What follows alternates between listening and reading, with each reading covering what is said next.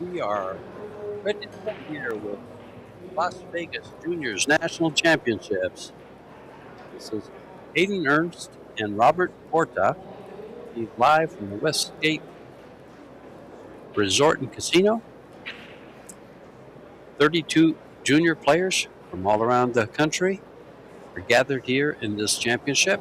And you're looking at Robert Porta, 18-year-old out of Odessa, Texas. And his competition is the 14-year-old sensation Hayden Ernst from Louisville, Kentucky. This is George Teachad, joined by Ben Francis out of Canada to bring you the live action. Welcome, everyone. What a match we have here. Round 2 of the winner's side in the Predator Junior Las Vegas Open. George said it best, the young phenom. Here he comes, Hayden, the Mav Man, Ernst. Yeah. He's got the highest Fargo of any of the juniors, the 694. Only 14 years old at 694. That's incredible. And he's off of a run at Derby City just about a month ago, where he was 26th in 9-ball. This is around all the pros and everybody in the country. He's 26th in the 9-ball, 14th in the banks at Derby City. Sponsored by Q-Tech, Level Up, Mako Tires, Rail Yard Billiards. And the Madman he's homeschooled off the computer out of Liberty University. Seems like all these top junior American players are homeschooled, and there's something to that. Well, Robert isn't. He goes to Premier High School in Odessa, two-time national champion, two-time junior nationals. Plays out of Pocket 10 Billiards. He's an ambassador for Jam Up. And he's playing with the Predator Q. He does jump with the Lucasi jump cue. He's got that nice red Predator. Looks like he's got the red BK Rush, too. Styling out there. Yeah, there was no way he was going to make that rail first because new cloth slides way too much for him. Yeah, I think he kind of always knew it too, but Yeah, he didn't have too many options. And with the 3 tied up, he could take a chance.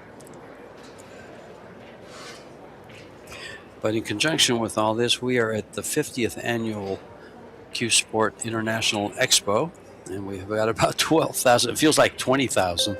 We got about 12,000 amateur players in the pool leagues for the BCA World Championships and the USA National Championships. It does feel like 20,000. There's so many players out there. Crazy.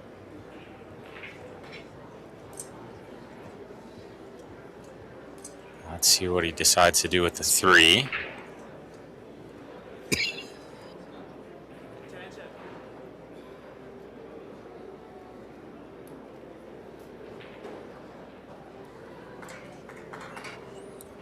I don't think the 3-9 combination's playable, so he might be trying to find some kind of safety from the 3 after he pockets the 2 ball. He'll probably he's going to try to break it out. Look at this. It may not be playable for us. It was more playable from where it was before. He's fearless, though. Yeah, I was thinking he could kick it and try to stick the cue ball behind the 9. But he can play safe here. Yeah, he'll be behind the 9 here. Just touch it. Just roll it softly. Good shot. This makes kicking at this ball really tough. The 5's in the way. Yeah. You know what you see? There's there's quite a few videos online about shots like this. And a lot of these videos, of course, they probably shoot it 10 to 15 times. But they'll go long rail, short rail, and come right back down and hit inside the 5. With the lots of right spin kind of with thing. lots of right spin. Yeah, tough. But that takes about 5 or 6 practice shots. That's right. They don't have that here. Yeah, good luck doing it on the first try on the TV table. Really? The Predator Arena.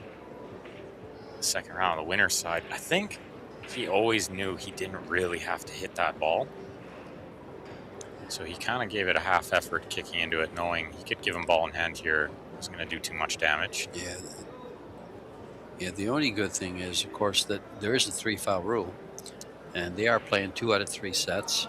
Races to 4. Well, and I think he brought up a good point there. There is a 3-foul. Yeah. He needs to hit it this time. Otherwise, he's on 2.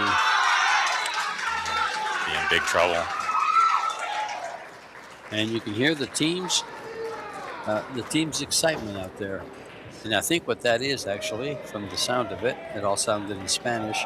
It must be the Spanish team in the World Team Championships. Sounds like a soccer game. Exciting stuff.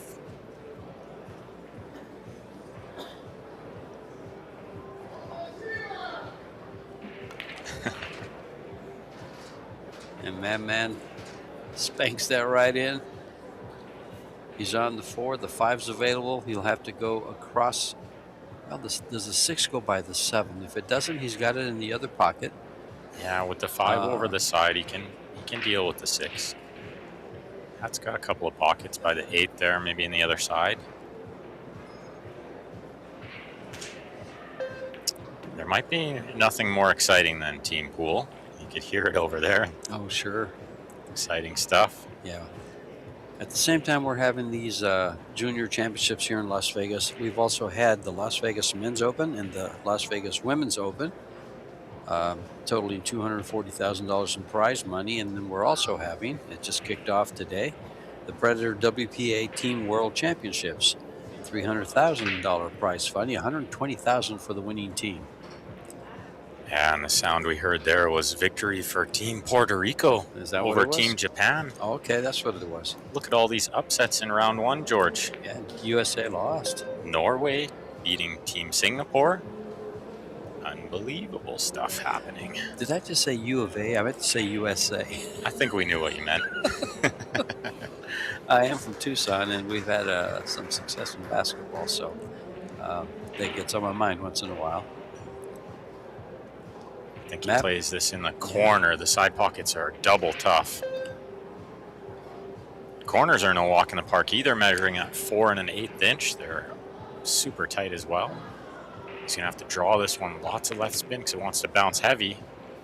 Yeah, straight towards the side pocket. We've seen that a lot this week. Yeah. It doesn't want to grip the spin as much as it wants to bounce. Well, New Cloth has always done that, though. Mm-hmm. It's something we should expect. This is something they should know, and they do. But he didn't have much choice. He had to really, really spin the ball to try to get 3 cushions, follow 3 cushions, and that's exactly where you lose that high spin. Well, how good did he play this shot? What a awesome touch he put on that. He's got no choice but to try to 2-rail kick it in. Yeah, the second rail is good here. Gives you a bigger ball to hit, better chance to make the kick. But I think I'm with you. There's not much two-way here. No, there's nothing. You just have to go for it. Not that hard. Ooh. He hit it a little harder than I would have expected. Sure, but it didn't make much difference.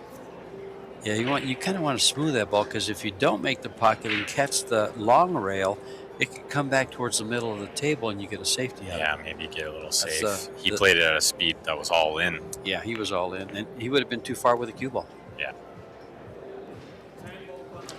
And we also had the mixed doubles turbo. That was a lot of fun with the 20-second time clock. We got to watch now Yuki Oi, Josh Filler, Federgorst, all these guys and girls run around the table because they had a 20-second shot clock. Feder didn't play, which was surprising. That's right, he didn't. Sorry. But we got to watch some running for sure. We saw Josh running, we saw Nayuki running, and Josh and Pia won the event. Josh won the men's open singles. He's having him some kind of week. Well, he had 2 of the top competitors in the quarterfinals, and then also in the final. He defeated Shane Van Bonen, and he also defeated Federgorst. Feder in the final, he played unbelievable. See that 10-ball wiggle in there? Hayden thought he missed it. He didn't look happy with himself when he shot it. Well, when it was coming to the pocket, I thought he missed it too. I thought for sure he missed it. Still sliding in there a little. As the week goes on, we're going to see that ball hang up, I think. So it's been a heck of a 7 days here in Vegas. This is the 7th day. We got here last Wednesday. Started up. We've still got lots of really great pool to come. Another match tonight at 6:30 in the team event. I'm just waiting on some confirmation who will be players in that match.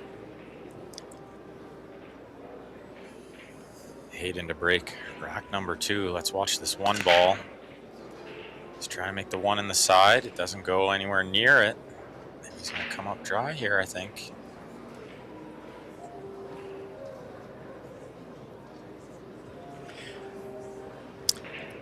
Ben, do you remember who broke? Yeah, Hayden won the first break. Okay, so, that's right. It was him. He won the leg, so he's broke twice now. Robert yet to break. But he's coming to a wide open table here.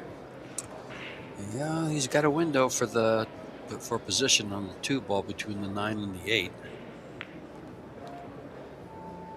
And he's found it. Ooh, it's close. Yeah, this is the key shot, really, from the 2 to the 3. Everything else lays okay. This is a tough shot from distance to get on the 3. Play it with some inside spin, I think. Little top, little left.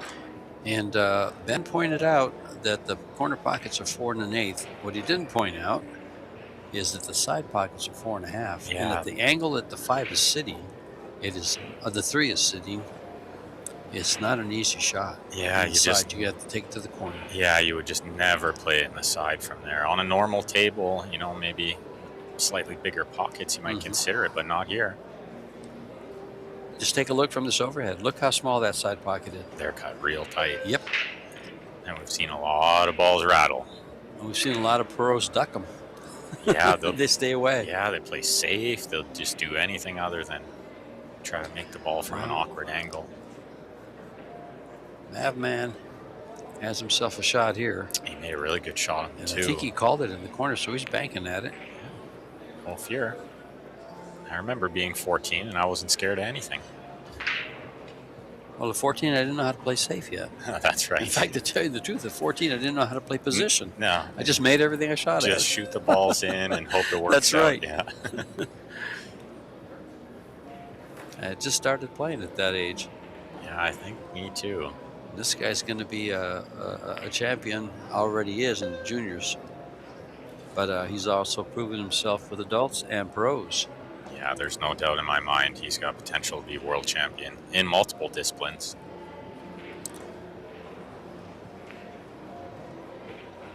See the referee taking a close look there. It's all ball fouls, so you can't touch the ball with your sleeve or anything. Yeah, the referee's name is Tho Tran. He's from Vietnam. Very good referee. Yeah. Watching the referees all week. They got a really great team here. They sure do. And he's been one for 5 years for him, so experienced. Yeah, he really seems to know what he's doing out there. Well, Robert moving around the table pretty smooth here. Oh, looking good to tie up the match. Yeah. He had that one miss on the 2-ball, but I don't think we're going to see too many of those. No, he looks pretty good out there. He'll get used to these small pockets. These lefties are dangerous, right, George? That's what I hear. Yeah, well, and I'm sure he knows who he's playing. Oh, no doubt. It's just not some other 14-year-old. He must know who Hayden is. And he's faced Hayden before, if like the national championships. They've faced each other a number of times. So he'll know it's a tall task. Beat this young man. He looks up for it. This is a good out. Well, it's about to pocket in his stem ball. He'll be tied one apiece and have the break. And it's only a race to 4. Best of 3 sets. If they tie 3-3 in the third set, we'll see the spot shot shootout. Haven't seen one yet today. Well, this is the first juniors that we've done today. You had the team championship earlier on the stream. Yeah, no shootouts in that either. In any of the matches that I'm aware of, they were all over in 4 sets at the most. And some serious upsets in round 1. The whole draw got shooken up after that first round. Well, that's why they play the game, especially in teams. Yeah, team pool, a whole different kind of pressure, but lots of them very experienced. I'm sure they can handle it. These kids out here, they're probably feeling it a little bit. Do you think they've played on a Predator Arena table before? I think they have. I think Robert has. I recall. I don't know. I recall seeing some of these guys overseas on some of the junior championships, the world championships. Definitely a different kind of feeling sitting in that arena with the crowd around and the shot clock buzzing, and it's a whole different battle out there. Yeah, we did some juniors last year, and I think I remember seeing this young man, but I'm not sure. I watched so many matches, and with the way he plays, I would be willing to bet he was in some of those other events. You don't get as good as him with practicing in your basement. Well, one thing about coming from Odessa, Texas, is there's a lot of play in Texas. Texas is a great state for pool. So many good players, yeah. Legends of the game coming out of Texas. Just a lot of players, too. They have a big field of players. You go down around the Austin area there, Skinny Bob's. You go around Dallas, Houston. Gomez is a pro there, the house pro. You move around Texas and find players all over. Does he bank this ball, George? It's a rather easy safety, but he's not going to. He's playing safe. He's going to try to put the cue ball behind the 4, or the 3. I'm sorry.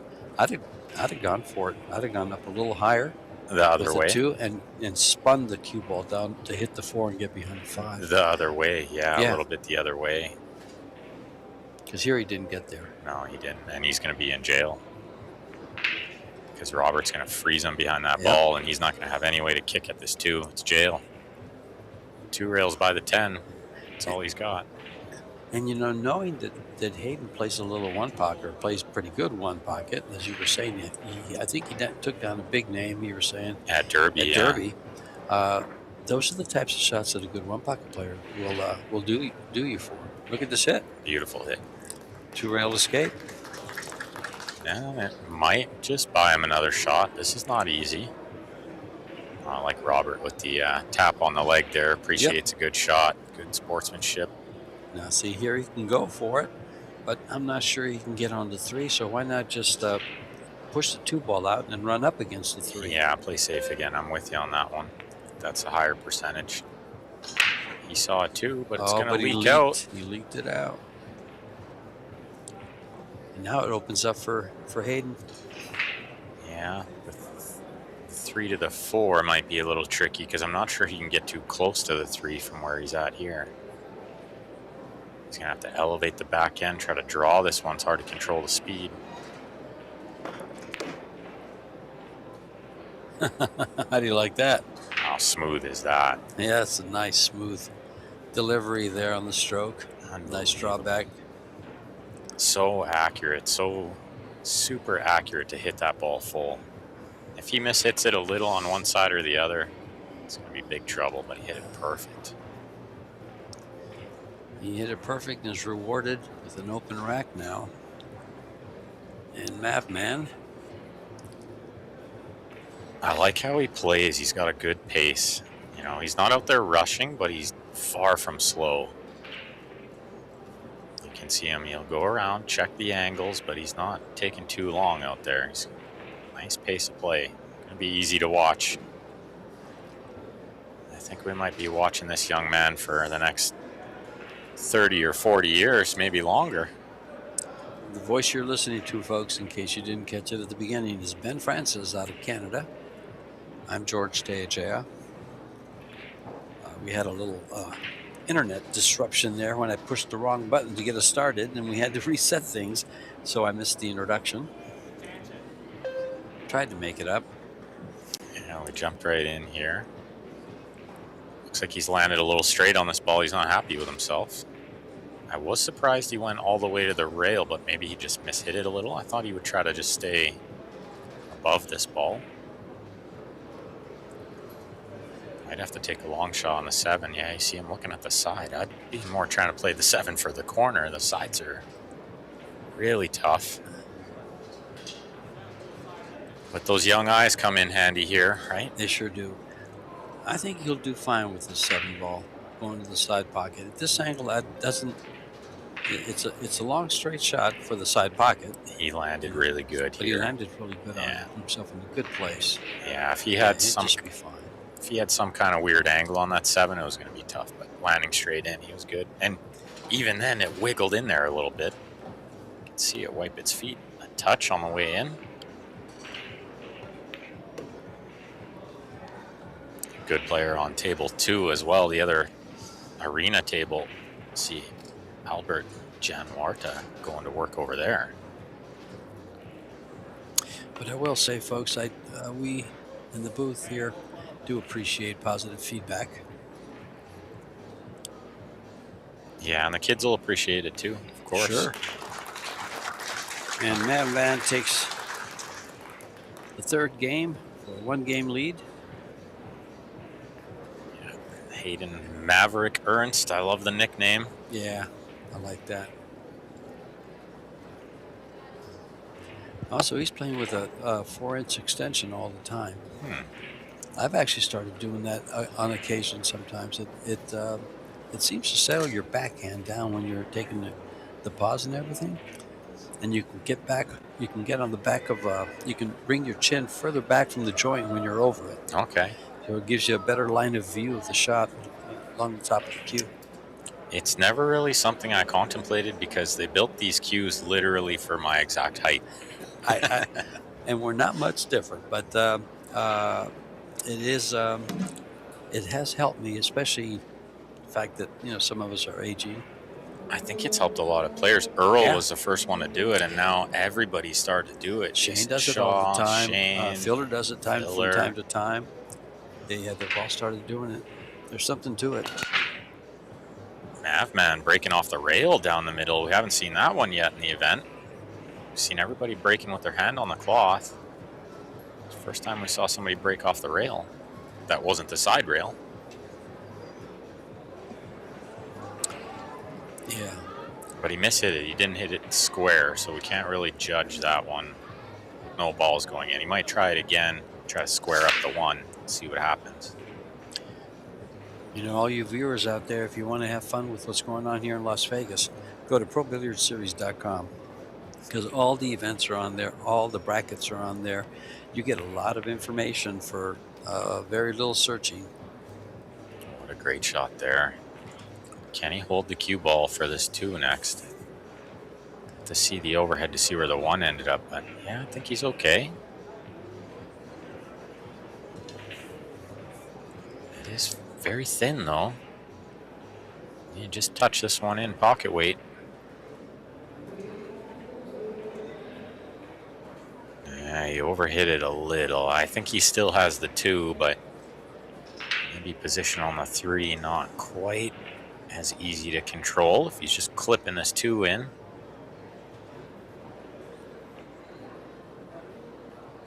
Oh, it wasn't bad with the kiss off the 3. Good shot. I think the rest of the balls laid pretty good. Just a matter of, does the 8 go on the side? Or will he need to play the 8 in the corner? He can play the 6 ball off the 8 and move it to where he can make it. Yeah, he could nudge it a little to a little more favorable position. Sure. Let's see where he lands on the 6 ball. 2 rails around the 9, he rattles the 5. First things first, Robert. Boy. Tight corner pockets, though. Tight corner pockets, but keep in mind, it's a short race to 4, and those mistakes are amplified. Make one and might as well cost you the game. Yeah, it can really cost the whole set, that one simple mistake. And we've seen it with pros. We've seen it all over. Hayden trying to will that ball to slow down. He does want to play it off the 8. And during the break, I'll give you a little bit of feedback on the World Team Championships. Who's doing what, when they play again. And I'll try to get you all that information. See what we're going to have on the stream for you. I don't see any table assignments, so I don't know what we'll have on the stream. But they will play again at 6:30. Yeah, it'll be a winner's round. Technically round 1 because there were some buys. So. But it will be the second match for a couple of those teams.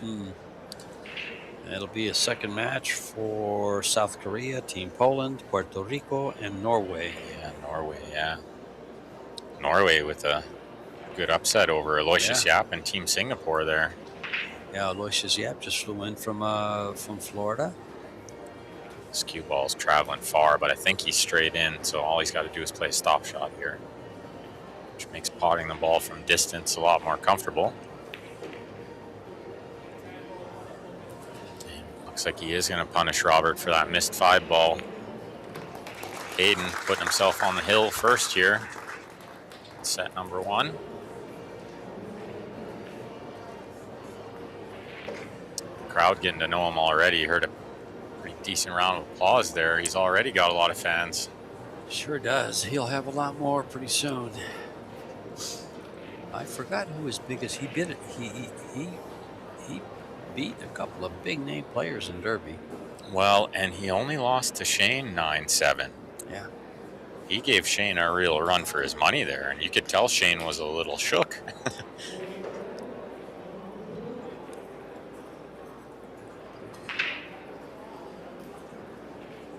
I love how many junior players are coming through right now. The game is in good hands with them, I think. Yeah, we've got some. Well, with Madman coming up, another junior, Robert's another player. We've got. You got the girls, Sophia and Savannah. Definitely going to be forces to be reckoned with for many, many years to come. I believe. So Savannah made the final 16. Sophia made the quarterfinals in the women's Las Vegas Open. Sophia playing right now, up a set already. Same with Albert Januarta on the other stream table's already up a set. Not wasting any time, these kids. And half an hour in. Oh, I see Hayden with the break off the rail again. I'm surprised to see him do that. You're just trying something different, but I always tend to thought, you know, what was Filler doing? I'll probably try that. Filler was rocking and firing, just rock and fire. Yeah, and breaking off the side rail, right?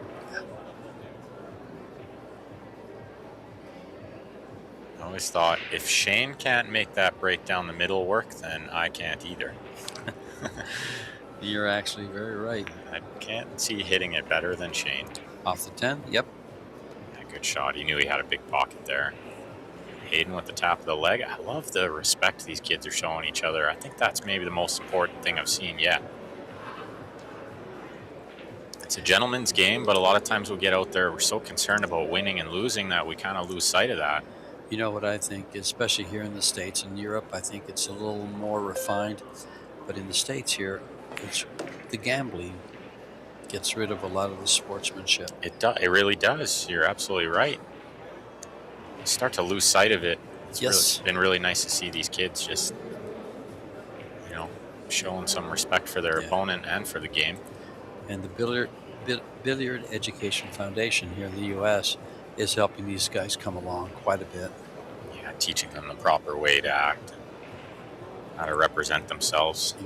We're not where Europe is because they have the foundation, the federations.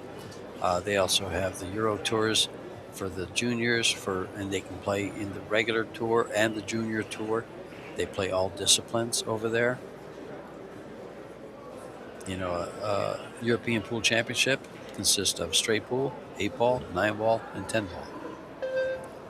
Yeah, they're not really gambling playing one pocket too much, right? No, nor playing on bar tables. Yeah, or bar tables. Yeah, they don't even know what a bar table is. That's right. The American players, they kind of got to grow up gambling one pocket. If you want to make a few bucks playing pool, that's the way. And if you're in a small town, they rarely have big tables. And on top of that, the places that have big tables, in about 85 to 90% of the places, the juniors can't get in to play. They don't allow kids They're not under there. 21. Yeah. Okay, good safety from Hayden there. He's got himself a ball in hand, try to win this first set. What's the 9-ball doing is my question. I don't think it goes on the side. He probably has to play that 9 in the long corner. Shouldn't be an issue with 7-8 right there. He could push the 9-ball with the cue ball just a hair when he's getting position for the 6. Yeah, when he shoots the 5 here. Good call. Yeah, I like that too from where he's landed. That's one of the worst. That's the worst place for a ball on the pool table, especially if it's frozen on the rail. Yeah, if he could just get the cue ball back where it is now, then he'd be in perfect position to do that.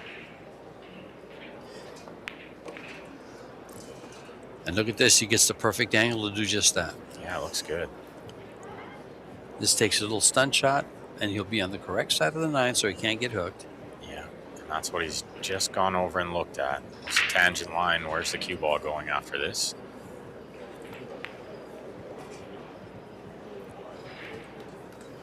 Pretty little shot he found there. He's shown experience beyond his years with that kind of shot.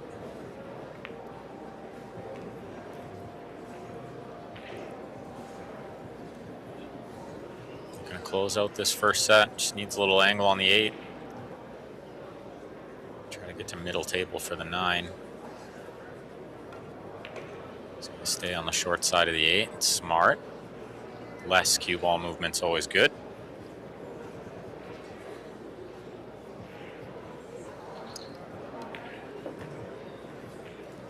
Two rails forward. Oh, don't keep going. Now he's on the wrong side. Yeah. Probably just stop the ball there. Or draw back to the other side rail, which wasn't what he originally wanted to do, but it should be fine. Table grips the draw real easy. He's got such a smooth stroke for that draw shot. Nothing to worry about. This is to take the first set. And the first set he does take. 4 games to 1. Yeah, in not much time. They both play. Referees asking the players if they want to break, and both of them shook their head and said, no, we'll keep playing. I think less with the juniors, because they just want to play, and they're just having fun out there. Well, they are playing for a little something. Yeah, there's some prizes, some great prizes. There's no big money, but here. First place is a full scholarship package with a free hotel stay, entry to a USA Pro Billiard Series Open.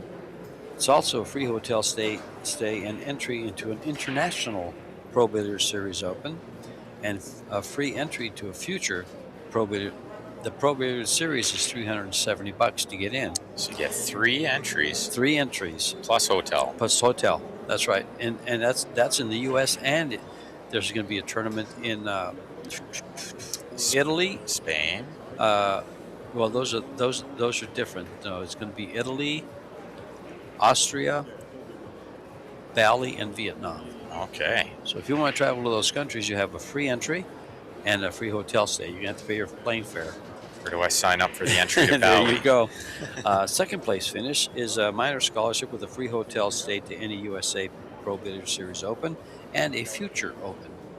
Okay. 2 entries there. 2 plus entries a there. hotel, right? Third and fourth is 3 free entries to future Pro Billiard Series Opens. So they get free entries to Opens. Isn't that incredible? 2 for 5th through 8th, and 1 free entry from 9th through 16th for the 32 players. I really love that. Yeah, half the field is going to get a free entry into an event. So super cool. What a great idea. And that shows you Predator's commitment to the youth program or to the junior program, letting them enter tournaments for free. I love that. With the pros. I love that so Better much. experience. Yeah. A big shout out to Predator for supporting the game at all levels. The men's, the women's, the juniors, the teams, they're doing it all, and I'm a huge fan. I think we're very lucky as players to have them. We really are. Starting in 2019, when they brought back the World 10-Ball Championships that haven't been played since 2013, the World Team Championships, the World 10-Ball Women's Championships, and the World 8-Ball Championships. Making pool great again. And the prize funds are higher than anybody else's. Looks like Robert had to cheat that 2-ball a little, and he cheated it too much, missed the pocket by quite a bit. But he definitely didn't have the full pocket by the 4, and that brought in the miss. Hayden just going to play a safety of sorts. Is he trying to get around the 4-ball? Oh, this looks pretty good, George. Look at this shot. Looks better than pretty good. Looks like perfect. Wow, what a shot. A shot he played there. This is hittable. There's no way he's just 14. I'm going to check his ID after this. How are you that good? How do you know that shot when you're 14? Unbelievable. He moves that cue ball with ease. He must be getting some really good training from somebody as well. He's getting some lessons. Yeah. Yeah, or he just does nothing but watch pool. There is that. Okay, good hit from Robert. Maybe gets a little reward. It's a 6 in the game here. I think it is. On second glance, maybe not. But a good hit. Yeah, didn't give a ball in hand. That's a big thing in this game, you know? Make them work a little bit. Hayden going over to look at the next ball, so that tells me he can see this one. Yeah. I don't see a problem here except for the 5 ball, going from the 4 to the 5. Yeah. And the 10 is sort of in the way of comfortable 2-rail path from the 4 to the 5, so he'll need to find something else. Maybe try to land straight and then just draw it back. The draw is very doable on these tables. Grips it really easy, this nice new cloth.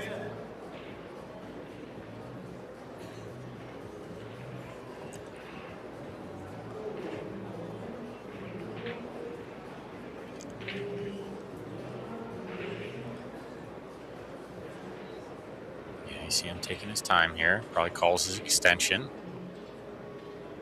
Draw this one back about a foot. I would just stop it right there and come underneath the 10 ball and go 2 rails for the 5. Can he get underneath it and still miss the 6? No, actually, as I look at this now, I don't think so. Yeah, I think he's drawing this one to the side rail and back over. Yep. He drew right around it. Well, when you got that kind of power. Look at this. Ability to move the cue ball, that's what you do. What a shot. What a super shot that is. You see the draw delay. Oh, this kid's got a bright future. Shots like that. He's played for the combination here. Surprises me a little bit. I think he had just a hair of angle. He could have maybe Yeah. played the 6 for the corner, but I didn't see his position. I was writing down the highlight shot that I just noted. I think the And so I combo's missed the shot. it's okay. You just hate to play combinations when you don't have to. You're trying to control 3 balls. He played it perfectly. What he needs to do here is recognize what happened a couple of games ago when he tried to draw from the 9 to the 10 with an angle. If he gets that same angle on the 8, it's not going to work. So he needs less angle. This was on the rail, though, so that he can come around 3 rails if he chooses, I think or that's just come right. back and forth. I Yeah, think that was off the rail by about 3 inches. Yeah, and this one, so I think he can just come around 3 or 4 rails. I would personally, not that I like just the high right English and come 2 rails right by the side pocket. Right by the right side pocket. Yeah, that's a good call. Because he doesn't need to be straight in on a No. 10 or close to it. Especially when you're 14 and you got laser vision. Well, I'd rather be closer, but that's where he got, and he'll be okay with this. Yeah, this is fine. Yeah, I like that he didn't try to do too much there. Yeah, I think just keep it simple. Yeah, exactly. And that's the game in a nutshell. Keep it simple. Something caught his vision there. Stood up and reset. It's good. He's got to cut it. He overcut You know, I think something distracted him there. Might have been that he just looked at the shot clock, waiting for the beeps, and then, got down and reset, but he wasn't ready. He might have been ready the first time. Let's see if Robert will just bank this to the corner. I think Straight back. Yeah, I think you got to go for it here. I don't think you can play an easy safe. Well, if the shot is as hard as the safe, then you play the shot. we know that Ernst, coming out 14th in the banks, would take this shot on. Yeah, he's going to And bank. he did too. It's going to go in the hole. It's going to go twice right in the pocket. Thankfully for him, it didn't hang Well, up there, but he has left him straight in the side. And we've talked about these side pockets. Although he had one similar to this, not quite as tough. This has a little cut back to it. The other one he had to the side pocket was pretty much straight in. Well, and that one that was straight in, he wiggled it in there. It barely Yep. went in. Yep. Let's keep a close eye on this one. It's not easy, this shot. That one didn't wiggle. He made it look easy, but it Yep. was not easy. Good shot from Hayden. A little recovery after missing the 10 the first time. Might have got away with it a little to miss it, leave it on the end rail like that. Cue ball way up table. Certainly was not playing a two-way shot.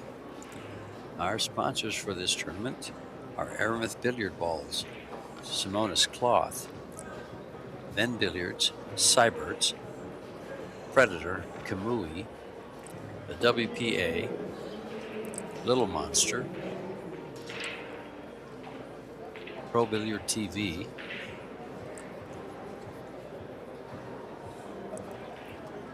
Yalin, I believe we got Yalin. Yalin. Yeah, they build pool tables.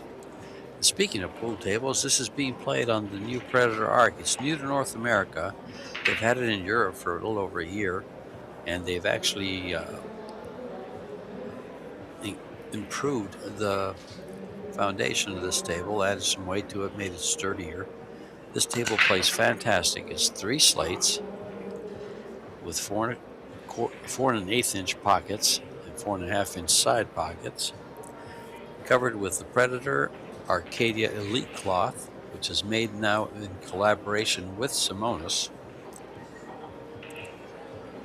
And they're using the Predator Arco balls. And Robert trailing 1-0 in the second set. If there's one thing that Hayden could really work on between this match and the next one, be the break shot. Because he hasn't really had any success, and then he reached back for a little more there and totally lost the cue ball straight in the side pocket. And for all your listeners out there, Ben knows what he's talking about. He just got off of a nice finish of the final 16 on the Las Vegas Men's Open, losing his last match to semifinalist Max Lechner. Yeah, Lechner, and I really let him off the hook. If I made the balls I was supposed to make, I would have beat him twice. There you go. But he's just such a fantastic player, and it was an absolute honor to play him.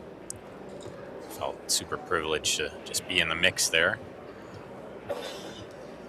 Well, looks good from the 4 to the 5. The 5 to the 6, not bad, but the 7's going to be the problem. 6 to the 7, because he can't really land straight in on the 6. So he's going to have some angle, and then the 7's going to be the problem. This would be a good angle to have coming off the 5. Maybe a little less good. I think he wants the cue ball parallel to the rail, but a little higher, so it'd be just off there. Yeah, he's going to need to Yeah, come he's with perfect. a shot He's here right from there. the 6 to the 7. Stun it across twice, I think, is the only play. Can't roll this one in. If I was coming all the way forward, I'd stay on the same side. He could stun it up, but that would be risking the side pocket scratch. Yeah, bring it in the side pocket. But see how nice he did that? And he doesn't mind a little more distance. But is he going to land straight in? He got dead straight in. You can see the nod of the head there from him, too. Like, that means he's going to have a severe cut, and I don't think he wants to gamble following it down to try to get straight in for the corner. no, definitely not. So he'll just take what he can get. You see him pointing there. Stop shot or a small draw, maybe 2-inch little draw back.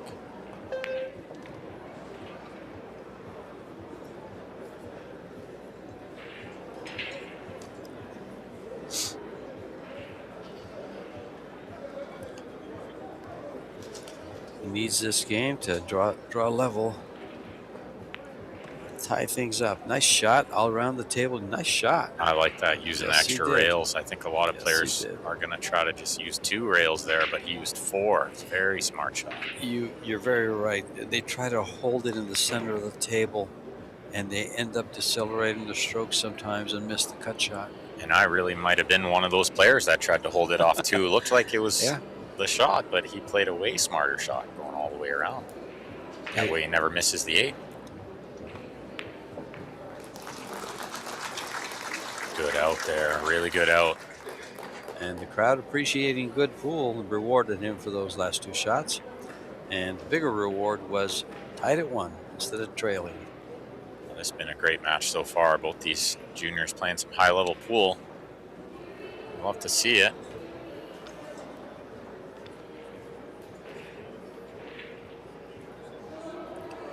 Pretty good crowd gathered around as well. This table, I don't think there's too many empty seats out there. Yeah, that's been great being part of the Q Sport International 50th annual event here at the Westgate. Another thing that was great was moving here to the Westgate. The venues are nice. I love this setup with the 2 pro arenas next to each other. There's 20 9-foot tables here for the pros to play on this week, for these 9 days. And they're enjoying it. We're enjoying it. And I sure hope you guys out there are enjoying it. It's been a lot of great pool.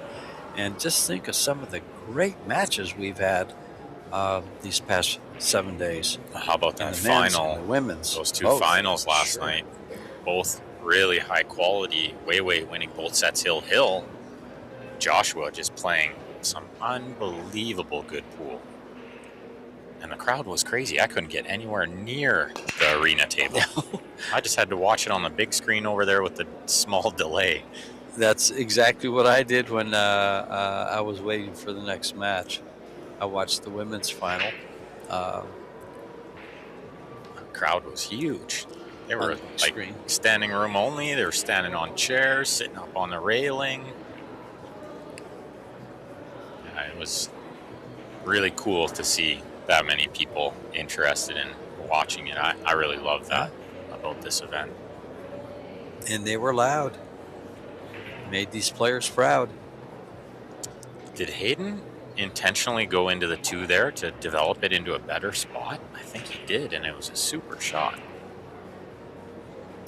Well, he's going to have to, in order to take advantage of what he just did, he's going to have to bring the cue ball almost straight into it so he can, there he goes. And look how nice he brings it in.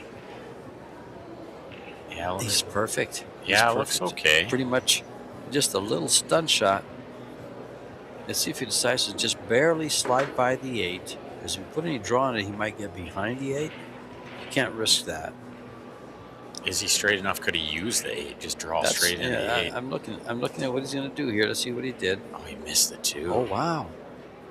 Well, he got away with murder there by hooking him behind the 8. Didn't have to end up like that. Let's see what happened here. The corner.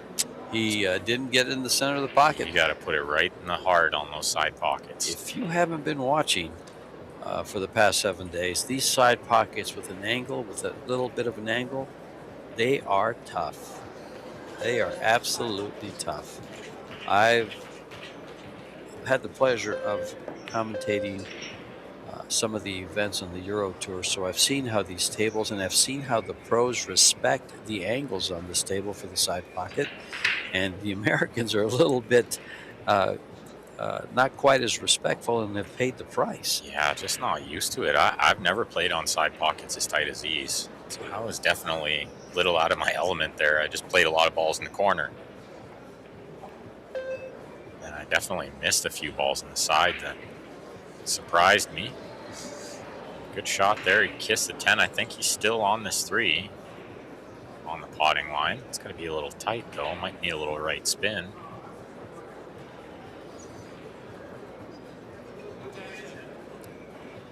Yeah, good time to take the extension. You know, we had a little conversation about your hockey experience, right? And I just saw a comment that says that you make a great hockey commentator, and I'm going to say, heck, he's making a great pool commentator. Well, thank you, George. I always had the same voice since I was 6 years old, so they always told me I was made for radio. And then as I got older, I realized I got a face for radio too. I think I'll join you there. That's why they never show us. This bank shot. Look at this. He crosses he missed it over. Just barely missed it. He got cover, though. I think he can go rail first here, though. Yeah, he's going to go off the side rail, try to make this ball. A great effort from Robert there. Really a good cue ball, leaving it long no matter what happened. Oh, let's see how Hayden deals with the slide off the rail. Drive by. Oh, big moment for Robert here. Try to get his nose in front. Hasn't had a lead yet. Oh, missed it by Yeah, such a small margin. He was really just trying to make it, you know. There was nothing but make on his mind there.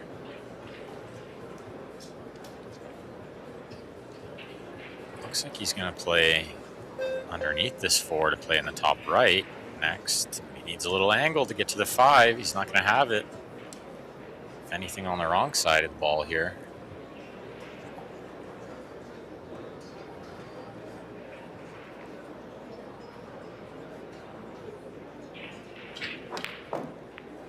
Wow, powers up the stroke. What's happening with the cue ball? It's got lots of spin. He caught a piece of the 6. Yeah, he caught a lot of the 6. Yeah. Bingo. Super stroke, though. He showed some stroke power there. If he's got that, then he can work his way out of this. Oh, this is a really tough shot if you have to elevate the cue. If you can level out and shoot this one, it's slightly easier. Wow. Hello. Hello, 5 highlight ball. reel. What a shot that is. Unbelievable shot. 2 super shots in a row from Robert. I think Hayden might take notice of that. If I'm Hayden, I'm taking notice of that for sure. Might be tightening up a little bit. Looks like Albert Giannuarta has won the match on the other TV table on Arena 2. Janarta is from Indonesia. Oh, that's another name you can get used to hearing lots. Januarta. Yeah, he's a super player already at a very young age. Meanwhile, Robert getting in front here, 2-1, set number 2.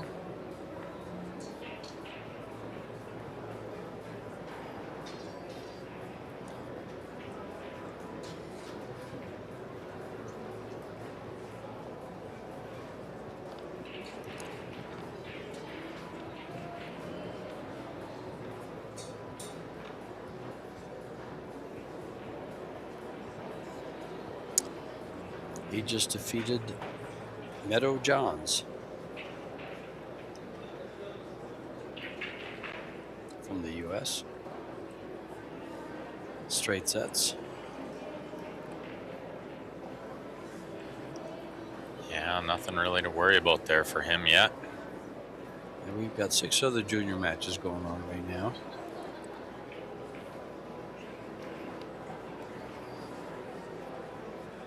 One's already over. Landon Memberg defeated Jace Pena 2-0. Straight sets. And Robert DeBrake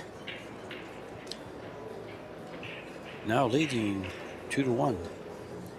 Reeled off 2 games in a row with a couple of highlight shots in the last game. Yeah, what a super out that was from where he ended up. Came with a couple of big power shots and a nice cut up the rail. As he made a ball here, this looks pretty good. What a break. Chance to carry through some momentum from the last rack. This would be a timely break and run to get him on the hill in the second set. And they all lay pretty nice. Close together there, the 4, 5, 6, 8 all together.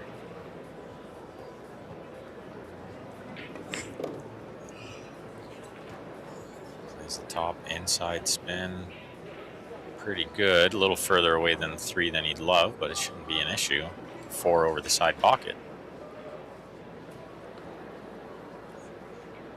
Stop shot should do the trick here.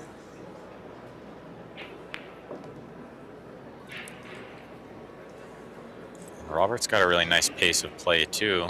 Anything but slow. Definitely gets to work pretty quick. Hits the ball pretty good. He's got a nice long stroke and great timing.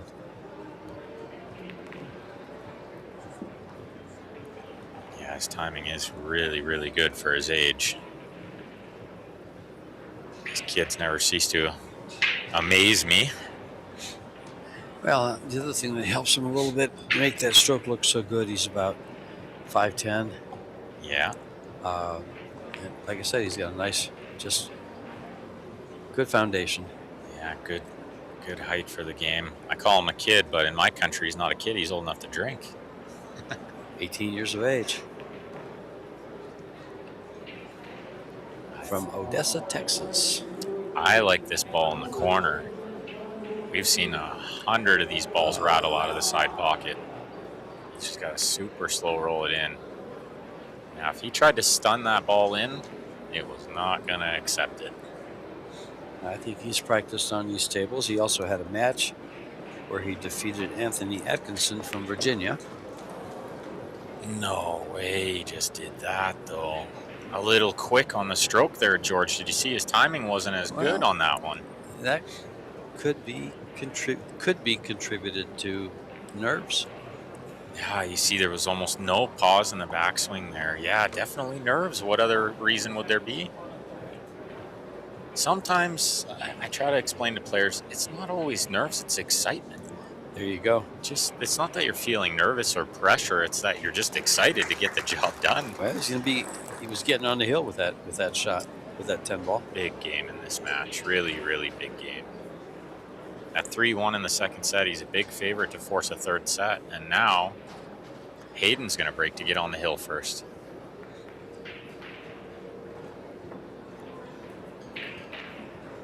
Now the corners are very tight. Gotta be super accurate there. One of the hardest things in pool is shaking off those misses. I think he's got to just forget about it quick, move on. Easier said than done. I'll lose sleep over that one for a month. All right, let's keep in mind, we have 8 events scheduled already for this year. We have Las Vegas right here. Then in March, we're going to St. Louis, Missouri, and I believe Ben's going there this year. Then in June, 11th, 16th through the 23rd, we will be in St. Johann, Austria. Then Rome, Italy in August. Vietnam in September. And they'll be in Bali, Indonesia in late September, early October. And then in November, the 22nd through Thanksgiving, they'll be in San Antonio, Texas, And then back to Jacksonville, Florida, 14th through the 20th, just before Christmas. So everybody can vacation in nice, sunny Florida. I'd be more than happy to do the remote commentary, but if they need me to go to Bali, I guess I could open my schedule and probably make it work. And just when we talk about prize funds, those eight events have $3.6 million in prize fund. Big shout out to Predator there and all the great sponsors for coming with the big prize money, upping it every year. Yep. Well, you know what helps them up it is the sponsors. Yeah, all those great sponsors you and see all on the you arena great boards. customers for the Predator accessories, pool tables. Go to predatorcues.com. I mean, they've got a great online service. They've got a great booth here that they'll be very happy to sell you some goods. I actually bought a couple T-shirts and a new hat. You got a new hat too, don't you? No. It looks like a new hat. I have too many hats. You have too many hats? I don't wear hats. I just wear them in the morning when I get up and I don't want to comb my hair. But pretty soon I'll be wearing them all the time because that's going away. Robert played a super safety underneath the 5-ball. Really touchy shot. Didn't quite get there, and Hayden played a better safety.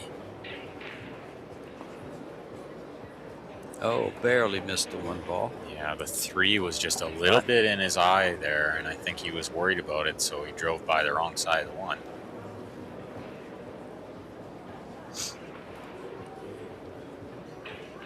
But a good safety from Hayden. He earned that ball in hand. Let's see what he can do to take advantage of it. I like what he's looking at here because the 4 is kind of blocked by the 9. So if he can combo in this 9, it's going to solve a problem from later. Oh, he's playing safe the whole way. I was wondering. I was sitting there going, I was wondering what he was doing. Is he really going to play a combo on this 9 ball? Yeah, it seems. Actually, it you know, that you bring it up, but this is what the short races do. Because that's any combo is a little bit of a gamble. Yeah, and he wasn't willing to take a risk. No, and exactly right. They're only betting on flushes, straights, and 4 of a kind. That's right, yeah. He definitely didn't call the bank there, but it's a good hit. That might buy him another shot. Not so sure. Yeah, the shake of the head tells you everything you need to know there. He doesn't have enough to pot this ball, and can he bank it around and stick under the 7? Not sure that's available either. So puts Robert back in. 10 ball, if you fluke a ball, it doesn't count. Your opponent can make you shoot again if they don't like how it looks after.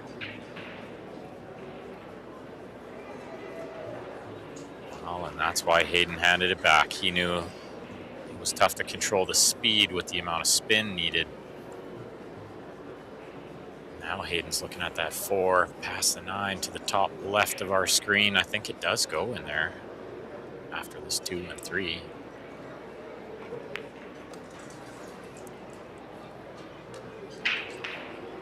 Can he get this cue ball straight across to the 4? I don't think so. Too much angle. Yeah, too much angle. He can't draw it enough.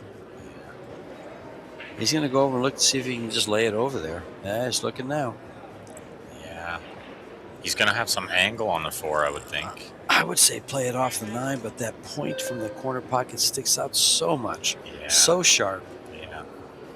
You know, I know that we've kind of overplayed a little bit the toughness of these angle side pockets.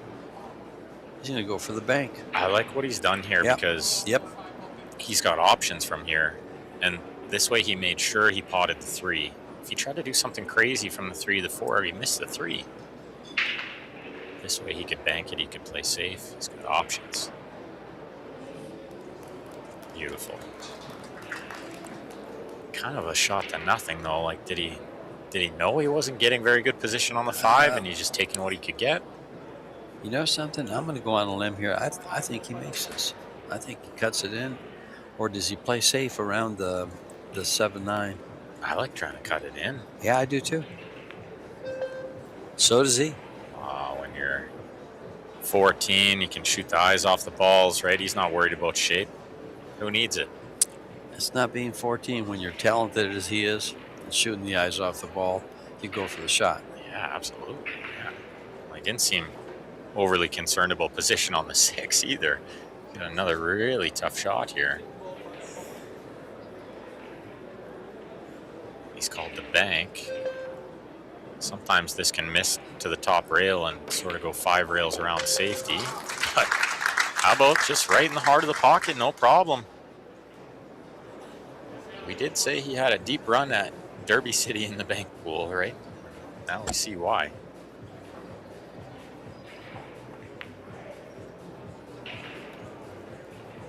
A nice angle on this 9 to just follow through. Robert's going to be kicking himself for missing that 9 in the last game. Yeah. Every one of Ernst's bank shots. Look oh boy! at this. Oh boy! You know what happened there was he put the 9 into the thick side of the pocket, and it totally slowed down the cue ball. He undercut the 9. Watch. We're gonna watch the bank shot again. What a beautiful shot! Yeah, when he shot the 9, he undercut it a little, and it way slowed down the cue ball. He's gonna play it safe. Yeah, he's gonna just let him play the safety. That's so smart. Very smart at his age to do that. I think a lot of players are going to try to do a little extra, get more distance between the balls, and he just knew put him there. It doesn't leave him too much. And I like the fact that you didn't try to give him distance there, because giving him distance could have bounced that 10 ball off the rail and given Robert a cut shot. Look at this. We see this with only left-handed players, George. He used the missed rest the with whole his ball. right hand. There's a handful of snooker players who do it too. Oh yeah? And it's some twitch in the brain, because I've had a junior player show up to my program one day. They've never held the cue before, and they were left-handed. As soon as I put the bridge in their hand, they just switched to their right hand. They never thought about it. Yeah, They've never known any different. Yeah. But it's the left eye that gives you that view down the cue. But right-handed players never use The left, the left bridge arm. with their left. Yeah, it's like only a left-handed player thing. That's a good point. Some That's a kind good point. of weird phenomenon there, but he missed it. Gave him ball in hand, and now he's in big trouble here with Hayden breaking to win the match. He's in danger of going down 4 games to 2. He's got to win 2 games, and he can't afford to give up another game to the madman. Hayden played a really smart safety there. Didn't panic when he got too close to the 10. He just found a good safety and won him the game. And you know the sad part is that Robert didn't have to hit that 10 ball that thin. I like that you brought that up, because similar to the shot that Hayden played where he didn't try to do too much, Robert tried to do too much. Exactly. He tried it once before and missed the whole ball. Yeah, I think he had to just play it a little more simple, make sure he got the contact, just leave a tough shot back. He didn't have to get it 9 feet away.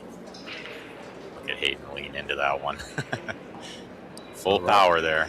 Robert's got some work to do, and more work involved in the 3 ball. Because look at that 3-7. See what he can do. He's opened it up. He's going to end up with nice position for the 2. What a great shot. That is a super shot. To draw that ball like that and still get position. Beautiful shot. And now all the balls are in the open. It's a real chance to get it to Hill. Let's hope that shot gets him this game. He deserves it. That was a very, very bright shot. He made a mess of the 2 ball, though. Look at this. He's behind the 4. Stuck himself behind the 4. He's going to come with a miracle kick shot here. It might be his last one of this match.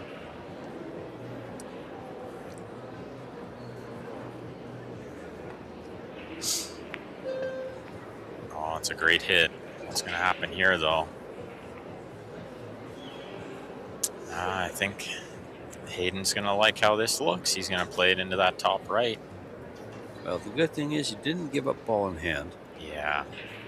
He's given up a shot where he's going to move the cue ball to the left for the 4. He might have to move it up a little bit, too, to play the 4 ball on the side. Can he roll it, like with just a middle ball? That's exactly what he did. But he's missed the pot. But he's missed the ball. Yeah. That ball out with that back cut, it's a blind, you're hitting the blind spot on the 3 ball. Yeah. Kind of a blind spot. Yeah, it is a bit blind. Yeah, you're looking towards the other corner. Yeah. As the cut shot goes, you'll miss that more shooting it that way than shooting it to the other pocket on the left. When you're back cutting balls, I think you miss. I think those are missed more than the other cut when you're hitting the side you can see. And rolling it. I think if he could stun that one in, he probably misses it 50% less. Well, most of the time when players, not all players, but just when they miss a ball that they roll, it's generally because they decelerate their stroke just before they deliver the tip. Yeah, that's right. Good shot here from Robert. Needs it to slow down a bit. He's in control here. He's in control of his own destiny. Does he still have a chance to turn this around and win this set, or does he make a mistake and give it up? I think the cue ball is going a little to the left here. Yeah, towards the 7. Does he play the bump on the 7? I would bump the 7. He tries to come around. This is tough. This is very tough. And these are the shots that if you don't get good on the angle, get a good angle, you have to run the cue ball around, and it makes things a lot tougher. Yeah, that was asking a lot. I think I like bumping into the 7 there if he had the angle to do it. Mind you, if he just pots this ball, he doesn't have to do anything with the cue ball. It's going to come back and forth, natural for the 8. He's going to put his focus into potting the ball. He did well there. Clean. Very clean shot. You can see on the replay here, nothing but net. Does he have some kind of angle on the 8 to get closer to the 9? You can go back and forth. He made a real nice cut on the 7 ball, in fact, earlier. He's made another one. He's perfect on this 9 ball.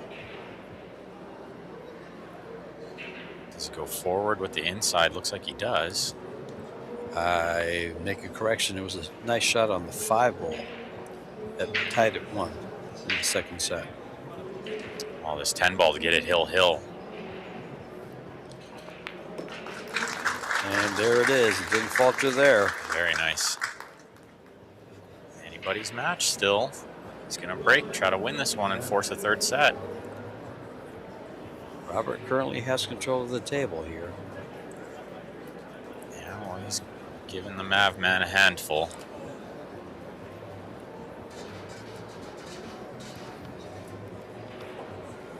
I tell you, the Mav man has made some good bank shots that won in 3 games. Didn't that good shot on that bank on that 6 ball didn't win in the game, but did it win in the game on that the last time? Yeah. It did win the game, didn't it?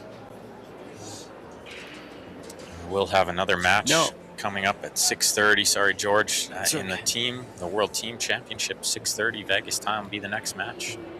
Yep.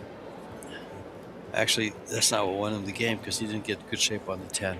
So, but they won in 3 games so far. He played safe on the 10 and then still won the game. But yeah, it didn't. Technically, the bank didn't really win him the game, but they still won the game. That's a good look at our crowd all the way around here.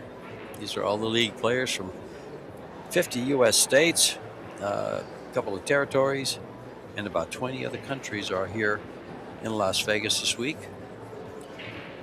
I've seen a ton of Canadians as usual.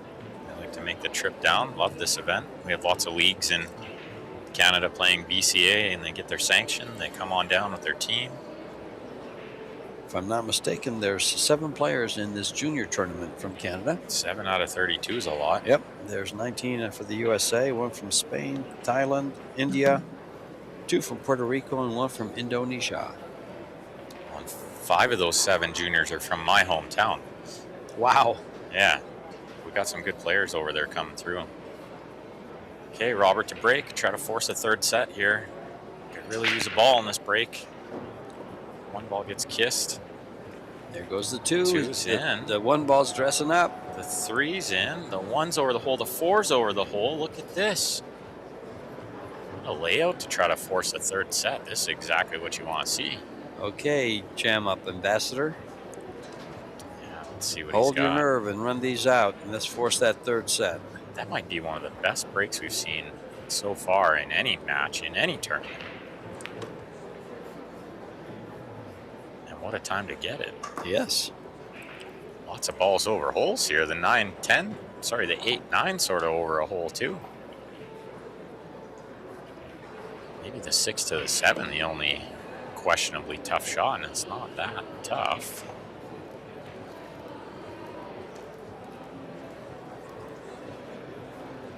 Definitely the blood's got to be flowing. Nerves got to be running high here. Let's watch, see if he changes anything, because yes, nerves, the first and the last game are the toughest games to win, and this being Hill is a little bit tougher. Yeah, knowing if he doesn't get out here, it's over. So let's see if anything changes in his, like you noticed earlier, the striking of the ball. He got nice on the 7 ball. He just has to follow it up and be perfect for the 8. Yeah, just pot the ball here. Nothing more to do. It's all right here. It's all right here.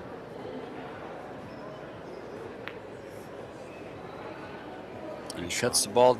He cuts the ball down the rail very well. That's a good shot. Really good shot.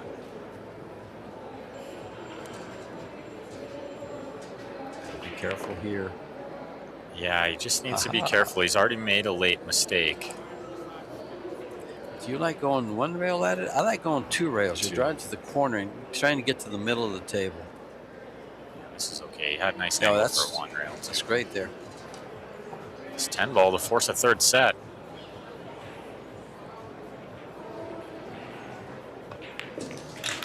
And the young man from Odessa, Texas takes it off. And we will have a 3rd and deciding set. Players will go to a break. Robert Horta forcing that 3rd and deciding set with 2 games in a row at the very end there. Yeah, Hayden going to take his time out. Robert going to run out of the arena too. I think smart from both those players. Just take a second.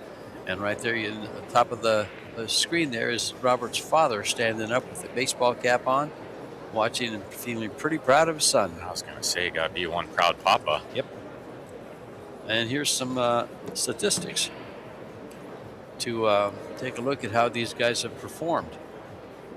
Ernst with a player overall performance of 838 compared to 763. But look at the performance in the 2nd set, which is where Robert was able to come back and save that. Turned it around. He shot 821. Yeah. Sure. The first stat I'm always looking at is that missed shots. He's got 2 more missed balls than Hayden, but it doesn't matter. Score's even. Well, let's see what it was in the first set. He missed 2 balls in each set. And Hayden didn't miss any in the first set. He played almost a perfect set at an 875, very close to 900. Yeah, he didn't miss a ball in set 1. That's impressive for 14 years old. Sure. Safeties, 100%. Yeah, 100%. But they've only played 7 the whole match. Yeah. Hayden played 7 of them. Looks like Robert only played 3 in the whole set. Only 1 in the last set. Balls pocketed, 5 balls apart. Now they're both playing great. Break success definitely favoring Robert. Break and run to finish that set was pretty handy. The players are back in already, yeah? Yeah, pretty quick little time out there. Maybe just went to get some water and locked in here. Why don't we take just a couple seconds here and get a drink of water, and we'll be right back.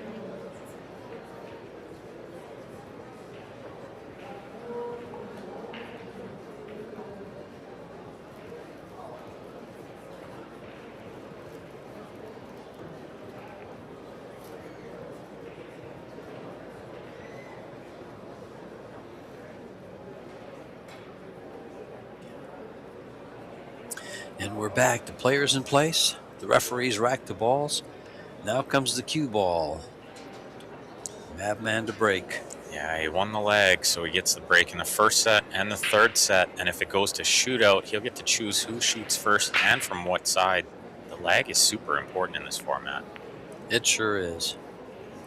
I think just about everything in such short races and the format, every mistake is just so magnified. It's just really glaring. It can really cost you. Even the lag. Yeah, even that. You can count as a mistake, and you can lose the match because of the lag for sure. Well, you know what some of these players say when they play a short race and the guy breaks and runs 5 racks from the lag?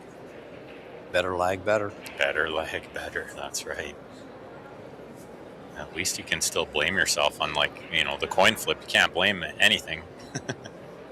I like the lag because I can still blame myself.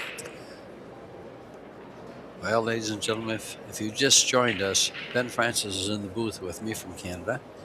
The young man was part of this event. He finished final 16 in the men's Las Vegas Open. So he's given us some tips and tricks to improve this. How good does this kid bank? Has he missed a bank yet? One. Yeah? He missed one. It must have been a two-way. But yeah, he didn't. I do remember he missed one. But other than that, he's made at least 5 banks and very, very solid banks. Yeah, he's just firing them in there. Yeah. Corner pocket for this 2-ball. No use playing it in the side. I don't think he could dodge all the traffic anyway. Yeah, he's going to elevate. This will be a good shot. Yeah, trying to draw this ball's really tough. Yeah. Anytime you elevate the cue, like he just did, your accuracy goes down considerably. Yeah. The higher you go with the cue, the higher the accuracy mishap. Yeah, very tough. Oh, this is not easy. Maybe the pocketing the 2 is not bad, but the 3 to the 4 is not going to be easy with the 3 so deep in the pocket. It's so deep you almost can't even see it there. Half of it's hanging over the pocket. And it's dark area down there. Deep shelf. No right? cloth. He tried to just clip the left side of it, get the cue ball running down table, but it killed on him. It was tough with the 3 in the hole like that. Not easy to get some speed out of the cue ball. It's got a long shot now. Looking laser focused. That's a good shot right there. Look at this position for the 5-ball. Wow, what a shot. What a super shot that is.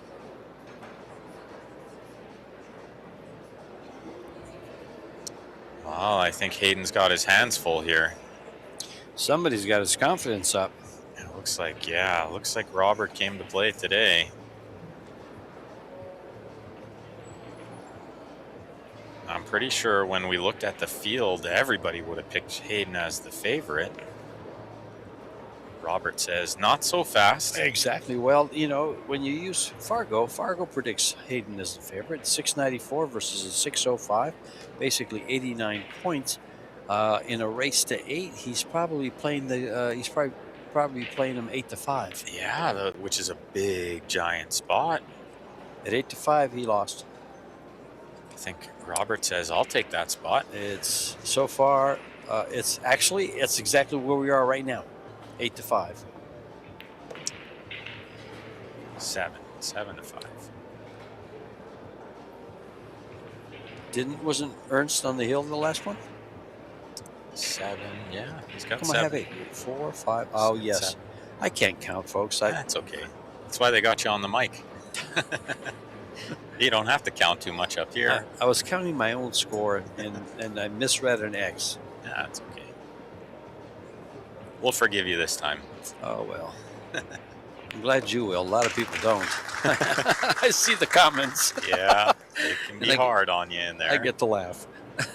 Okay, good shooting there from Robert, carrying over the momentum from last set. That's exactly right, and he's up a game. Now, the whole thing about this last and deciding set is if they're tied at 3, it goes to a shootout. I've got no favorite here for who wins this match. I would love to see a shootout. Let's see how well the kids hold their nerve with the shootout. That's the one thing about the shootout. I've seen some of the top pros. You don't want to use the word fold because anybody can miss the spot shot. So it's not fair to say that they choked it or, But sometimes you'll see some of these guys break down, and you'll see when they miss the spot shot, there was a little glitch in their stroke due to nerves, which doesn't happen in their basement. No. Yeah, somebody like Josh Filler probably make 100 of those in a row. you know, in his practice room. But as soon as he bring it out to the arena here under all the pressure, he missed the fourth one last year, and it cost him the tournament. Yep, against Dennis Scrabby. Yeah, he missed the fourth one. Dennis made the fourth one, and that was all she wrote. Dennis made the fourth one after actually somebody dropped their phone during the shootout. What are the chances, right? Yeah. Unless they were betting on filler and they That's did probably it who on dropped purpose. dropped the phone. It wasn't Pio, was it? That's a good one. that was good, Ben. He's going to jump this one after the break. I like it. But he's lost the cue ball. He's lost the cue ball. He's going to be hooked. Yeah. I can't give him a highlight. No, I mean, it was a jump shot, so it was tough, but you favor him to play position from there, too, with the 2 over the hole. He just mishit it. Aha. See, some of the smartest people give us some of the best comments that Robert does play on Predator tables. They have a Predator table in the bar that they play at in Odessa at Rail 10. The Pocket 10 builders, excuse me. Yeah, that explains why he knows the rails so well and the speed. And look at this shot.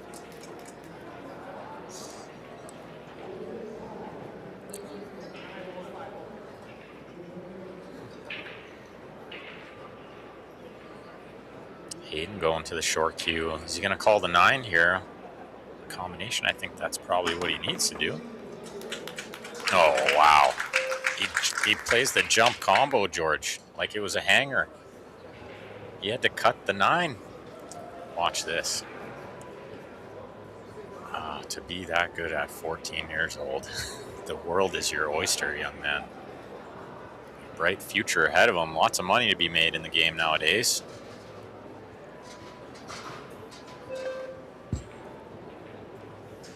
Thin on the 3. Oh, he's going to be hooked behind the 10 here, I think. Yeah, he mishit that one a little. You could see him a little worried right away with where the cue ball was going. You can see the 4. The only really shot is to cut in the top right. That's what he's called. Wow. Tough shot.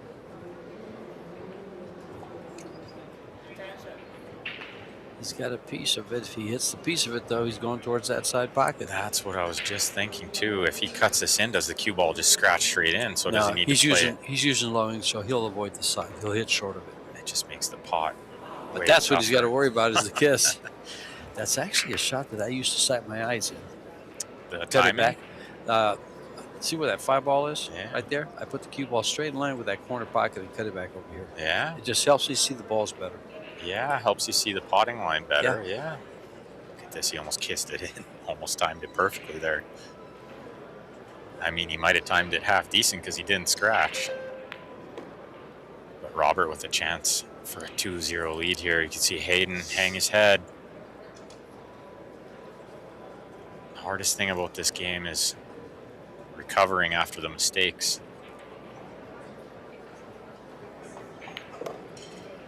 Showman's a little bit on the impressive side.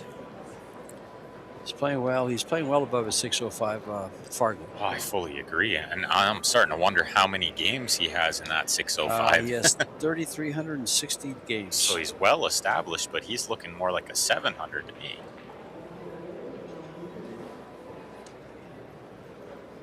I mean, playing in Texas, too, the competition's stiff, right? It is. He came to play, and he stepped it up when he found himself down and his back to the wall. Well, after losing the first set 4-1, kind of getting run over, he's totally woken up here. He's got all the momentum, looking like a big favorite now. Oh, trouble. Yeah, look out. Trouble. Does it go? It goes by the side. He got just right. Well, and the balls are starting to roll his way a little bit, too, which tends to happen when you're playing good.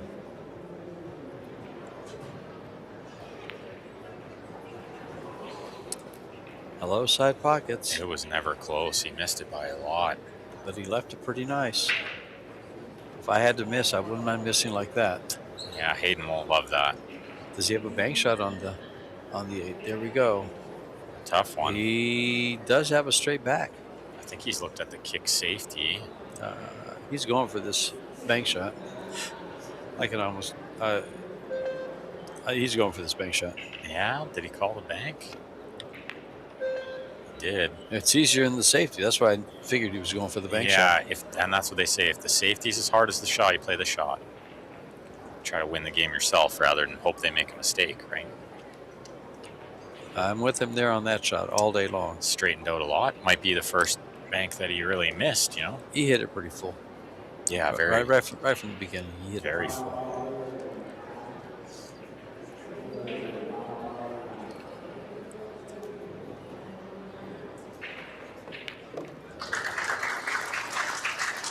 And Robert punishes him for it. Yep. He takes it down. Might have got a little fortunate missing the 8 like that, leaving it on the top rail. But like I said before, when you're playing good, the balls tend to roll your way. Totally in agreement. I know for sure when I'm playing bad, the balls do not roll my way.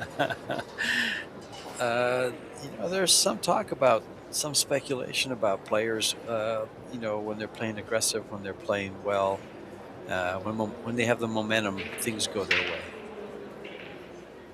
Yeah, and when we're playing bad, the pool gods seem to not do you any favors. And then there's also people that are of the opinion that the pool balls know who's winning. Say the balls never lie. That's right. They know. Double elimination tournament, though, so, I mean, even if you're Hayden, you shouldn't be panicking too much if you lose this match. Definitely more than capable of coming back through the B side.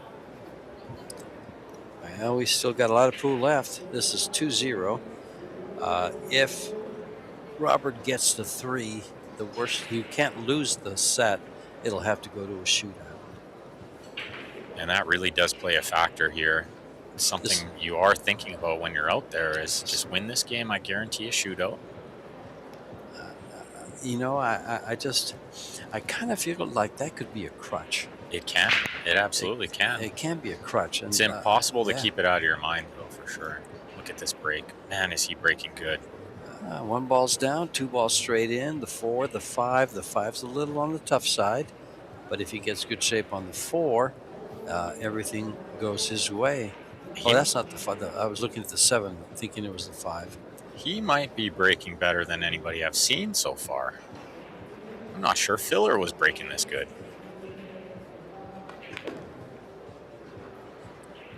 Oh, this is the shot. He's going to have to take lots of angle on the 4. He can't get close to it here. He just wants to get that cue ball from where he is right back to where it is now for the 4 ball, and then everything opens up for him. Yeah, it's a good target. Even where his chalk is on the rail over there is a good target. He's there. Oh, how good is that shot? He's there. That's a pretty shot that he played there.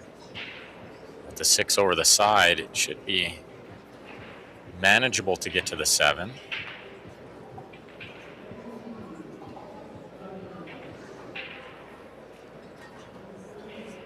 Well, he had a break and run to finish the last set. This would be a pretty nice time for another one. Well, I know there's a lot of fans of the shootout, and there's fans that are not for the shootout. I just like the fact that it puts the players in a position where there's no rolls, there's no table roll-off, there's no complaining about the break, about anything like that. Can't get a bad rack. It's you against the shot. That's right. That's it. That's it. I think a lot of times pool needs a little bit more of that, where the break isn't such a big factor. And then both players kind of get an even chance, right? We're in trouble here, he says. Yeah, he kissed the 8 on the way through. He wasn't trying to do that. Maybe just a safety now. I'm going to try to put that cue ball right behind the 8. Yeah, that way you can contain the 7 a little bit in the middle of the table. And you're going to get distance, and the 9 ball can come into play also. That's a good call. I like that. This is nice, too. Well, how good is this? This is very, very nice. That's a shot wise beyond his years as well. Hayden going for the short cue. He's in big trouble here. He's got to make something happen on this shot, or he's going to be down 3-0. Now, what do you call here? I'm going to call the 10 ball in the corner pocket. You can't win. There's no early 10s, but it keeps me at the table. Well, and it's going to keep the cue ball down here and maybe send the 7 up table. Oh, he got a good double kiss there. How's it going to turn out? He's left a straight-in shot, long straight-in shot. Yeah, on the correct side of the ball for Robert here. Along the lines of the Super X, isn't that a big drill? Mighty X drill, yeah. The Mighty X drill? Yeah, they call it the Mighty X. But yeah, this is very similar, and I would imagine these kids shoot it all the time. Super popular drill nowadays. You can see Hayden a little agitated in the chair there for sure. Can't say I blame him after winning the first set 4-1. Really, nothing's gone his way.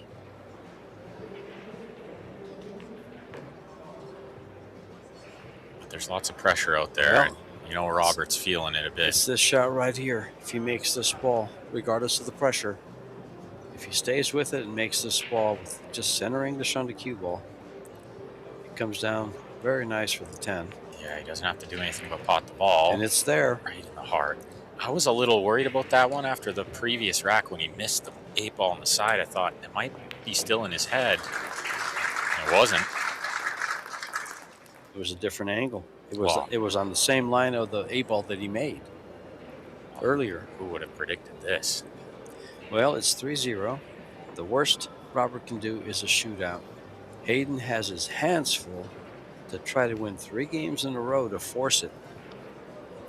Well, and that plays in your mind a little bit too. If you're Hayden, you're thinking, well, the best I can do now is a shootout. Yeah, but it keeps you in the game. Yeah, but at least to have a shot at winning. It's one of those things just in the back of your mind a little bit.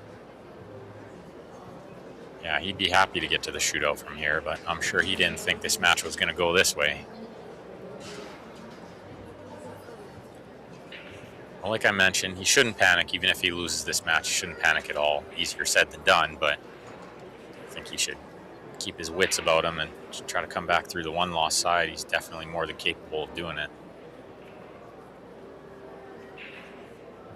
For those of you that are against the shootout, if you just want to count games and you want to make this a race to 8 like many have asked, well, Roberts won at 8-7.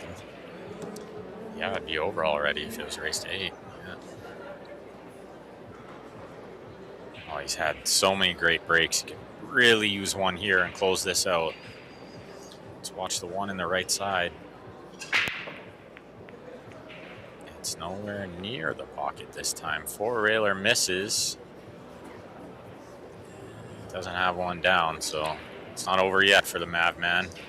Here comes the Madman with a back cut on this one ball, but froze to the head rail. And no real way to get shape on the 2. Yeah, just make the ball. I think he runs into the 8.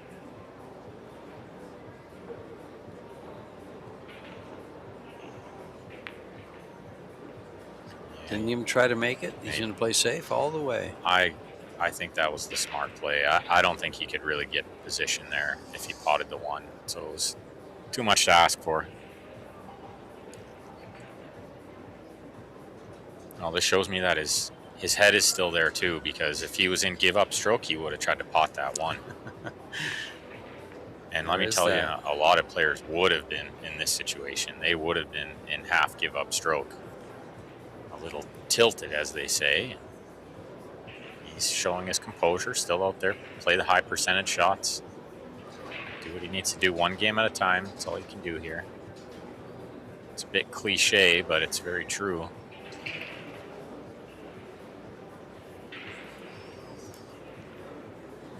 Smart shot there. I'm not sure he's found cover on the 1, but he's left it 9 feet away.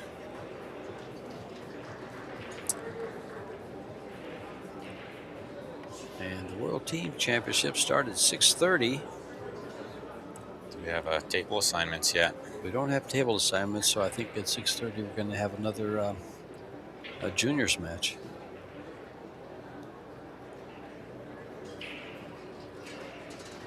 Yeah, we'll see. You guys can follow the draw on ProBilliardSeries.com. Find out which table we'll have, which match we'll have next. We're on table 1 right now, but we have 3 stream tables here at the Pro Billiard Series this year. Table 1, 2, and 3. Actually, I just saw something change on the board here, and Germany and Norway will be playing on table number 1 at 6:30. We'll be right here with you, and it'll be Ben and myself bringing you the live action. And those team championships are so fun to work with and watch. It's 3 out of 5 races to 4. And the first set, they play.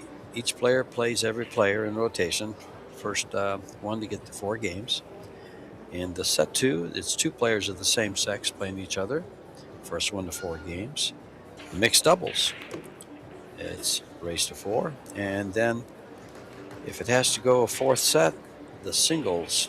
But it cannot be a player that played in sets 2 and 3. And then if they're tied 2 apiece in sets, it goes to a shootout. And I saw one of those in Puerto Rico where the fillers won, and Pia making the case spot shot that was heard all around the world. Yeah, what a scream, what emotion. It really was heard all around the world. That was one of the most incredible finishes to any tournament I've ever seen. Yes, it was. And if you didn't like the spot shot, you should love it after that, because it doesn't get more exciting than that. But speaking of spot shots, this can all be avoided if Robert is able to close this set out. Wow, what a chance. Hayden putting the cue down. I think he knows. Might be over. 3 balls. Oh, I thought that was to the right side of the pocket. I thought that might hang up. Good shot by Robert. He's been impressive here the last 2 sets. He came aboard. Look at this.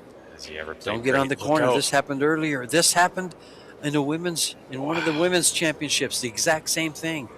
Although this one was deeper. Yeah, you know what? He should be thanking his lucky stars he didn't scratch, because he looked like he was scratching.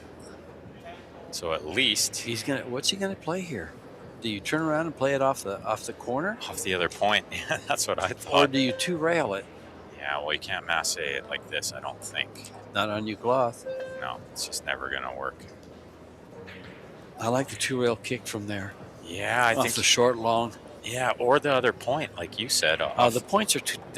I think that yes, it could be played off the other point. I've seen trick shots to do it. Those trick shots take 10 to 15 shots to make before you make one. He was in big, giant trouble there. He's going to be super bothered that he way overran the 9. Adrenaline shot. I forget who it was that played. It was the ladies, and it was on table 2, and it was on the far left, the opposite corner pocket. Yeah, I think it was Rubelin. No, no, it was. I didn't commentate any of Rubelin's matches. I was commentating the match. Okay. In fact, afterwards, I was asked what happened with the 8-ball, because the player came over and looked at the corner to see if there's anything wrong. Yeah. And so once I was made aware of that, I came back to the table and checked it, and those points are perfect. Yeah, no, there was nothing wrong. She just nestled up on a bad spot. Yep. Yeah. It just caught the corner of the ball. Well, how you like being Hayden now when you thought it was all over and suddenly you're right back in it? Well, I think there was somebody that was ahead like this, and the player came back and won the match.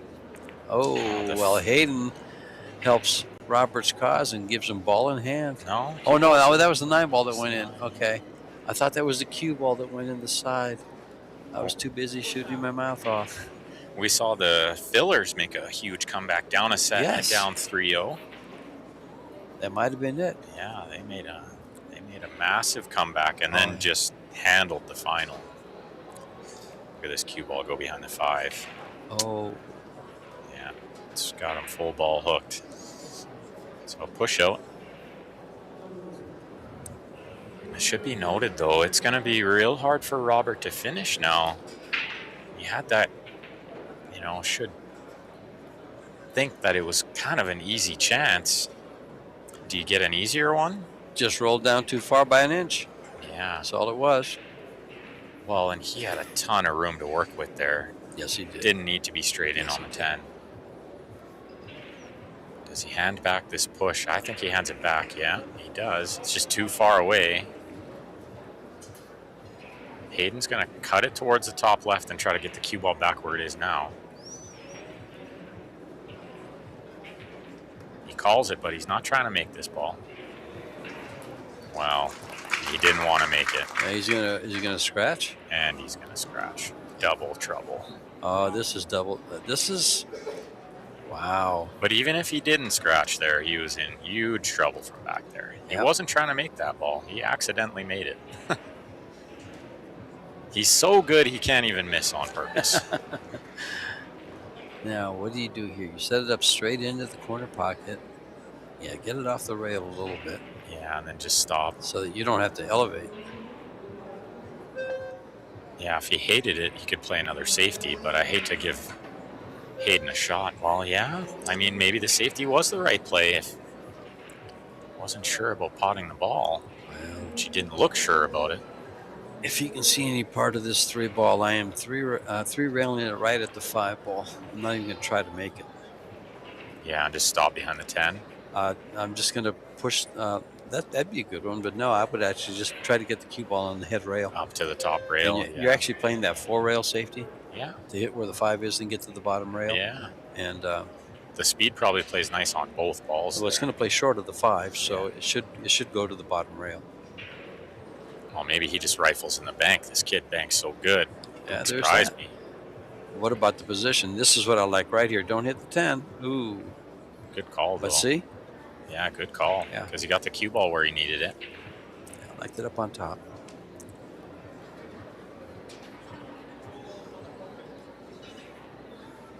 He's called this ball in. He's not too worried about position on the 3. He could just be underneath the 3 and then play a good safety next. Now, see, the good thing about that, if he beats the 10, that ball does get on the bottom rail. We're pretty close to it. Yeah, it was headed that way. Oh, look at this for a roll. He overcut it by a lot. Got the cue ball behind the 7. That was not by design. Does he have a kick shot? Yes, he does. If he has to spin it with a lot of left, then it's hard to get safe off of this because cue ball wants to carry with the 2. And he did need a lot of left. Oh, but he hit it nice and thin. It's combo And wired. the 5 ball lines up. Oh, something is telling me that maybe Fate's going to take a roll here.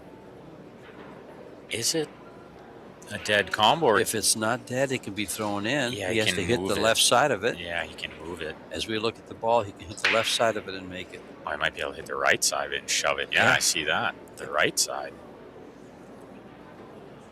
Oh, but he lost the cue ball a bit. He's going to need a good safety here, and there's nothing easy.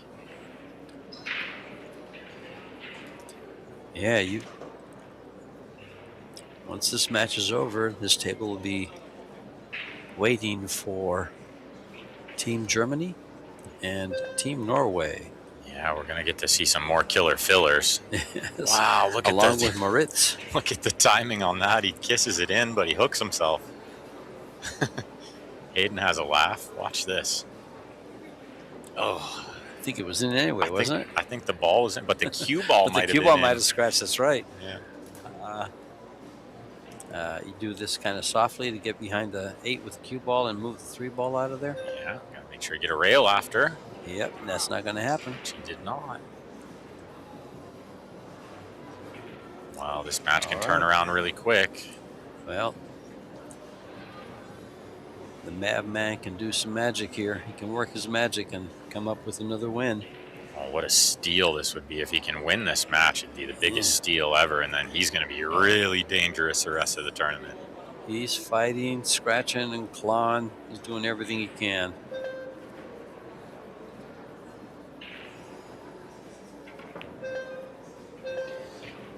Whoa, what happened there? What happened there? They've both missed a ball in hand in this rack. Did he miscue? I think he did. I think he miscued. He's chalking his cue like he miscued. Well, the 7 doesn't have him, I don't think. But does he have he does have the natural angle to get there. Yeah. Just catch the rail before the 3, so there's no scratch. We caught too That's much too of the much. rail.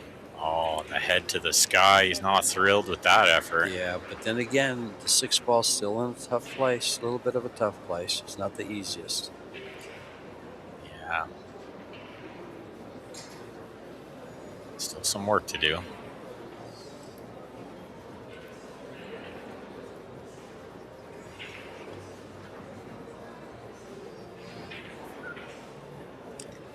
He's going to have to settle for some distance here or take the bank. Yeah, he landed a little funny on the 4 right away. I wonder if he'll just stop it there and bank the 6. I mean, I would think he would. I don't. No, he's going to go up. Just didn't see that as an option. This looks good, though. Yeah. I just didn't know how much of an angle he'd have there. And since he banks as well as he does, that's not if you had to set up a bank shot to shoot for the cash, any bank shot, you'd probably get good position on that 6 and shoot it in the side. On the side bank, yeah. And I'm with you on that, George. I think he banks so good. I thought he might just stop there. But he was okay. He got good position. Yeah, he made a good cut on that 6 too. Handled it very, very well. It's a matter of choice. It's going to get just a little angle on the 8. Just don't want to try to cheat this pocket too much. Don't need to be straight in on the 10. Needs this game. He can't afford to make a mistake. Well, he does cheat it a little. He goes forward. He wanted to be straight in. That follow shot for that position is the best. Yeah, he played it super smooth. And he extends this one a little longer. Robert's still going to be thinking about that 10 ball 2 games ago. He horn hooked himself. Yeah, he had the match in hand. Yeah, he had a chance to beat the Mavman 4-0 in the final set. That would have been a statement to the rest of the field, too. To the rest of the world. Yeah, the rest of the world, that's right.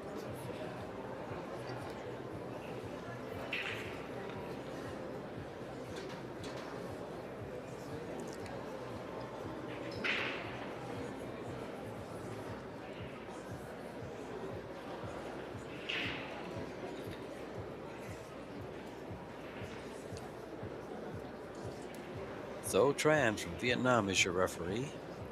And we've seen some great breaks, so that tells us he's racking very well for these guys. Doing a great job. These referees work hard.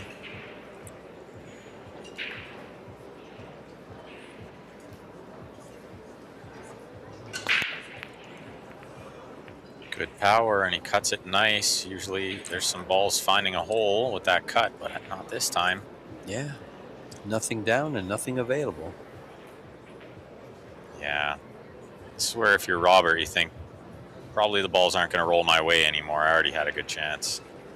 You got to expect you're going to have to make something happen now. Let's see. The 5 ball's a little tight. A 2 with no home. He's just going to kick at this ball. No push out needed. Look at this right on the 9. Behind the 9. I was thinking, okay, do you actually kick at it like he just did? Or do you tie a ball up, ensuring you can't run out? Because you have a push out, so you're not going to give up ball in hand. I like trying to push from there, but he found something nice with that kick shot. Well, there's no way he's going to have good position for the 2 ball.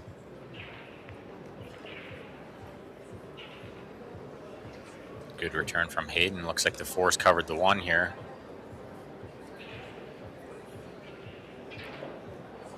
Can he stun draw this one, get the cue ball under the 6, and send the 1 back up table? I think he's going to try. See, I was going to say, I think he places like a 1 pocket shot and drops the cue ball behind the 6 there. Yeah, that's what he tried. The side spin got him a little. I think he tried to add a little left spin, and it got away from him a bit. Put the 1 over the hole. Nothing happening on the 2, though, so Hayden will have to try to figure something out with that. And it's 9 feet to roll this ball in. It's never easy. Yeah, but the 2 ball's still blocked. It's a long combo. Yeah, the cue ball was flying there. He's called the combo right away. He's got no. He's got all he could. He could possibly hit it real thin with a lot of left spin and come in with the behind the 5 with the cue ball, but that takes one heck of a touch. Or bank the 2. Yeah. Wow. He makes the ball. If you can combo it from 9 feet away, then you just do that. I'm sorry. That is a good shot. That's where pool looks so easy on TV, right? But that shot is so hard. That's such a difficult shot. You just made it look real easy. Well, he's a bit on the wrong side of the ball here. He needs another good shot. I think he can roll this one in, but I see the miss sometimes when you're rolling it like this. That's about the only time he's missed. He's not missing here. Oh, he's gone a little far. Head to the sky. You want to be on the other side of the 4. Getting to the 6 would be easier. He might just have to take a little distance with a cut shot. Shouldn't be a problem. But he's not exactly where he wanted to be.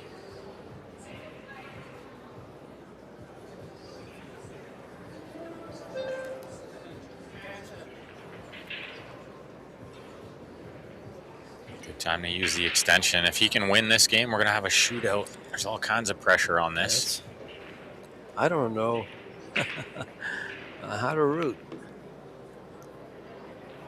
Yeah, well, who to root for, right? I think Well, I don't root for anybody. it'd be nice to see a shootout. But I think the fans, after watching what they've seen here, such a performance by Robert and such a performance by the Mavman coming back as strong as he did these last 2 games and the first set, I think this is very worthy of a shootout. Yeah, I think it's destined for a shootout after Robert missed the 10 ball. Well, missed position on the 10. Didn't really miss the 10. His stake was more on the 9 ball. And if you don't know what a shootout is, you're about to have the pleasure. Yeah, I think he's out from here. Stop shot will lead him. Perfect angle on the 9 to float down for the 10. Well, since this is such a standard 3-ball run. Oh, did he get too straight? No, it looks like he's perfect. He just come to the bottom of your screen here and shoot the 10 ball in that corner. Yeah, he did land just perfect. So I'll tell you what a shootout is, folks. It's a 4 innings on spot shot. They spot the 10 ball right behind. They spot it right where it's spotted in the rack, which is about 3 inches behind, 3 or 4 inches behind the spot. And then Hayden won the break, so he'll probably go first and choose his side. Got to make this 10. Got to make it, buddy. And there it is. Yeah. We're going to a shootout. So we are going. Hayden will get to choose who shoots first and from which side, which I think is a giant advantage. You want to shoot first, and you want to pick the side you like. Yep. And what goes there is it's 4 innings. If they are tied at the end of 4 innings, it could be 4-4, 3-3, 2-2, whatever it might be. Then the cue ball is taken back behind the kitchen, 1 diamond.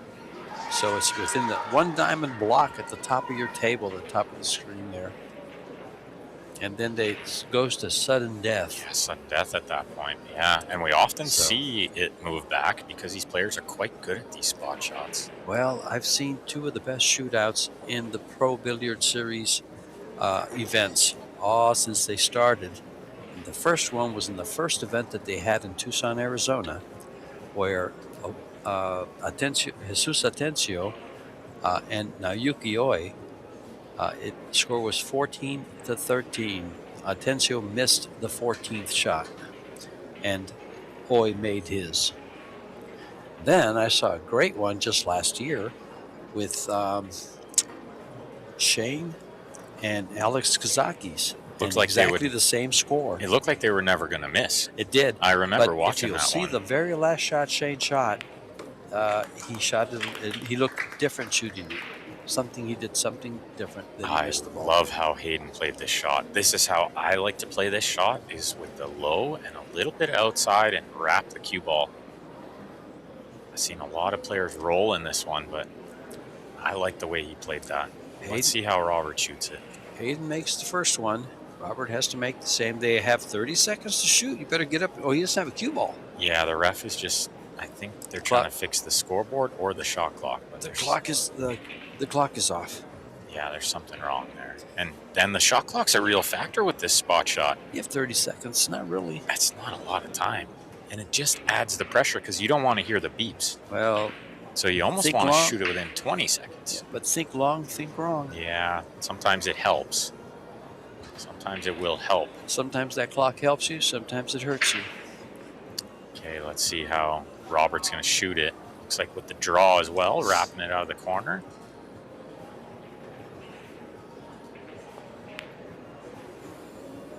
A little softer on the stroke, though.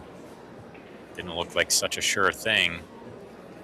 When Hayden shot it, it looked like a sure thing. Well, it's in Hayden's hands now. If he just makes the next 3, it's over. Well, He can actually miss once. If Robert makes the rest of them from here on out, Hayden has a one miss advantage because they'll be tied at 3, and they move the ball back. You could see the referee just checking that shot clock, just making everything's in order.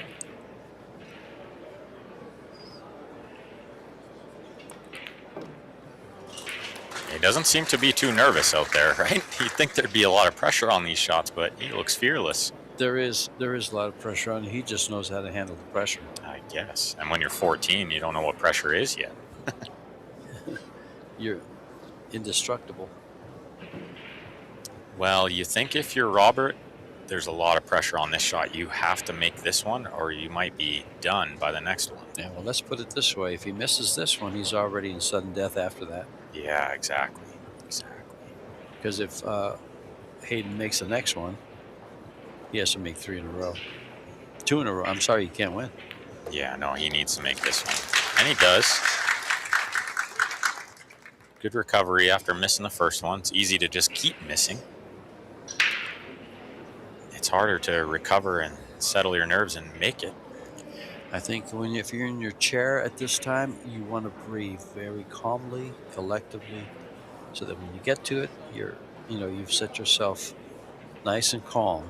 You don't want those nerves raging. I think that's important all the time. The breathing when you're in the chair, so important. Keeping the heart rate low. So I've been trying to tell a lot of players, you need to treat it like a sport. You need to be an athlete because you need to control your heart rate. You do. You really do. Oh, he overcut it by a foot. Well, that looked a little nervy to me. That didn't look so smooth as his look at his left two. knee just bounce. Look at his feet. He's not nervous. Just excited. He can get up and do the jitterbug, no problem. Yeah, I think a little run around the block after this There you match go. might be in order. This one's tight. Still a big shot This for could Robert. make everything dead even. If he makes this, it's going to put a lot of pressure on Hayden. Sure does. If he misses this, it's going to be just excitement from Hayden trying to finish it off. Yep. I think he makes it, though, George. That's how I like shooting that shot. Yeah, you like to roll it, too? I like to roll it exactly like that, only I don't like it against the rail. I like to put my hand down and steady it. A little more out in the middle of the table. Actually, I shoot it right from the diamond. Okay. A diamond in.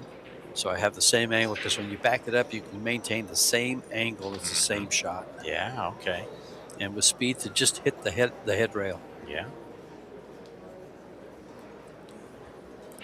And that's how the people that have had these 14 inning. That's how they shot it, too. That's how they shot it. Yeah. Every one of them. Well, the back diamond, you definitely have to roll it. You can't draw it anymore. Yeah, just above center. Oh, no. Yeah, and you could see Robert put the pressure on him there by making that third one. And now he's got a chance to win this. Sudden death. Robert can win right here. This is why I say it's all in the hands of the player. You have no excuses. You missed or you didn't. This is a really nice recovery from Robert because he had a chance to win the match at 4-0. Then he missed the first spot shot, put a lot of pressure on himself. Yep. He's totally recovered.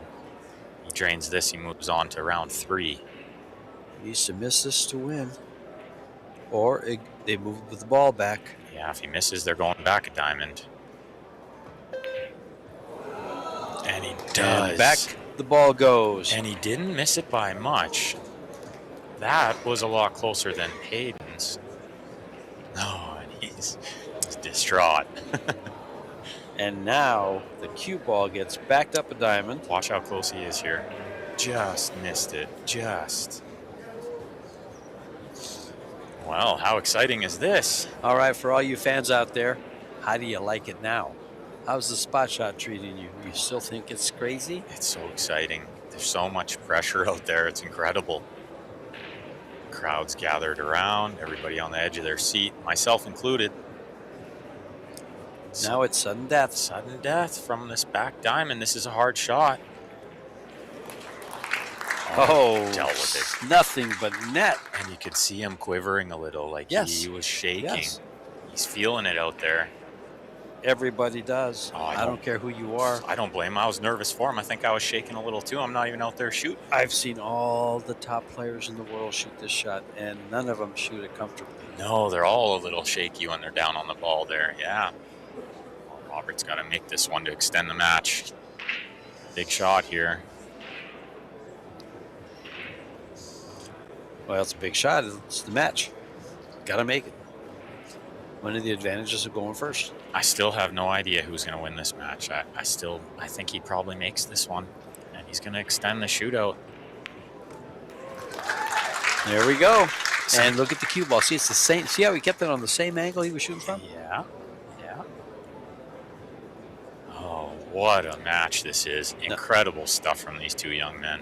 Now, Ben, think of this. When they got to 13, that means that there was 9 shots made from the way they're shooting it right now. Well, and that's a good note that you made, is they made all the shots. It wasn't like they both missed and it carried over. They made all the shots. That's right, because it's sudden death. It looked like they were going to shoot for a year and never miss.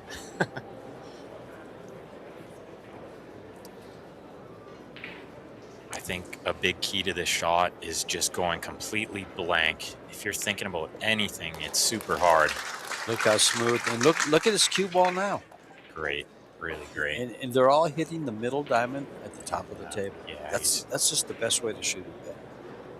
From that back diamond, you're absolutely right. That's the only way to shoot it. Just above center, so it rolls true. And just pocket the ball. We had a funny one in the World Team Championship where my teammate Veronique made this one from the back diamond. We cheered, and she 3-rail scratched in the side. And so we didn't cheer the next time she made it. We waited until the cue ball was done rolling. But there is a line there where 3 rails in the side. Just gotta make it. Carefully don't hit it too hard. How good are these kids? Look at the cue ball. Look how consistent that is. How good are these two? Under pressure, just potting this tough, long shot off the rail. Making it look way easier than it is. This is a hard shot if you're just playing in your basement by yourself. You are right. You'd be lucky to get those 2 shots they just made from back there. Yeah, for anybody who's got a table at home, just set up this shot. Yep. See if you can make it twice in a row with nobody watching. Yeah, try to make it 5 times in a row. Exactly. It's super difficult. This is a very difficult shot. We've got quite the match. These boys came to play. These young men, look at this. Giving the crowd a good show here. I'm loving this. And they got a crowd to show off in, believe me. Oh, incredible that they both missed the first shot twice, and now they've made 2 and 3 in a row from the harder shot. See if Robert can match Hayden. Needs it here. Breathe. Yeah, breathing's so important. Or you were talking to me. I'm a little nervous too. Yeah. So am I. That's I remind myself. Yeah, just breathe, George. Yeah. Okay. He looks super focused.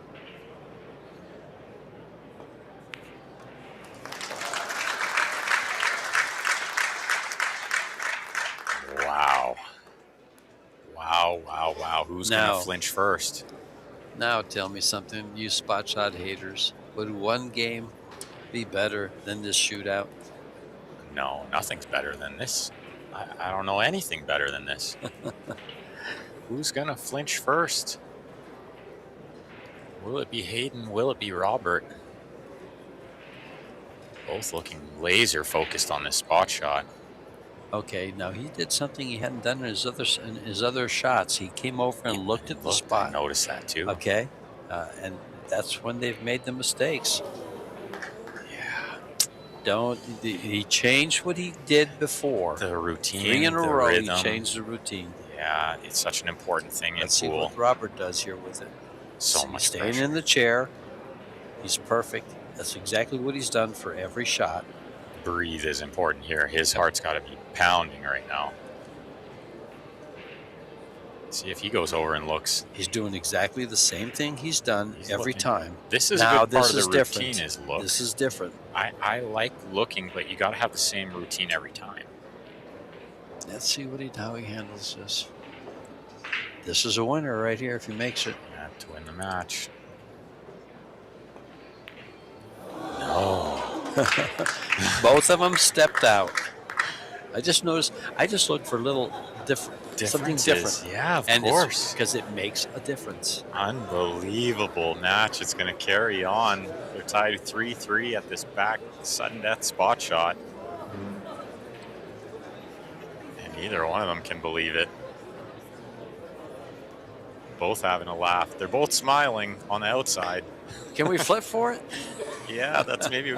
Do we just lag for the match now, or? Wow. I don't know. We might need more time here because 6:30 the team start, but these guys might be still shooting at 6:30. Who knows what can happen from here? How exciting is this? Should they move it back, freeze it on the rail? We used to do this at the pool hall I play at Clicks Billiards there in Tucson. We'd put it on the back rail, right next to the pocket, next to the diamond, and shoot a shot for $20. Okay, I like that. But it was a regular spot shot. This is a little bit further down. Further back. No, not. And after making 3 in a row, they're starting to struggle a little bit. It's hard to just make them over and over and over again. It's really, really difficult. If we could see that one on the replay, he missed it by maybe just a hair. It wasn't by much.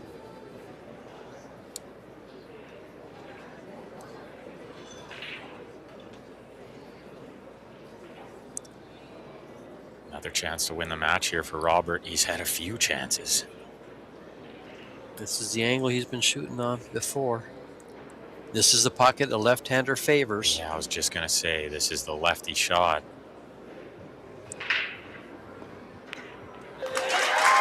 And Robert Orta from Odessa, Texas, makes the final spot shot to take the match and move on the winner's side. And a great match from Hayden Hurst. What a match. What a match. Young men put on. What a show. What a treat this was to watch this. It gave you every type of thing you want in a match. Wow. Well, looks like we've got about 50 minutes, little less than an hour until the next match, everyone, so don't go too far. Well, this has been George Teachea and Ben Francis bringing you the live action from Las Vegas. We've got 4 more days of it. Stay with us.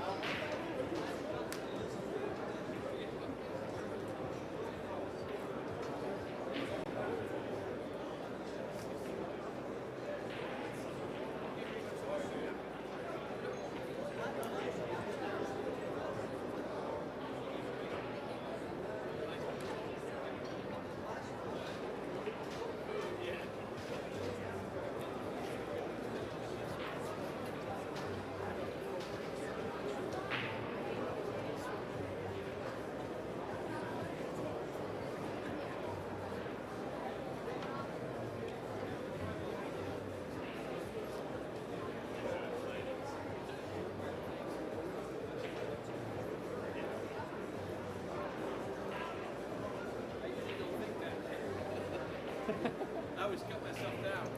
That one I thought we did well.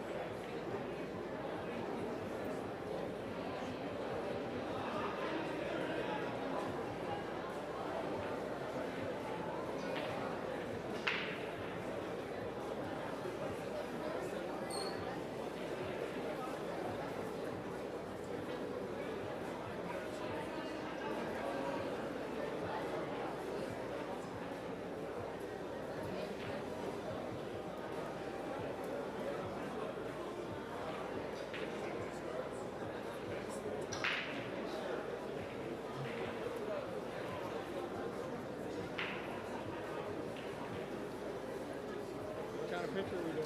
This one or Right. action? Funny faces.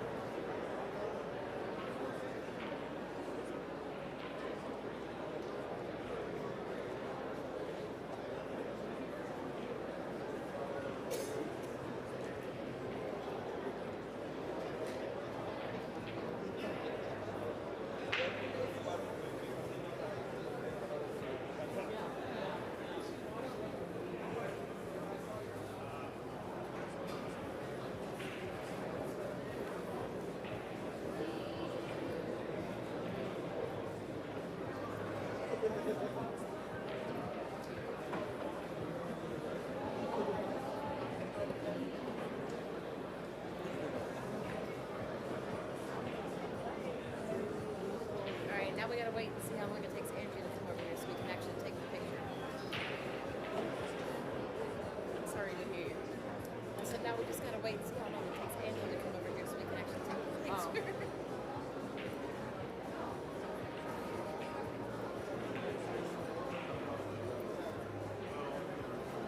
What? Give it to us.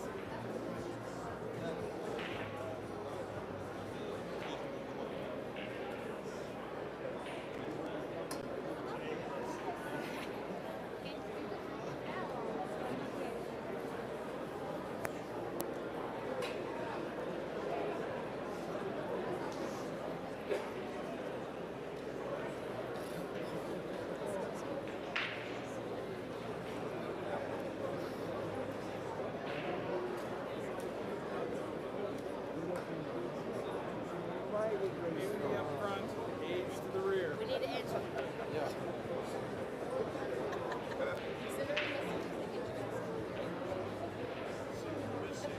Wendy and Angela and Barry. And Daniel. Happy. We need to answer kids on Perry and Daniel. I don't know if Perry got the message.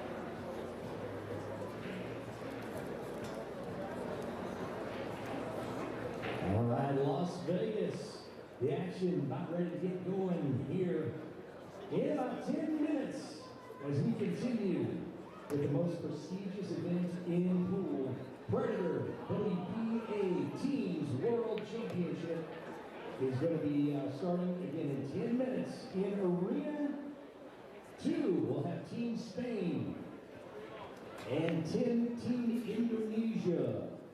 And in Arena 1, the defending champions, Team Germany, taking on Team Norway, who was victorious earlier today over Singapore. About 10 minutes until opening break.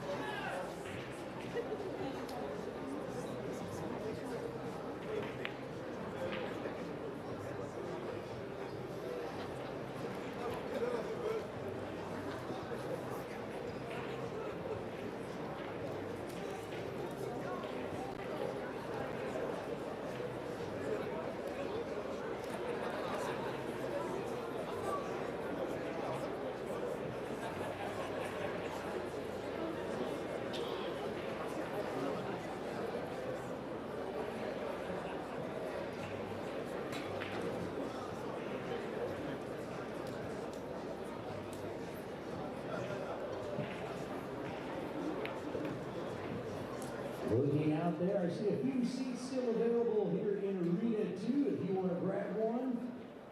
Big matches on the way in Arena 2. Team Spain taking on Team Indonesia. And then again here in Arena 1, the defending champions Team Germany against Norway. Remind all your friends at home they can check out all the action live on Pro Billiards TV. That's on YouTube. Tens of thousands tuning in from around the world. Again, Pro Billiards TV on YouTube, and follow all the action, the brackets and all the stats at ProBilliardsSeries.com.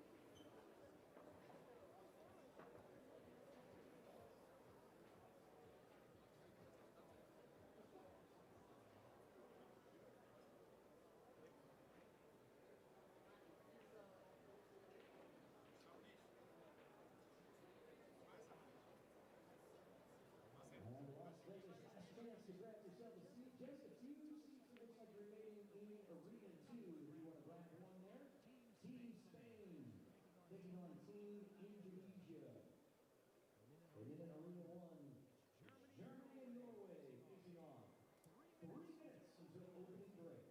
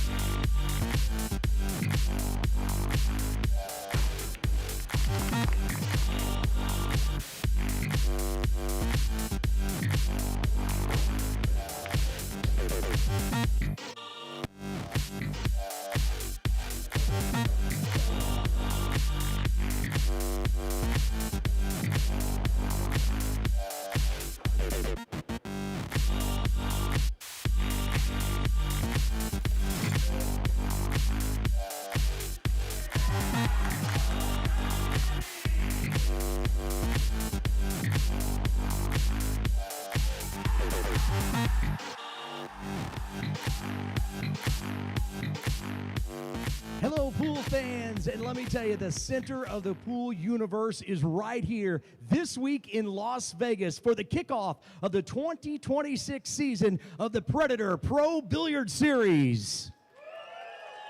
We have witnessed some incredible pools so far, and get this season Predator is going to be awarding over $3.5 million in prize money. We have already begun earlier this week in Las Vegas. We crowned a men's and women's open champion, and earlier today, well, we kicked off the most prestigious event in pool. It's the Predator WPA Team World Championship. 19 countries being represented, the most elite players on the entire planet, all here in Vegas for a chance at that $300,000 prize fund and all the glory. I cannot think of a better event for the sport that we love. And you can follow it all at home at ProBilliardSeries.com. Again, ProBilliardSeries.com. It is time time to get to the next round of matches starting in arena number 2. Ladies and gentlemen, please make some noise for Team Spain.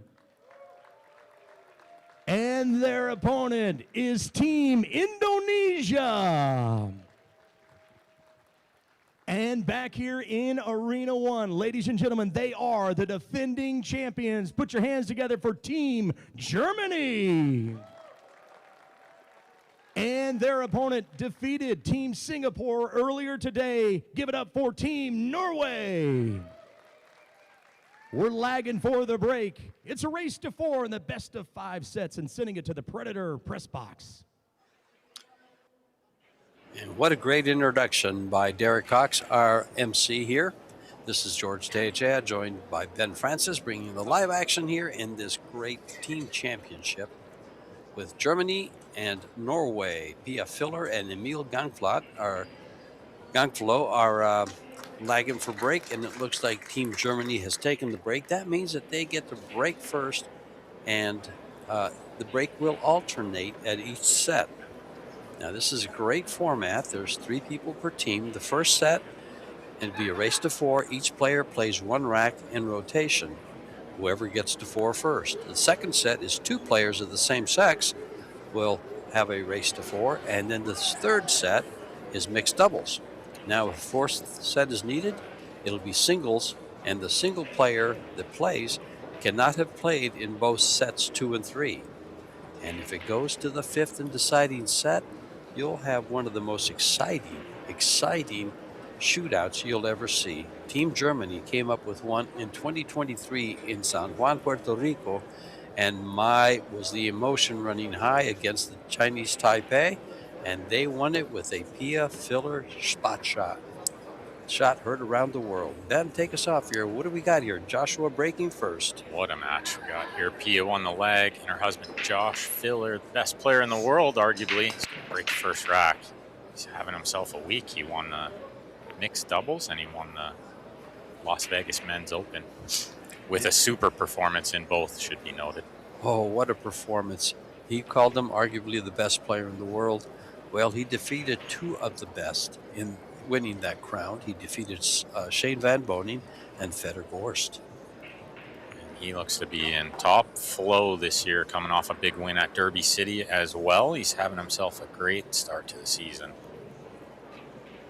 This young man at the table here, Emil, can certainly punish him for that dry break. He put the 1 right over the hole. 3 balls, the next ball over the hole, and then the 4 over a pocket as well. So this looks pretty good for Emil from here. In fact, we got a great set out of Emil when he played Naoyuki Oi and took him down in 2 straight sets. Match number 1 of the entire event, should be noted, and early on Wednesday morning. It was a great set. And he had a pretty good finish in that event. I'm sure he was top 32. Gunflow. Did he make it to the round of 16? Sure. Somebody out there knows. I got it right here for you as soon as I can find him on my spreadsheet. Okay, perfect. It's I looking got good everybody's. Here. A little bit on the wrong side of the 4, but you should be able to handle it. Okay, Emil was a 767 Fargo. He did not make it to the final 16, nor the final 32. He must have been 1 match out of that final 32. He lost going in the final 32. Yeah, he had a great tournament. I watched him play a little bit. He's hitting the ball sweet, as you can see by that shot, but he's going to overrun it a little. Safety time. And anytime you're playing safe against Joshua, you better do something extra with it. Did anybody see him kick out of every single safety yesterday? Oh, gosh. He kicked safe probably 15 times in a row. Well, I do recall, though, he got in a kicking match against Shane Van Boening and lost that one because Shane 3-fouled him. And the similar thing. I've never seen him 3-fouled before. They kicked safe over and over again. Over 30 innings in that one game. It was unbelievable. So you favor him to get this ball safe. He's going to call it in the side. Oh, he's going to call it in the corner, but he's trying to bank it underneath the 6-9. Keep the cue ball up here, maybe underneath the 7 or the 8. So he's calling the corner, but he's not trying to make this ball because he's not getting position if he makes it. to. That's exactly where he wanted to kick it. It's going to come up behind the 9-ball. Look at this kick shot. Yeah, he is that good. That's the perfect way to put it. You know, you say, "Oh, he got fortunate." No, No, we saw about 5 or 6 of those in that, and he still got 3 fouled. perfect speed control there. Perfect.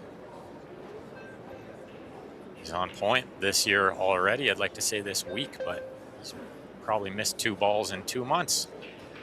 Well, just keep in mind that the Predator Pro Billiard Series has 8 events scheduled this year in 2026, and those events total, as our MC said, $3.6 million. 3.6. That's a lot of cheddar. This kicks it off with $540,000, and then in April and March we'll have a $590,000 in St. Louis, Missouri. We'll move over to St. Johann, Austria for $315,000 in June. August, we go to Rome, Italy for $350,000, and then Vietnam for $490,000, and Bali, Indonesia at $525,000.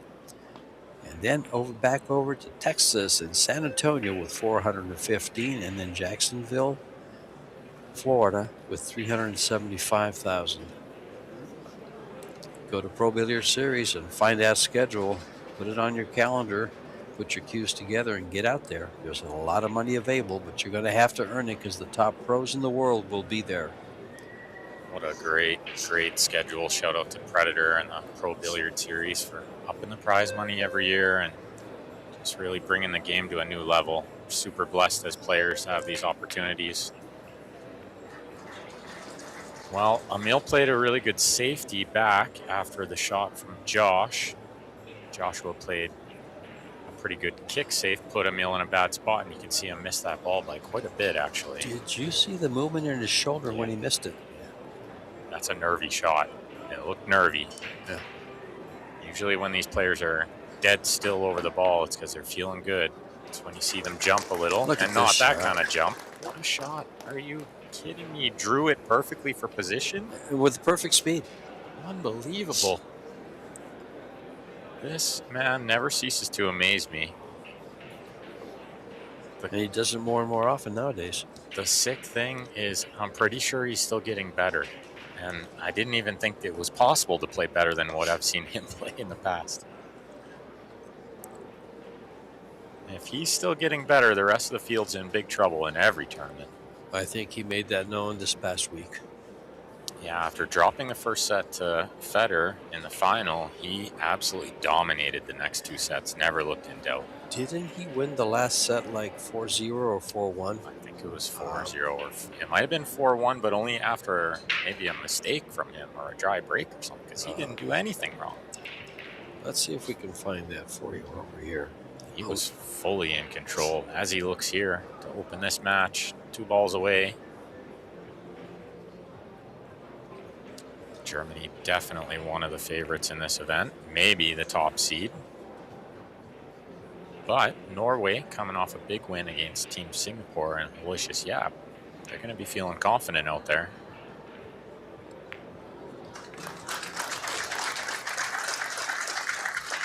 Joshua puts the first game on the board for Germany. It's a race to 4.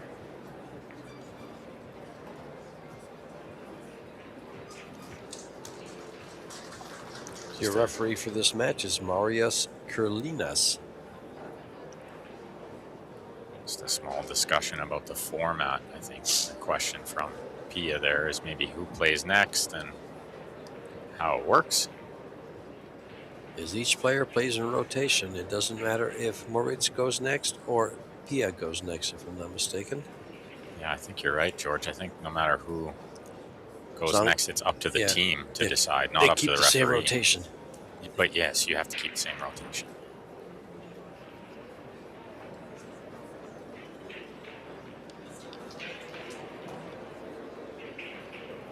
Who would you send up? You want to take a 2-0 lead? In the next game, yeah, I think Moritz. You send Moritz? Yeah. Give you an example of what they're up against, folks. The Team Germany, their Fargos are as follows. Joshua Filler with an 860, Pia Filler with a 721, Moritz Newhausen with an 819.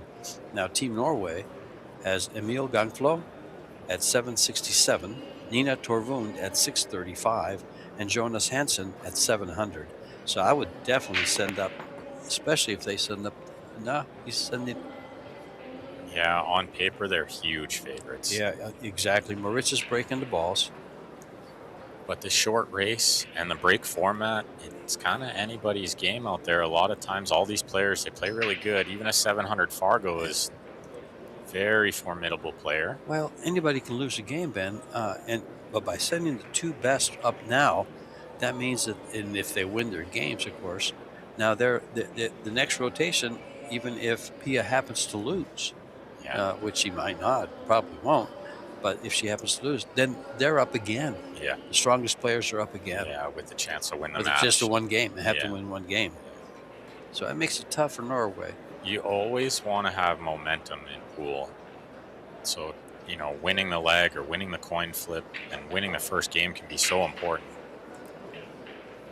And especially winning the first two games in a race to 4. Exactly. Such a short race. 2-game lead is a huge lead. So the dry break from Moritz brought Jonas to the table there. He played a good safety. Rather a push-out, not a safety. My mistake. Moritz played a safety. I don't know if he got there, though. I think he's left quite a bit of this one ball. Or all of it. I think Jonas can bury him behind the 7 here. This young man has played in 6 Euro tours, and 2 of his 6 finishes were quarterfinals. So he knows how to hold the cue. I'm surprised he didn't go for a little extra there, drawing under the 7. And excuse me, I said Euro tours. I take that back. Correction, Euro Pool Championships. There's a difference. The Euro Tour Championships, they have they play straight pool, 8-ball, 9-ball, and 10-ball. So it may have been one of those disciplines, or all of those disciplines actually. And he had 2 quarterfinals finishing one of those disciplines. That makes you up. Makes you up. I guess he doesn't like that cue. You see him just he threw the extension, then he just threw the cue on the floor too. Did it miss a ball? No, he hasn't missed anything. He got his jump cue like he was gonna shoot the jump shot. He took the back end off it, threw it on the floor, then he threw the whole cue on the floor. Well, it's got a nice soft carpet up there. It won't hurt the cue. They're also carbon fibers, so it's not going to hurt it. And he can pick it up on the way back and not lose any time. Look at this shot. Wow. I think he's giving it up. That's a super shot. I think he's going for the jump cue here. Yeah, what a shot to hook him behind the 10. There's unbelievable good. Oh, no, he didn't give it up. He is hooked behind the 10. Yeah, nice call, Ben. He went straight for that short cue, gave it away. Wow, kick safe. Good shot. There's another player just been playing better every time I see him pick up the cue. Moritz. Oh, yeah. Had a really good last season. Didn't have so much luck at the PLP, but it's a short format and a super grind, so hard to win that back-to-back years, but he did win it last year. Well, they did win this championship in 2023. This very same threesome that's right there. Well, and Moritz and Josh won the World Cup of Pool when that was still a thing, the doubles. So they definitely know how to play together. They definitely gel well. Well, look what Jonas just did. Yeah, pays to hit them, as they sure say. Does. Got a little lucky there, a little fortunate on the roll. He tried to change the direction of that with lots of left spin, and it didn't work. Well, he's given up ball in hand. Is the rack open is the question. Let's take a good look at it. The 6-ball passes the 7. It's completely open. Yeah, everything's wide open here. And the 5, 6, 7, 8, 9 all together there. So at first glance, I think the 8 might be a problem, but all the balls right beside it. Yeah, with the exception of the 5, you're playing one pocket. Yeah, exactly. No, because the 8 ball doesn't go past the 9. Yeah, but with the 6 and the 7 right there, I think pretty easy to develop it or just drop underneath it. I don't think he has an issue here. It does go to the bottom corner between the 10-3. Yeah, And if he gets shape from the 7, it's perfect. yeah, exactly. Yeah, he's got 5 pockets for it.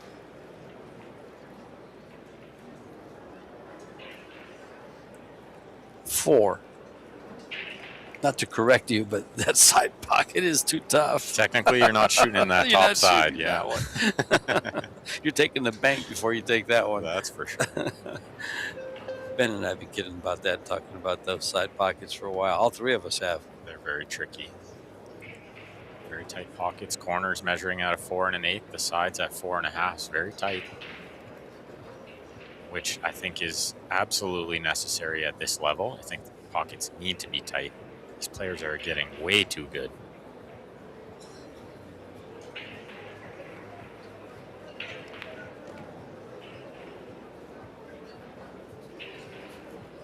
Jonas looking good over the ball. That's a clean stroke there. He got perfect on the 5. Taking a look at the 8 now.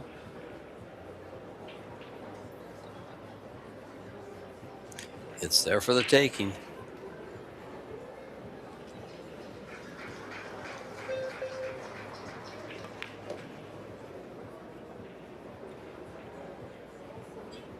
It's got good on the 6 ball. He's going to need the extension for the back of the cue. He's reaching a little. Shouldn't be a problem.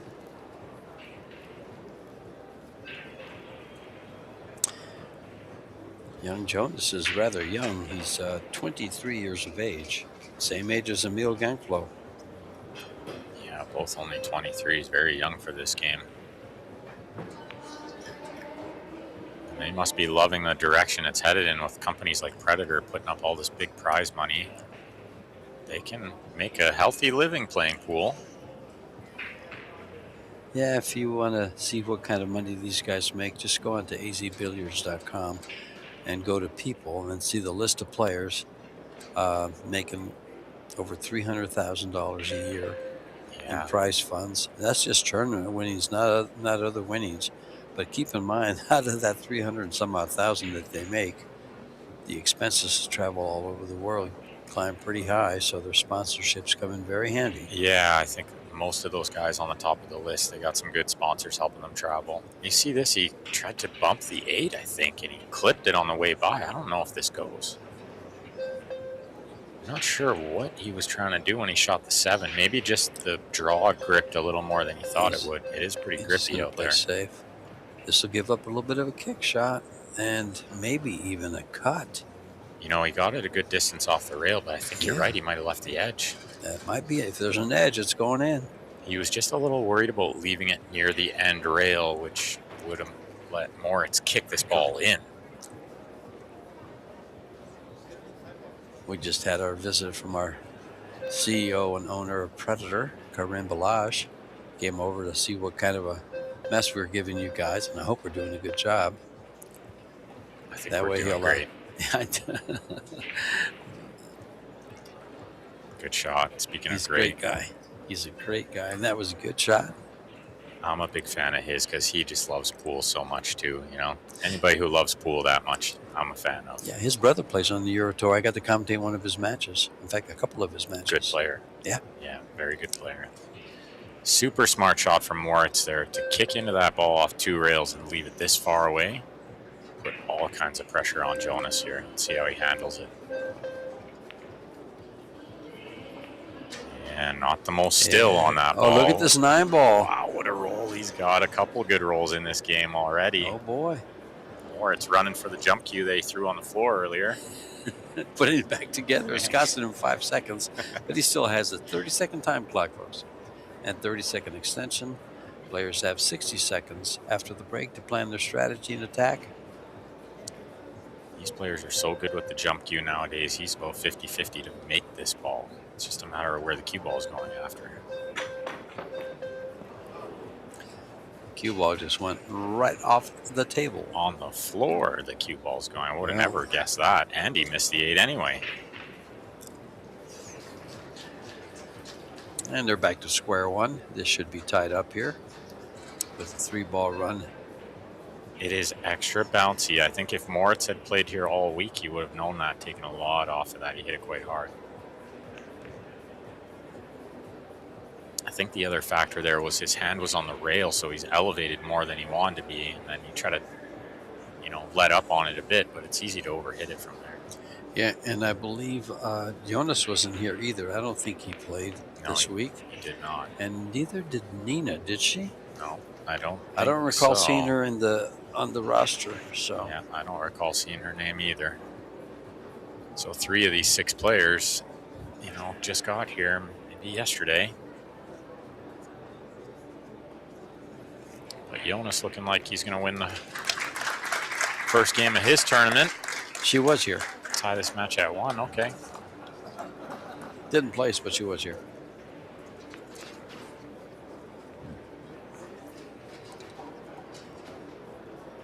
We'll see what she's made of here. Gonna have a tall task, try to beat Pia, who's been playing awesome. Won the mixed doubles with Joshua just a few days ago. Well, prize money here is $300,000, folks. Winner takes home $120,000, which they'll split 3 ways. A good chunk of change for whoever wins this. The runner-ups will take home $60,000. 3rd and 4th will get $30,000 apiece, and 5th through 8th will get $15,000 apiece. Unbelievable prize money. 19 teams, excuse me. We had a team that didn't make it. So we had 20 originally scheduled teams. Ended up with 19. We lost 1. Nina coming to the table for the first time to break the balls. Right Actually, a very nice break. Yeah, right down the middle. Here goes the 4-ball. Oh, just out. Yeah, just missed. Yeah. Nothing easy on the 1-ball, though. Safety. Yeah, maybe just a safe. You just roll that to the rail and stay behind the 5 with a 2? Is she straight enough to stay behind the 5? Yes, she is straight enough I to think stay behind the 5. Yeah. And so this can be like a quality safety, really frees her up. 4-ball blocks the long rail, and the 2-ball will block the other long rail. There's going to be lots of blockers. Yep. Yeah. Yeah. How do you even hit this ball, George? Come out of the left-hand upper corner. Yeah, 2 like rails. If you're 3 railing, 2 rails at it, like you're 3 railing it to the other corner. Yeah, just try to make it. You got the 3 rail, you got the 3rd rail there as a cushion, right? Mm-hmm. It's a big ball. I like that. I think you're absolutely right. It's a big ball. This way, I think, is a bit of a smaller ball if she's going to go 1 rail around the 4. Maybe a little off the 2nd rail. This is tough. She's going to have to create spin here and hold it. I definitely she hasn't even seen it. A billiard player would see that in a heartbeat, and it'd be a big ball for him. Oh, somebody like David Alcady would have just looked over there right away. Yeah. But look at this. She hit it nice, and look at the result. What a great shot. What a great shot. It doesn't go. She has made a great shot. Super, super shot from where she was. She needed to play it with lots of right spin to straighten out the angle. She's done really well there. Put Pia in a bit of a pickle. Maybe just a soft kick and leave it tied up to the 3, but she's not going to love her next shot if that's what she chooses. Well, she just has to survive the inning. Yeah, and that's sometimes all you can do. Let's see what Josh can find. He'll look for something extra.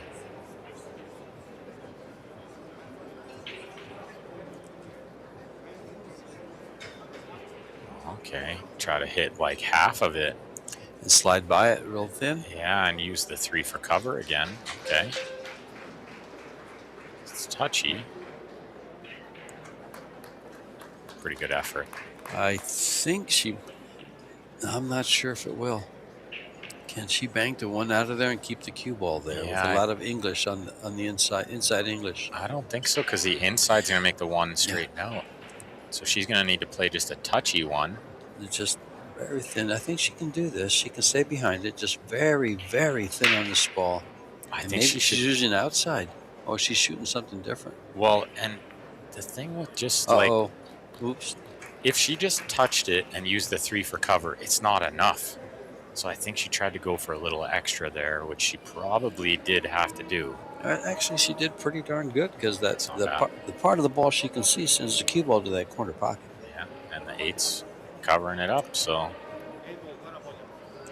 she's going to have to try to find another tricky safety here. Maybe try. It sends the cue ball straight to the corner pocket. Unless she can see half a ball. Yeah, can she miss the 3 on the left side? No. I think she knew she was going into the 3. Just try to contain the 1. Good shot. There's nothing wrong with that at all. It's going to buy her another inning here. And most importantly is she didn't give up ball in hand. Yeah. I think Josh had a question for her there. I'd love to know what they're talking about. They keep it light, though, and I think that's so important in team pool is you got to have fun out there. The pressure is huge, but if you let it get to you, you're not going to play good. They do keep it light. Yesterday in one of his matches, after he won the match, Katie, our media specialist, was having an interview with him, and she asked him, all right, who's the boss? And he says, well, in pool, me. At home, her. Yeah, he said, in pool, I'm always right. But in life, That's right. That's in everything exactly else what it in was. life, she said. That's right. I loved that answer. Quality answer. That's how that man will stay married. She's right. Oh, nudged it just enough to send it by. And look at the position on this ball. Why? I don't know if she was playing to this side of the ball. If she was, that's a super shot to get where she got. Not out of the woods yet, though. This is tough, and then I think she needs to play a 3-4 combination after this.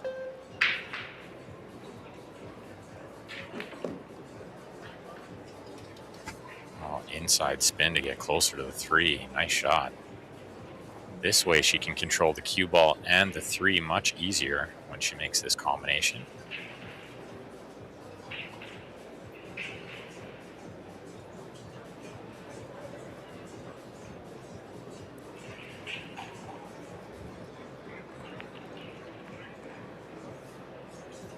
Beautiful. Controls the 3 nicely, leaves it over the pocket. A little bit of angle here, so now she can play for the 5 in the side if she likes, but I think she's looking at the corner, and I like the corner better as well. I think it leads to better angles. This just reminded me of something. When Josh played in the Las Vegas Men's Open, there was a third player that he defeated. He defeated Carlo Beato. Yeah. So defeating Carlo Beato, Shane Van Bonen, and Fedor Borst. Arguably the next 3 behind him, right? Yeah, exactly. She did play for the side, and she got absolutely perfect, just dead straight in the side. Didn't have to do much to the 6. Just a soft draw to the 7. Yeah, Joshua been on fire this event. Looking to make a statement early in the season.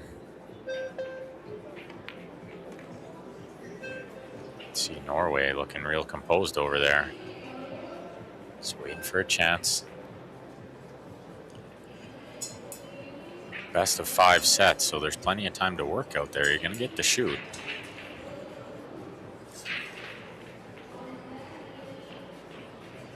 She might need to touch a left spin here, coming off the end rail, so it doesn't go too close to the 8.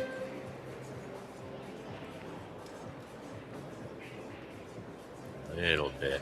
No, she didn't get the left spin, and you can see it either died before it got there, or she just didn't load up enough of it. I think she could still cut this ball in, but it's real thin, and using the rest makes it probably twice as hard, at least twice as hard. The one thing she's got going is the 9 ball's available from everywhere. Sweet shot. That's not easy. To get the rest out of the way there too, the bridge out of the way, that was really good. Well, I don't want to put the cart in front of the horse, but just to give you an idea, if the Fillers win this tournament, they would have banked $140,000 for the week, for the 9 days here. Filler won the Las Vegas Open at $45,000. They would win $80,000 here because Moritz would get a third of that. Yeah. He got 40. And then they also won the 15,000 mixed doubles turbo. Well, did Pia cash in the women's I can event? tell you that too. Hold on a second. She might have made just a couple of bucks I too. think she got final 32. She got final 16. Did it pay out? Yeah, it sure did. Yeah, okay. They Yeah, paid because final they 16. had 64. Yeah, so she Yeah. probably made a couple thousand there too. Pretty close, yeah. Wow. What a week they might have. What a 10 days. If you had told me 5 years ago, even 5 years ago, that some players would make 100,000 in 1 week playing pool, I would have said, what kind of pool? Swimming pool? It's over 140 grand if they win this tournament. Unbelievable. This is their first match, opening match. They are defending champions. Oh, big shout out to Predator and Pro Billiard Series and all those great sponsors you see along the arena boards there. Up in the prize money every year, and the quality of play is going up. Production level's gone up. The crowd is bigger every year. I really love to see it. 2-1 Germany with Joshua breaking rack number 4.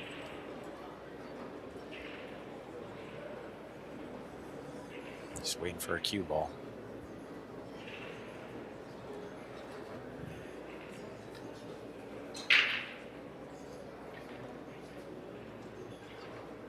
See that nice new purple BK rush he's got there.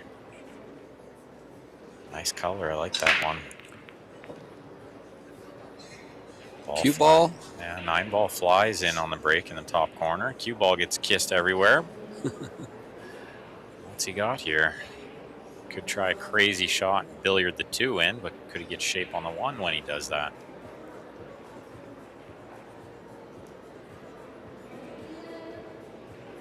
Yeah, I don't think so. He'd be gambling a lot. He'd rather play it safe if he has one.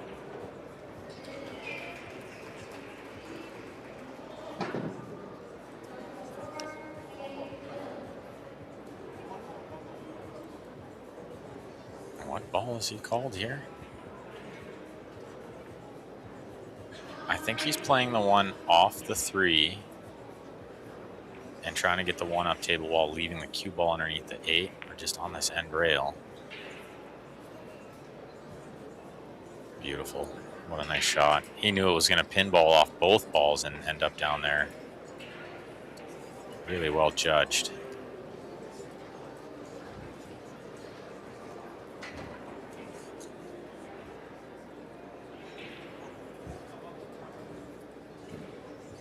I think Emil tries to hit this one where he banks the 1 back up table and leave the cue ball down here underneath the 4, 7, 5. He's got a lot of balls to hide behind.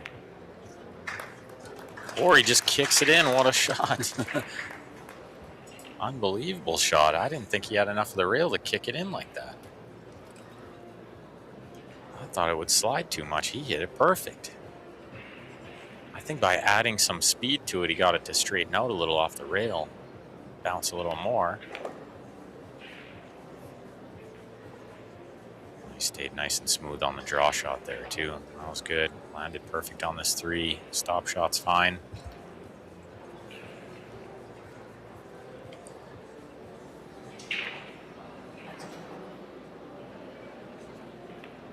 As you said previously, he beat Naoki Oya in round 1 of the men's open.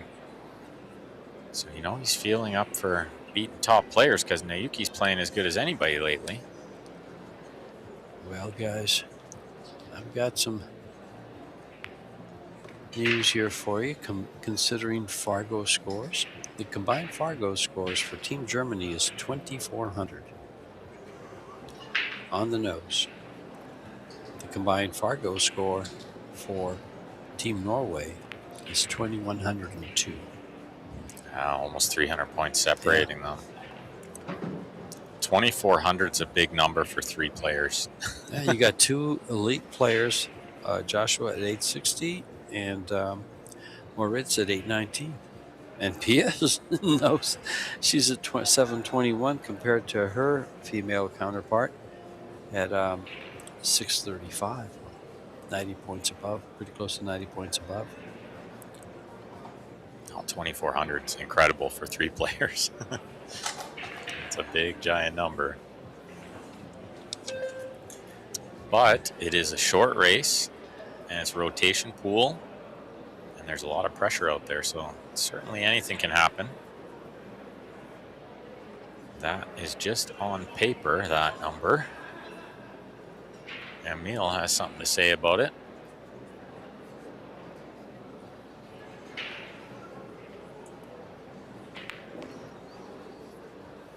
This 10 ball to tie the match at 2. This first set. Big shot here early in the match.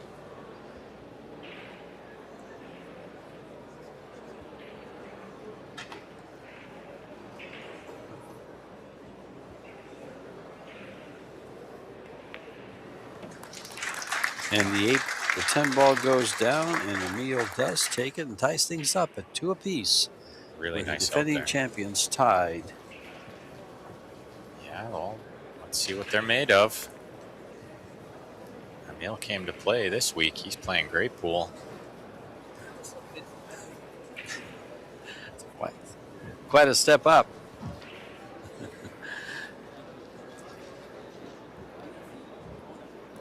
Kareem was coming behind us and trying to step onto the stage area where the scorekeepers and staff is up.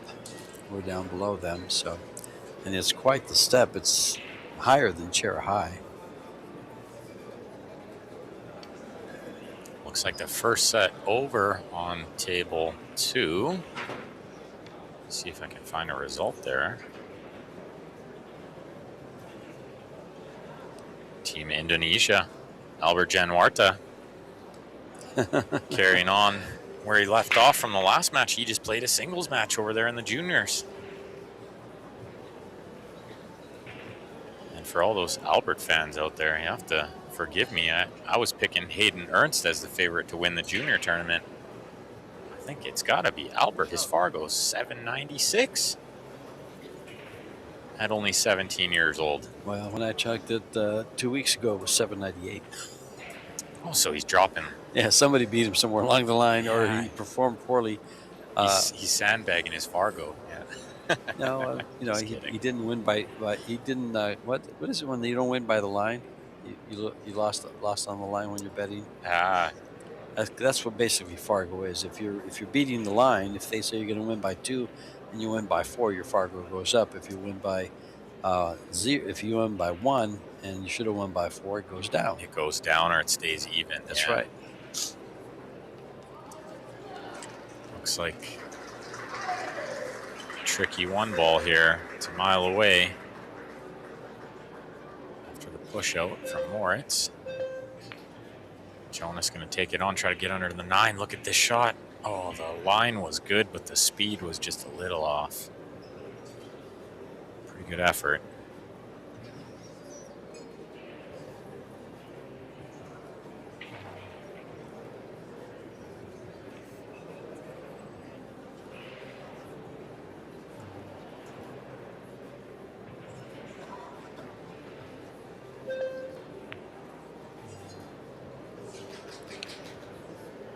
Smart shot, plays a high percentage safety.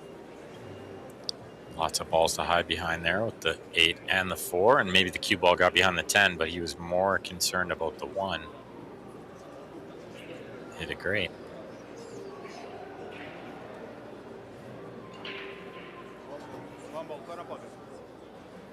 Emil got some words of advice for his teammate there.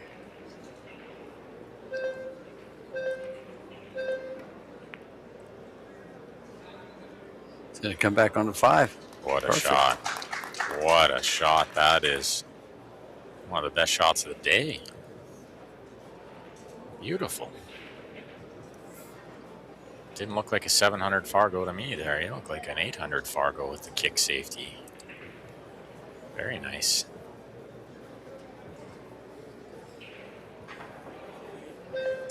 Moritz going to tie up a ball, I think.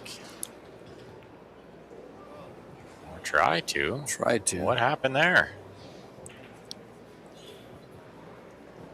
Was he trying to tie the 4 up to the 8? I can't think of anything else he might be doing other than that. Or he just tried to put the 4 in the way of the 2, but, I mean, the 2 goes in the side. Yeah, I'm sure he was trying to put it up against the 8 there. Block everything.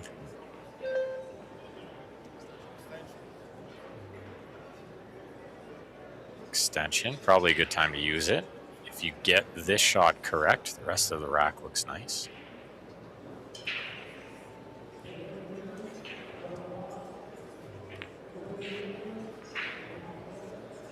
It really wants to stun off the rail before it draws. We've seen that quite a bit this week where it's bouncy. The rails are great. They're bouncing lots, which is just how we like it. But he didn't recognize it on that shot, or he just mishit the spin, but I think he just maybe lined it up a little wrong. He's got to try to cut this ball in. No, he can't see it. He's going to 2-rail kick it, and he's running out of time. What a hit. If this keeps going, it's going to be a great It is a great shot. Look at this. And Moritz recognized it. Tap on the table there. That's the second little kick safety we saw out of Jonas in the same rack. It's 2 in a row. Can he cut this ball in, or does he need to kick it? Not sure what he can do here. He's asking for Joshua's advice, which I think is smart, considering. I would kick the ball in.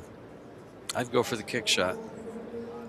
Cross, use the left rail. Yeah, because it's got a big payoff, right? If he makes it, he's on the 3. It's a big ball. Guaranteed. It's a big ball. And it is a big ball. But he can see it, so he's going to try to play some sort of a safety.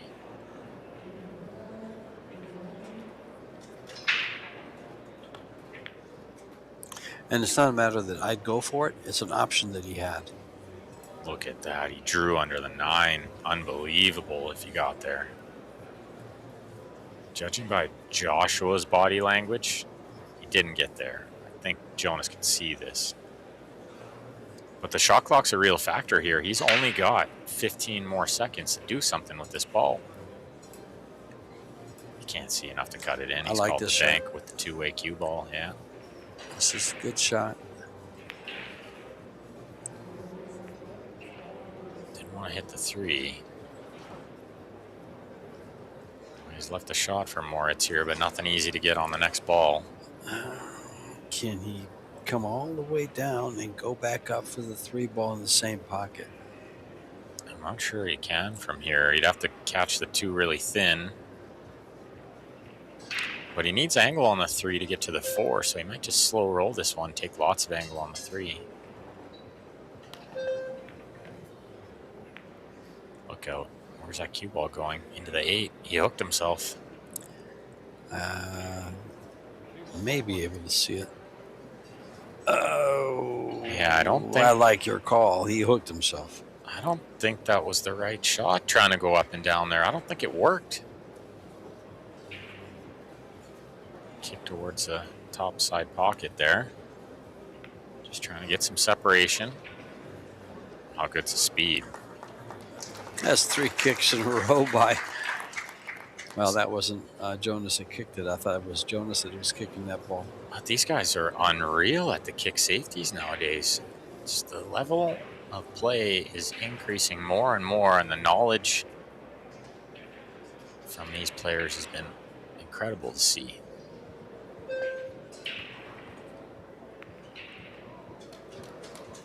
Another great shot. Full length on the cue ball here. But he might have left a little window. No, he's looking at the end rail.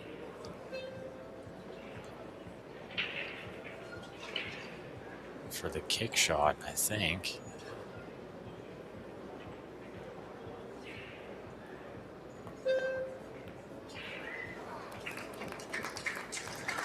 Could cut it in, but he kissed the 8, and he's not going to love his next shot. Well, his next shot is He has a shot. makeable, but it's a tester and a half. This was a good shot from a mile away to cut that ball in and kiss the 8.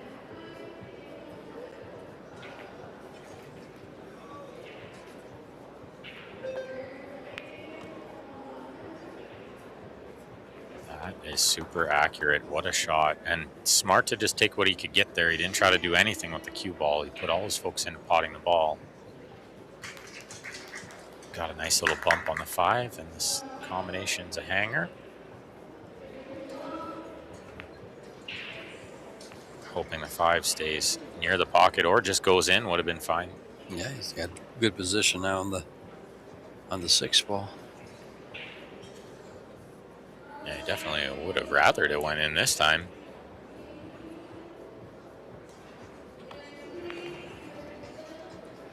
Oh, but he spins around beautifully. Good control.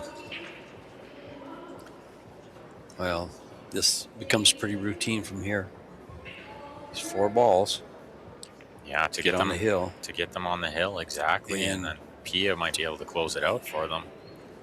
Would this be a play? She plays Nina again, doesn't she? Yeah, that's the next game.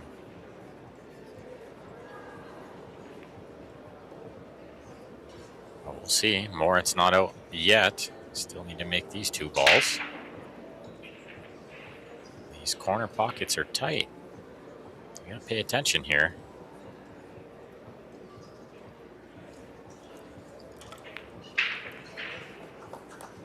Right in the middle of the pocket. Good shot.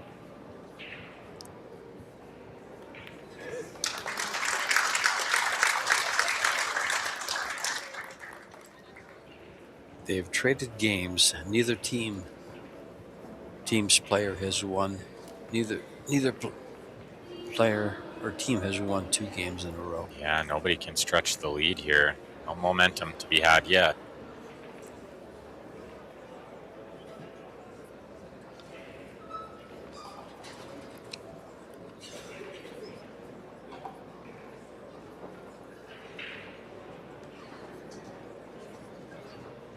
This team Norway that you're looking at, it has proved to be rather scrappy. Yeah, they're right in this match, and they already knocked off a really good team in the first round, Team Singapore, with Aloysius Yap. But there's been a few upsets already. Team Singapore was Aloysius Yap. Sharik. No, it wasn't. Is it Sharik? He's not on that. They must have changed the lineup. Okay, yeah, looks like. According to the lineup that we see here, it's Aloysius Yap, Keng Kwang Chan, and Charlene Chai Zit Hui. Okay. Sylviana Liu was practicing with them last night, though. I saw them practicing together, and it was Sharik Syed and Yeah. Sylviana and Aloysius. I know Sharik and Aloysius are really good friends. Yes, they are. So that must have just been the confusion for me. And they were practicing together. But that's not what's on the list. Look at this big, giant, dry break from Pia. Balls are all in the open.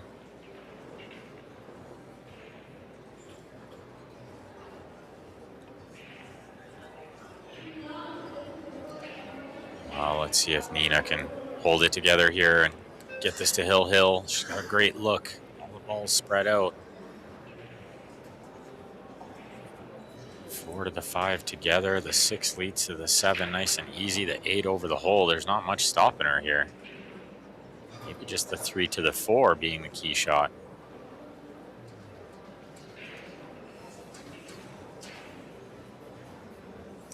Well, if Nina is able to run these out, that would bring Josh and Emil up.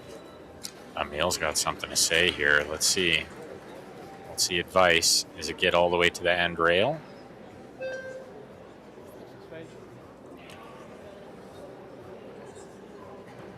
Or does it stay above it? Yeah, it's to the end rail. That was my first thought, was where Emil's pointing here, get the cue ball down there.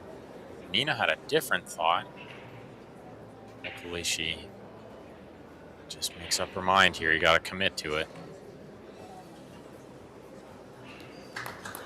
Wow. inch perfect. What a great shot. Maybe some really solid advice from her teammate there. You could see as soon as the cue ball landed on the 3, Emil started to get out of his chair. Like he knew that she wasn't going to see getting down here. That's a good teammate.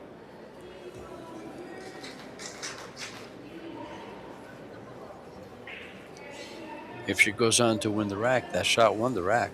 Absolutely, yeah. Well, and she looks pretty good from here. And it would be Emil and Joshua. Goes hill, hill. Wiggled that one in there a bit, and that's going to keep her from being closer to the 6, but it shouldn't be a problem.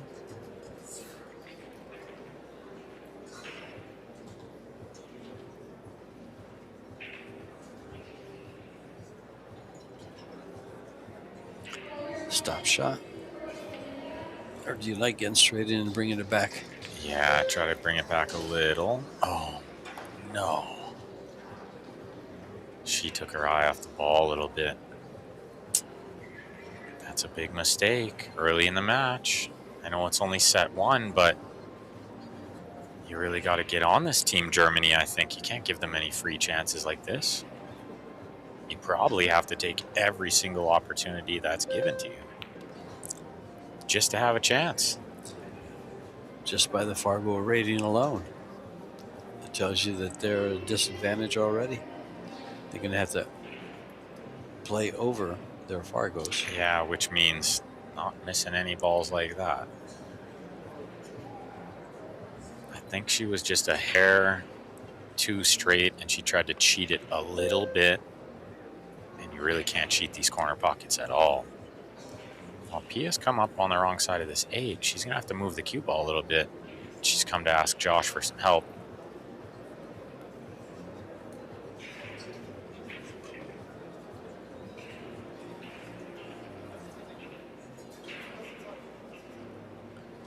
And wouldn't that be nice, George? Every time you're in a funny spot, you just call Joshua Filler and you say, hey, pal, how do I hit this one? And she played it perfect. You got her to play it just perfect. Yeah, and he tells you, this is how you play it, and then you just do that.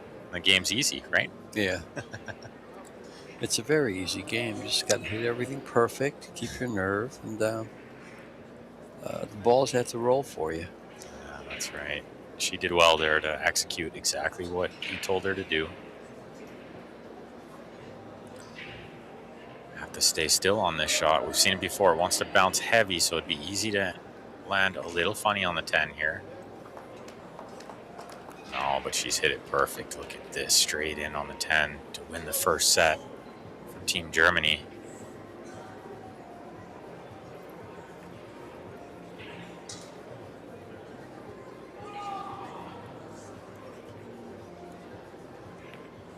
She got short rail shape.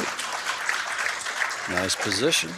Yeah, she took her time nicely on that 10 and made sure. Looks like the players are not going to take a break. Just going to get right at the next set, I think.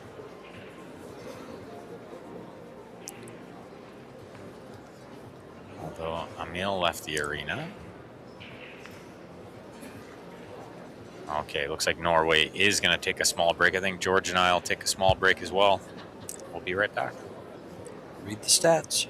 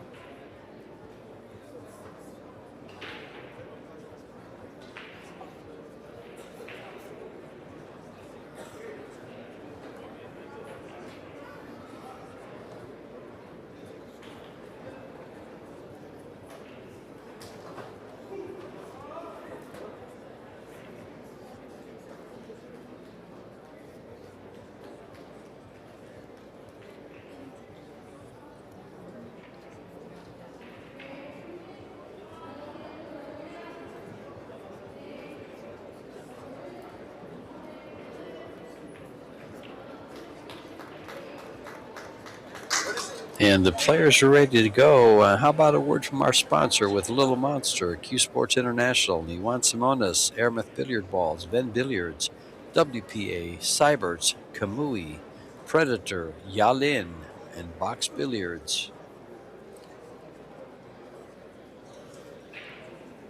Yeah, all those great sponsors help bring this event to new levels.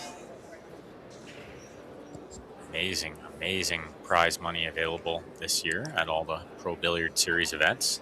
Yeah, Predator continues to get it done with quality sponsors, quality equipment, quality purses, quality events. They're knocking on all doors. This has been one of the best events I've ever seen. I think just everything about this event's been great. The new venue has been really great. Thanks to the Westgate and all the staff at the Westgate, been really great. I know one thing, our food has been delicious. Yeah, and they're super friendly, all the staff. Everybody's very good. Even when I checked in at the front desk this morning, they're very welcoming, very nice people. And we're off and running with Norway.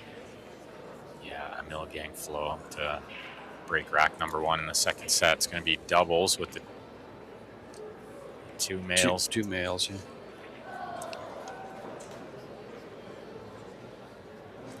Two players of the same sex, and they only have 2 male players. So Joshua and Moritz versus Emil and Jonas. You bring up a good point, and we were kind of just talking about Team Taipei. They could play 2 females in this format. Yes, they could. It is an option, and they have plenty of firepower to do it with. Yeah, they have Cho Che Yu and your Las Vegas Women's Open. Wei Tzu Chen. Wei, what a tournament she had. Philippines could do the same thing with Rubelin Amit, Cheska Sentinel.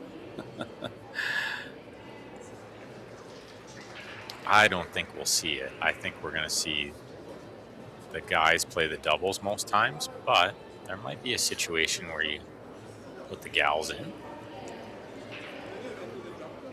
Good safety there. Really good. Going for the short cue, but this is really close to the ball.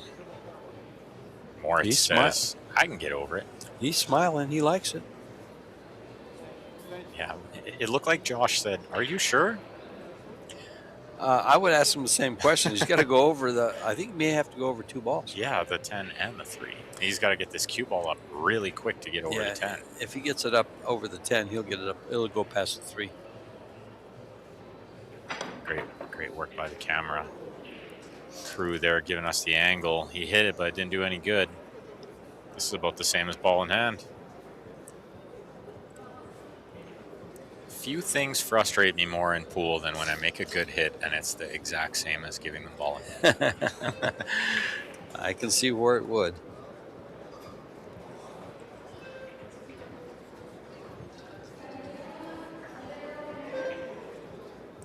Still not easy here to get on the 3, and then the 8's going to be a problem later on. So no guarantee of the run out here. Well, as good line he found there to get nice and close to the 3. Looked like he was going to overrun it a touch, but leaving your partner nice and close to the ball is always good. Yeah, the problem is the 8 and the 9, regardless, is going to be tough. Yeah, I think a lot of times you see if you can get some kind of angle to break it out, but you don't panic about it because there's a lot of easy safeties when it's next to a ball. As long as you get on the right side of it, you can usually just chip it under and freeze on something. You can see Jonas looking at watch the meal for a second and glance at the 8-9 saying, what are we going to do with you? Yeah, he's kind of looking at Jonas like, so do we have a plan for this? And they can't go after it here. They got to get on the 6th. They got to go after it off of the 7th. Yeah, the 7's the only option. And the good thing is that with this position on the 6, the position on the 7 should be pinpoint to get to the 8-9. Well, the other factor will be if they do just try to lay up for the safety, Emil's going to be the one playing the safety. He do want your stronger player playing the key shot, of course. So I don't know if they try the breakout. Let's see. He's got an angle to do something. I think they're going to lay up. He has to. Yeah, see where Emil's pointing right there is good, and then I'm just going to bury him behind the 9. Well, while they plan their attack there, I'll read off some scores here. Hong Kong leads Canada 1 set, has won the first set. Vietnam leads Netherlands by a set. Great Britain over Puerto Rico by a set. Poland trailing Austria by a set. USAB, which is Oscar Dominguez and Sophia Mast, I forget, Tyler Steyer, lead Mexico 1-0. Spain trails to Indonesia, and Chinese Taipei has a super strong team, is trailing South Korea, who just got done beating the USA A team. So the safety from Emil was good, but is it good enough? I don't know if it is. Watch this. Well, he hit the wrong side of it. He hit it full, and I'm sure he was trying to hit half of it and get the cue ball underneath the 9-10. Didn't expect that. I expected him to get closer to the safety anyway. Turns out the safe from Emil was good. His teammate still needs to power up a long shot here, though. This is no guarantee into a tight pocket. He's done well there. Good shot. This will play big.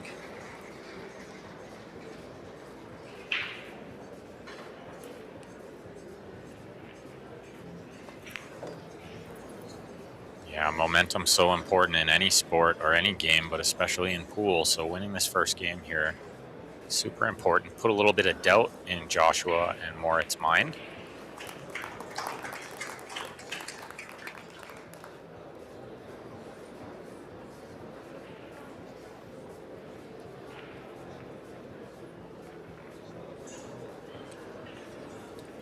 And Norway does take the first game of the second set. Yeah, and you know they're feeling confident, coming off a big win in their first match. So to win this first game against Joshua and Moritz, it's going to add to that confidence. Well, it's 1467 Fargo against 1679. Bit of a gap. The gap, 200 points. For 2 players, that's a big gap. I couldn't believe when you said they're 2,400 total. We run 3-player handicap team tournaments where I'm from at 1,800 Fargo cap. They'd be 600 over the Fargo cap.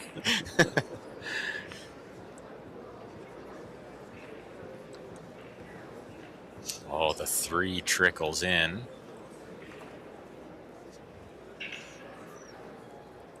But a mile away from the 1 with no available shot, minus maybe a bank. Some crazy kind of bank shot. I don't think so. Safety got to be the play here. He can see it. He can kick this ball. If he can get behind it, he can kick it and try to get it behind these this 2-5. Yeah, I don't hate that. He might be able to just bank it down if he wants to. Yeah, I think he's just It's going a good two-way shot. bank it towards the 7 and use the 6-9 as cover, I think. He's going to watch you don't leave it over the side pocket, I suppose. But the 7 might always block it anyway, so you got a lot of room for error here. He's hit it beautifully. He did a good job. Yeah, that's a great shot.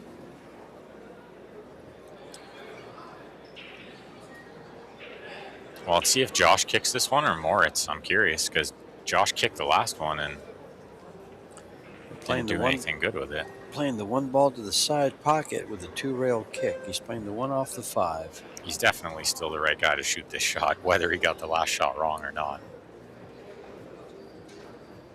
Yeah, 2 rails. Try to kiss it off the 5, try to create some separation. He's Wow. found cover. I think he's found cover. How many times is this guy going to kick safe in one 10-day span? How many chances are you going to give him? I wouldn't try to give him too many. He put this over the hole, though, so Jonas, big favor to make this ball. But can he draw the cue ball for position on the 2 next would be the question. Slight jump.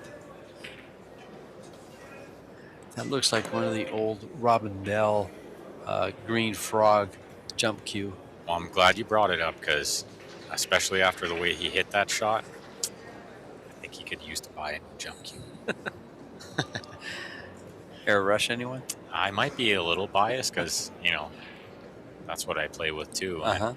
But it really does get over the ball super easy and very accurate. It doesn't massé the ball, which I think is what happened there.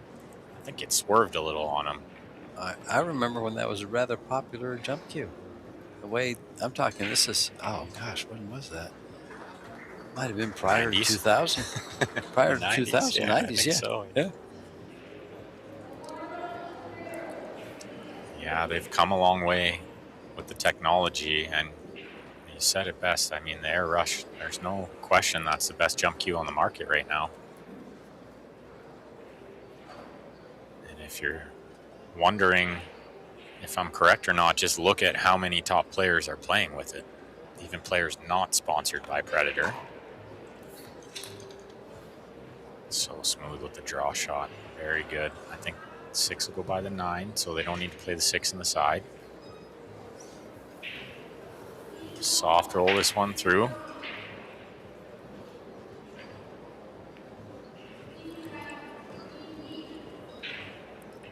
These two make some kind of team together, playing Moscone Cup together, World Cup of Pool together. They've won this World Team event together. They might be as comfortable as any pairing in this whole event.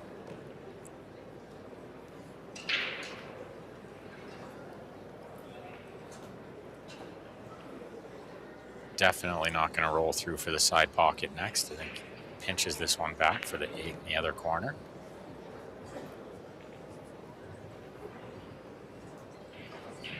Let's see what he does here because he's a little on the wrong side of the ball. So they're going to play the 9 to the other corner than what's comfortable, I think. Which could make getting to the 10 a little tougher. Got to see this from above. It's just a straight follow shot. Yeah, it looks like you can use the top rail. Get back down where it is now. Even where the cue ball is now would be fine. Doesn't need to be straight on the 10. Josh is he's so good. He's so smooth. He's so smooth on that follow shot. That exact shot he does hit really good. I mean, he hits a lot of shots really good, but that one in particular. Moritz with this 10 ball to tie it up.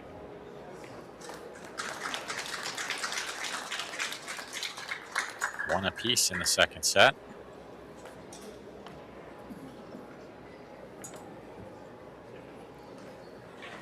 And his winner breaks here, but not a giant factor because nobody seems to be breaking and running out all the time.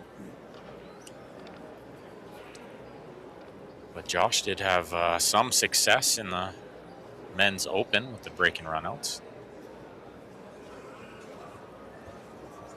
Referee racking the balls is Marius Kirlinas. A couple different pronunciations there for you. All these referees, fantastic. They've all done such a great job. They sure have. And it's not just about calling, you know, foul or not foul. There's so much more to refereeing than that. One of the most important things, especially in this format, is the racking. Racking the balls. And they're under pressure, too. Yes, they are. They got to do a good job or these players are going to give them a stare down.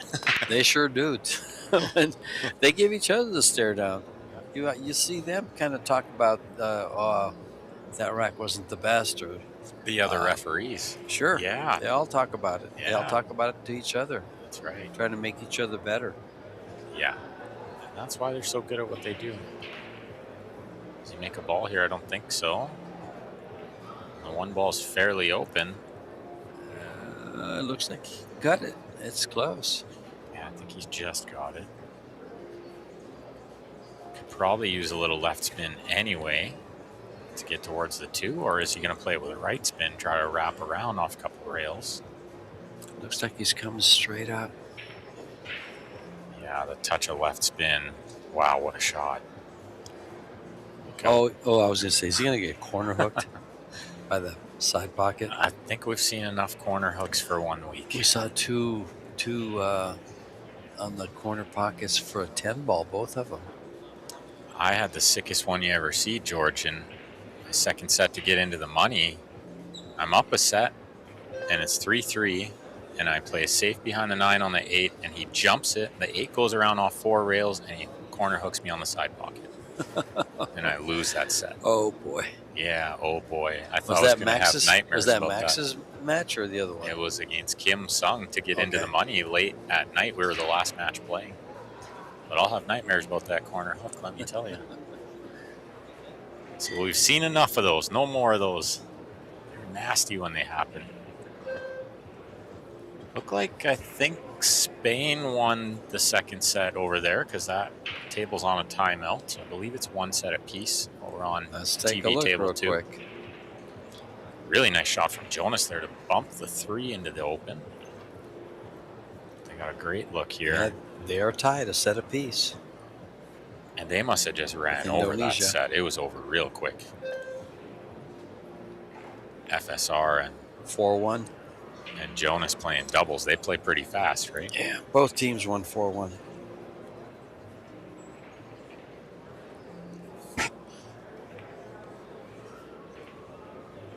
Team Norway looking great here.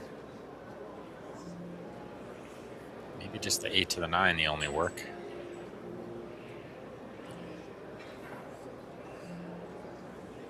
Team Germany better not take these guys lightly because they don't know that they're 200 points difference in Fargo. Yeah, I don't think Norway cares. No, they don't. They're feeling up to the task for sure after coming off a big win in the last match. They came to play. All been very impressed by Jonas so far. We all know how good Emil is. We haven't seen too much of Jonas in the past. That's the first time I see him play. Myself as well, but he's looked real steady over the cue. He's done everything right so far. Just like that shot, super smooth with the rest. Drew it back inch perfect on the 7. He looks younger than 23. He definitely looks a little younger than that. Emil, 23 as well.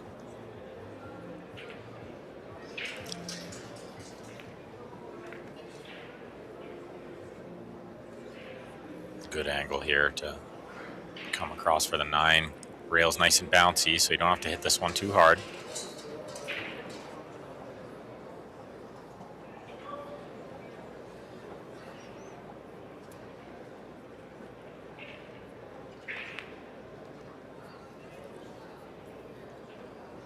Yeah, he stays smooth on it, and he got plenty of bounce. Yeah, they're staying in line.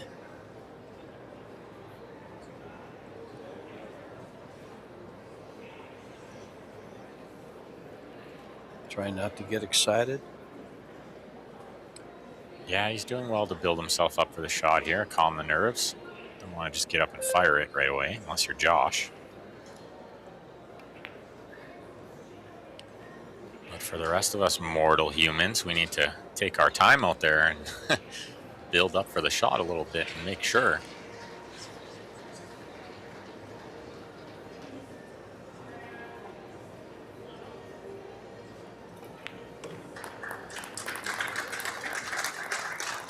Quality out there from Team Norway.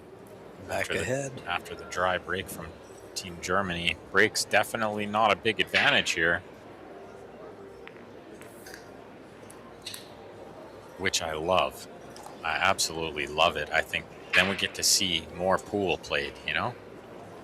Well, you get to see exactly everything spread out. You get to see pool played, not just a break contest. Exactly. All the aspects of the game rather than just who breaks the best, which often in pool, unfortunately, is the case. It's often just whoever broke best won the game, won the set. Well, that's especially true in 9-ball.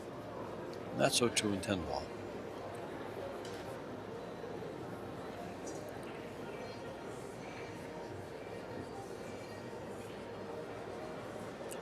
So 10-ball, that one ball makes a big difference, doesn't it, Ben? Does it ever? The break is much harder, and then you add that ball in there, and all of a sudden everything's clustered up.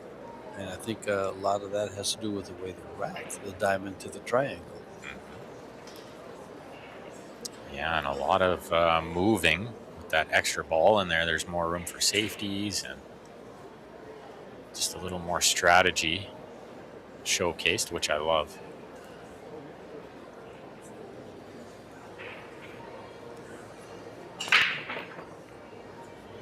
Oh, Emil leans into it, hits it dead square on the nose. He's going to make the 2 and get a shot on the 1, but the 3 is tying up. This is a big match. The winner from this round goes straight into the winner qualification. Yeah. To get into the final 8. To get into the quarterfinals. Yeah, so this is got a lot of big implications, Sure. This match. Great stroke there from Jonas. Can Emil play sort of a stun follow? He's called the 3-railer. He's not trying to make the 3-railer. He's going to stun follow this one a little. Try to keep the cue ball under the 9 while sending the 3 ball around off a few rails up table. I think he has to watch the 3 doesn't straighten out too much, which it wants to. Make the 7. No, looks good. He's going to leave a jump shot on here for Josh or Moritz. Looks like Moritz went over with the jump cue in his hand. He's decided he's shooting this one, which does surprise me a little. I would think Joshua would shoot the opening shot most times.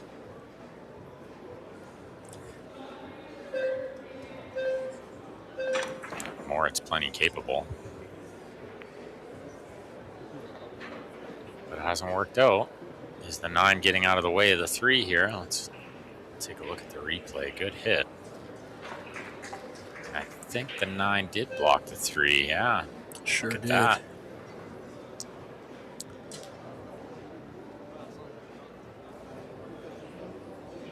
Wow, what's he pointed out there? I don't think he's trying to play the 3 off the 9. I think he's trying some sort of safety, but yeah, Jonas doesn't like whatever Emil's pointing at here, and I think that's important. If you don't like it, no matter what that guy tells you to do, if you know it's not going to work for you, then don't do it.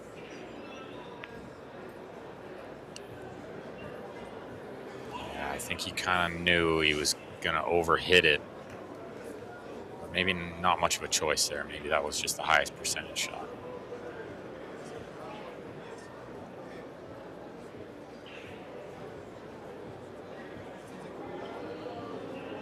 Looks like Josh has enough to cut this ball in. Sure Can he get does. position on the 4? Yeah, I think he can. I can track the cue ball. Yeah, it's running way up table there. He doesn't want to be shooting over the 5. You can see Moritz leaning it. I guess he couldn't hold it underneath the 7. Yeah, too much angle and the table's too slippery for that. And he is jacked up over the 5 a little, which makes this way harder. Not only to pot the 4, but to get position, not easy. The 10 in the way. Oh, he could miss the 10 coming by it. How's the speed?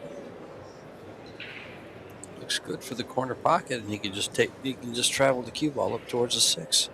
Yeah. Josh quickly calls the corner.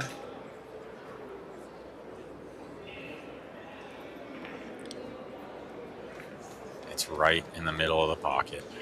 I don't know they can make these pockets small enough for that guy. Make him the size of the ball, he probably still finds a way. Yeah. I tell you, I wonder if I know a lot of players that get on the 5x10 snooker table and play 9-ball with it with regular sized balls. Might love to see Josh play that game, see what he can do.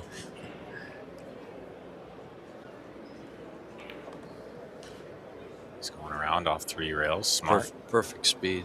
Yeah, the inside spin doesn't work there on that shot, so you got to come around like he did. He hit it perfect.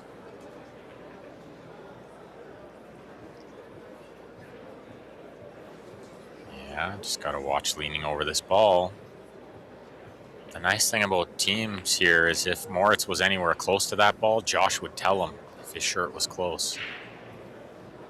Playing by yourself, sometimes you don't really know how close you are.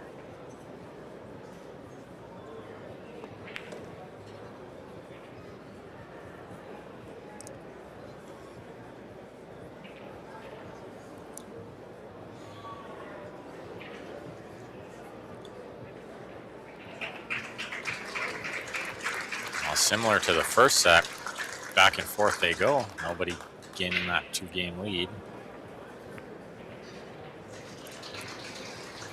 They close the gap every time they come to the table. In the last set, Germany put the last 2 games together to win it. Yeah, from 2-2, they won the next 2 games. But they started with a win. Yeah, this time it was Norway with the first game, right. And Germany been chasing them.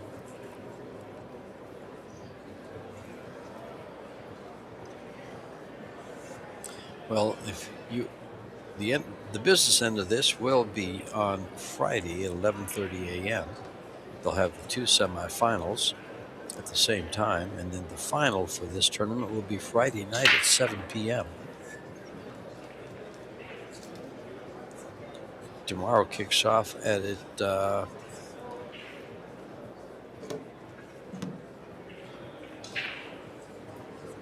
don't. I believe we'd probably have a junior match at 9 a.m. Yes, this kicks off at 11:30. Yeah, with the loser round. Yeah, losers round 1 will play at 11:30 tomorrow morning. Moritz with the break squares it up. Where's the cue ball? Just about got kicked in. Nothing happening in the 1 open. Seen a lot of this. Just the breaks are a bit of a disadvantage, I feel.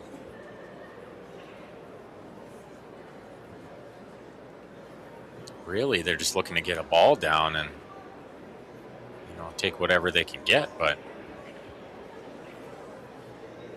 so far they can't get that. Looks like Emil's going to make Jonas shoot this first shot.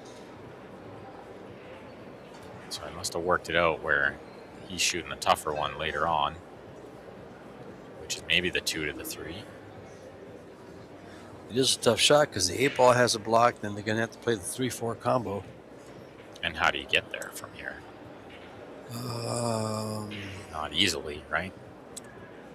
Does he have an angle to use this bottom rail? He does have enough angle. Screen? He's going to have to stun it down and come up past the 5. Yeah, sort of between the 5-7. Yeah. Tough shot.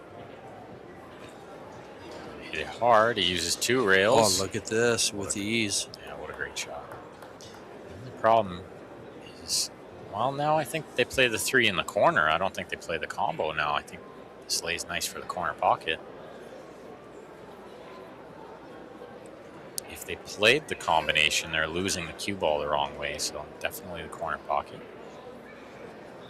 Will he go into the 6? I think he stuns between the 6-8. Oh, the 4 must go. Yeah, good stroke there. Easy to hit that ball a little thick, worrying about the cue ball missing the 6 and the 8. He kept his eye on the pot. He's got Emil in good shape here.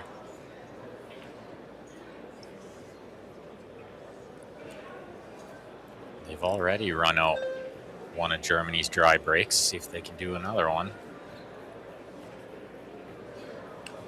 They're looking good through this.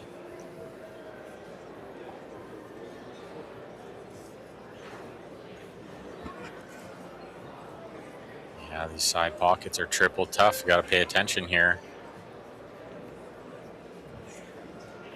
Put it right in the middle. He can't play it in off the side. Yeah, he did well there. He's lost the cue ball a little bit, but I'm glad he focused on potting that ball. It's easy to miss that one.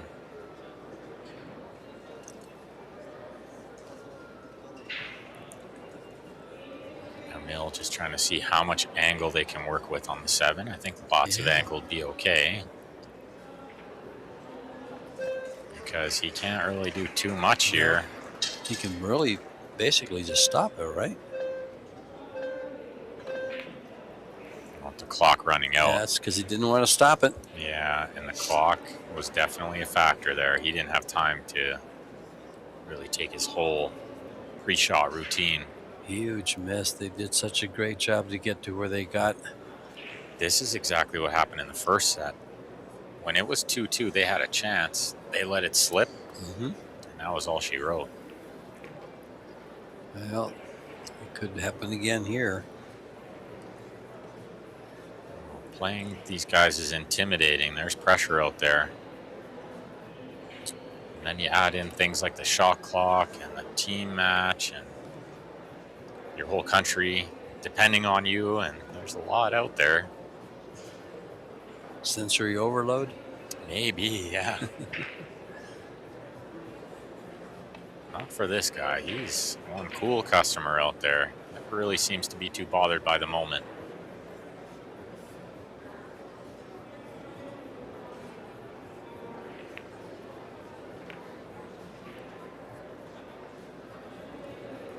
They might have to give Moritz one of those purple PK Rush. It's going to match his glove nicely. Oh, that's true. Is he sponsored by? I don't think he's sponsored by. No, I don't think so. No. I think by another company. But it matches his glove so nicely. I don't know how you couldn't use it. Well, let's see if the break is going to be any different for them. Been nothing but dry breaks so far. Well, then all he really has to do is borrow Josh's. Yeah, exactly. Yeah, he's got some options over there. You see all that purple over there? Yeah. There's 2 jump cues and 2 break cues over there. Purple BK Rush. I think it's going to be Josh's break this time, if my memory serves me correctly. I can never keep track of anything like that. It can be hard to remember, especially with 4 players, you know. And you are correct. He's getting up the break.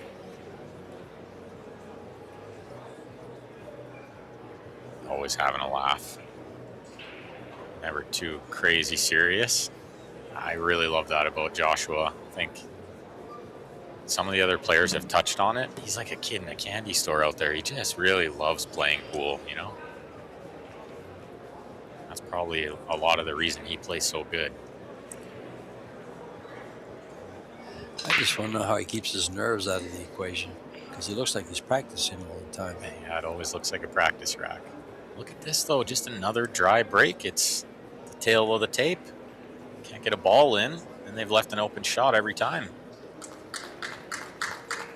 I think they're hitting it too square. When I saw Josh play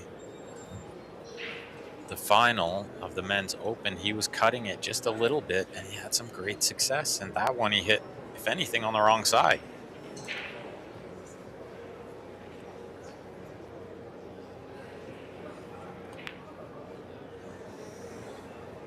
But Emil has let him off the hook, missing the 1 ball, and misses are creeping in now. They tend to pile up too. When you miss 1, you start to miss more. Yes, they really do. It's such a mental game. It's really played between the ears. Everybody's so talented out there. The only thing separating these guys is what they're thinking about.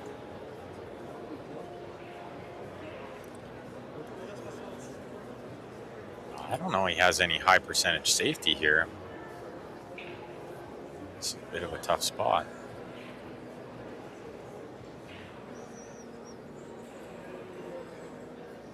Yeah, maybe super thin, moving the 1 just a little bit. And try to hold the cue ball underneath the 6. He's found something else because he's called the 1 in the side.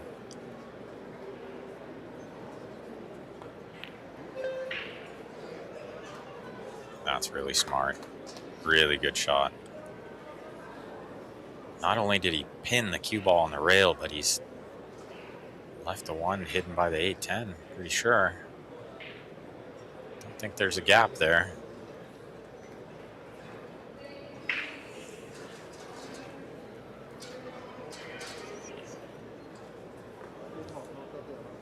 jumping the ball. He's jumping the ball.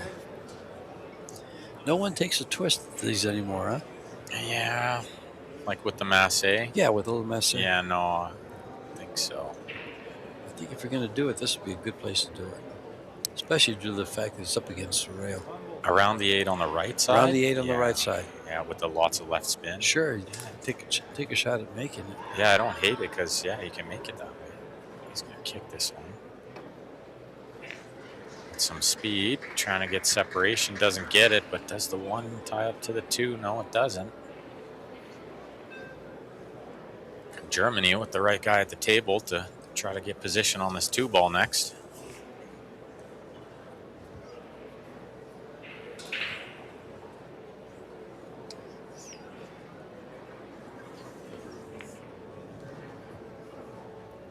Oh, but he's not going to get there, and he's come up well short. And now it's a bank with maybe a 2-way or just a safety. Could try to get the cue ball under the 7.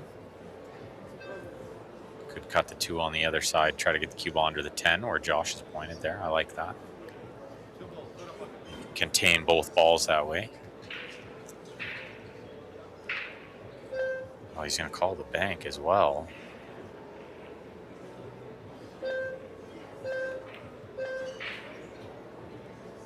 And he drew under there. What a beautiful shot. And again, cue ball right up against the rails, really limiting options. 2 rails kicking at this ball, Emil. Maybe you call the 2 in here to the top right.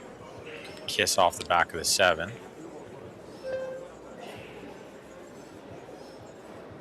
He's definitely going 2 rails into this ball. On the back of it. Now he hits it right square on the nose. He was trying to hit about half of it. But he's put the 7 in front of the 3. Now they need to play tight positional window.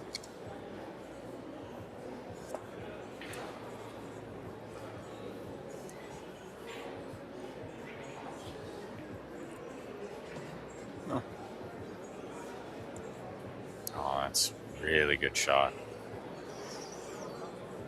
And all the balls are spread out now. Great chance to take this second set right here.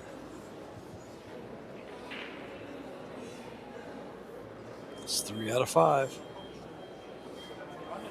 Yeah, this would put them really in control, guarantee a shootout, right? Yes. I don't think they'll be thinking about that yet. They're going to want to just win this one 3-0. Get going to bed early. Well, if we made it quick, we'd have dinner. Yeah, if they could just win in the next 20 minutes, we'll have 2 minutes to spare. That's right. Yeah, we might be in the food court tonight, George. I think so. Look at this shot. Lots of spin. They're going to play the 9 ball here. I think using the cue ball. That would be perfect. Yeah, billiard shot. Want some angle on this, and they got it. Yeah, the food's been so great, I could skip dinner.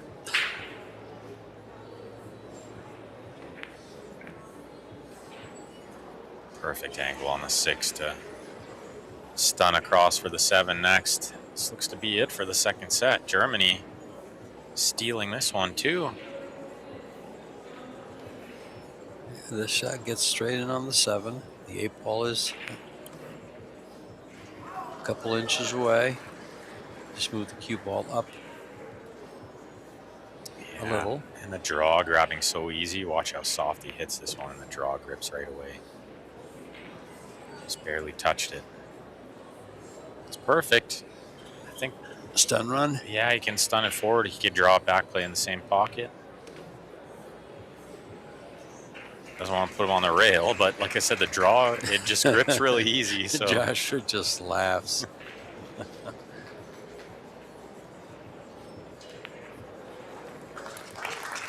Never missing that one. And that's the first time a team has won 3 games in a row. Yeah, Germany takes the second Close set. it out. I think Norway is going to run out of the arena for a second. As will George and I. Yep. We'll take a little break. We'll be right back.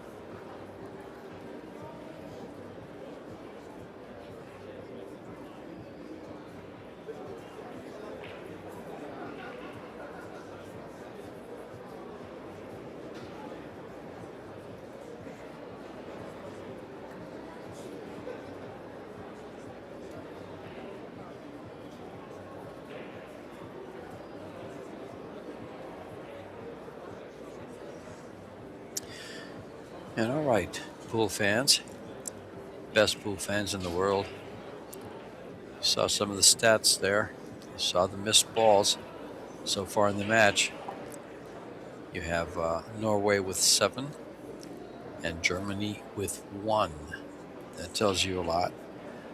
They're both playing great safeties, both kicking out of safeties. They've only drawn 1 foul between the teams.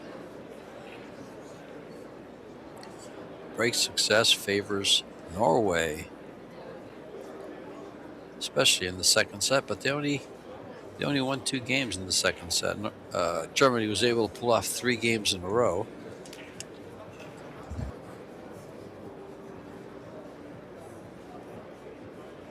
Players all back in the arena, ready to break. Josh and Pia looking to close this match out. 1 ball on the side, 9 ball in the corner, 2 balls dressed up. The ball's in the open. And they just proved to be one of the best mixed doubles team in the tournament of the mixed double turbo as they won it. These two might be one of the best mixed doubles teams of all time in the history of the entire game. I don't know if any 2 players, male and female, have played as good as these 2 played together. Well, you'll get no argument from me, especially when the World Team Championships, they are the reigning champions of the World Team Championships. So, overall, in these formats, they prevail and have in the past. A little straight on this ball. They consider rail first. Let's see what Josh thinks. I think I would have to consider playing the 4 in off the rail. I don't think you want to cheat the pocket. You don't have a heavy angle on the 5 with the cue ball running away from the 6. Who's shooting it, Pia? It's Pia. Yeah, see, and Josh is telling her to cheat it in off the rail a little bit. But I think I'd rather play the rail first with the cue ball than that. Only he would know best, though. Yeah, she just put it straight in the pocket. Yeah, I made mine. You make yours, Just okay? thinking the same thing. And get me yeah. shape, by the way. I made my shot. You're the best player in the world. You figure it out. That's right. And he does. And he just does. As easy as pie. Yeah, you just miss the side pocket by a hair with the cue ball. Come around the 8-10, no problem. Get close to the 6. What a great shot.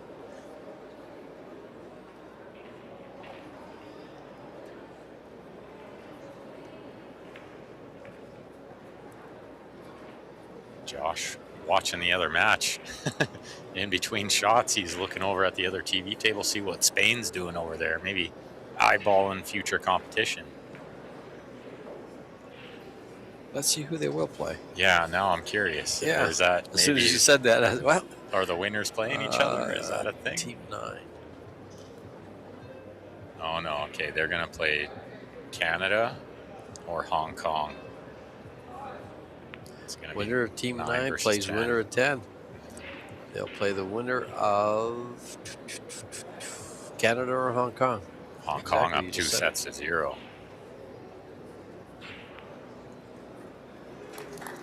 Break and run from Pia and Josh to start the doubles match. First break and run of the match. Yeah, we've seen a lot of dry breaks and run, but we haven't seen a break and run yet. That is the first one.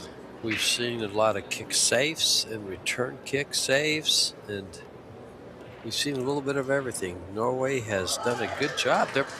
I think they were at 800 in the overall performance. And it is winner breaks for the team, but it's alternate breaks within the team. So Josh can't break every time. It's going to be Pia to break this next rack.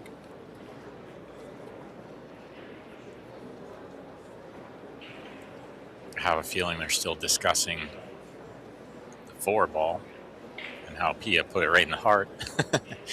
Josh asked her to cheat it in a little. But I'd rather she did that than try to cheat it too much in these tight corner pockets, only measuring 4 1/8.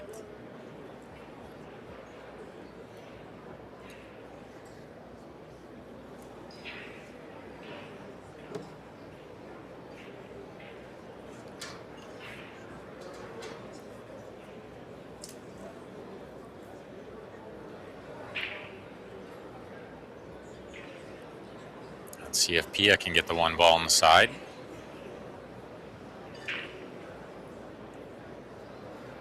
Joshua broke the 1 ball shot straight in that side pocket.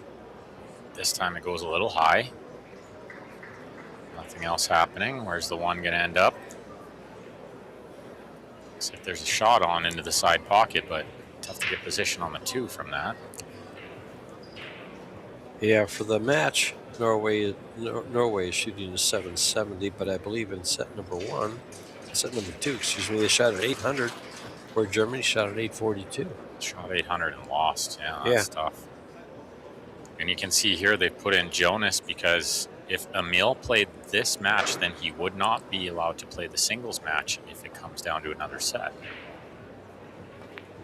So they want to save Emil in case they need him later on. What a shot by Jonas there. Has he landed on the 2? I think he has. What a great shot.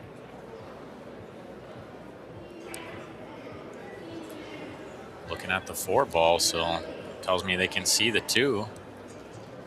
Try to get an angle on this 3 to maybe develop the 4.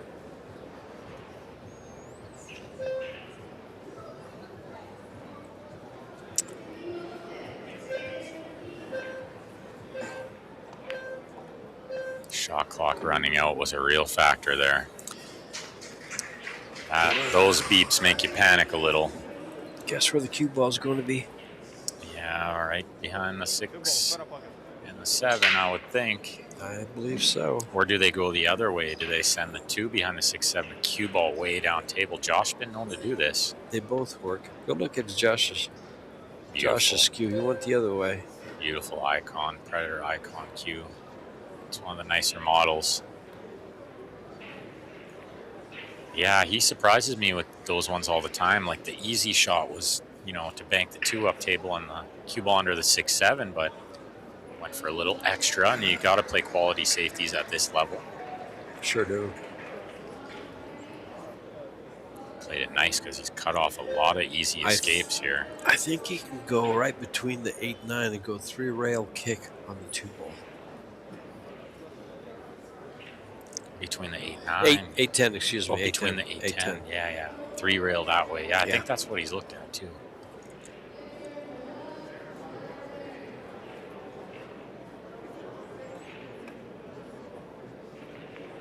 Yeah, this one never really wants to get there with that speed. You almost have to play it with some left spin or something, or hard to get it to straighten out. Yeah, that was tough.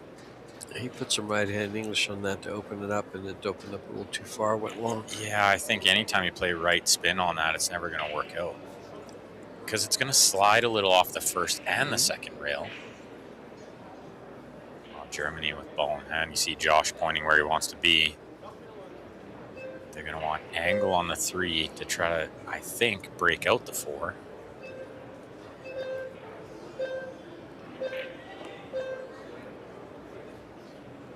Yeah, lots of angle is better than no angle at all, so this looks actually pretty good. I think he can spin this one into the 9-5.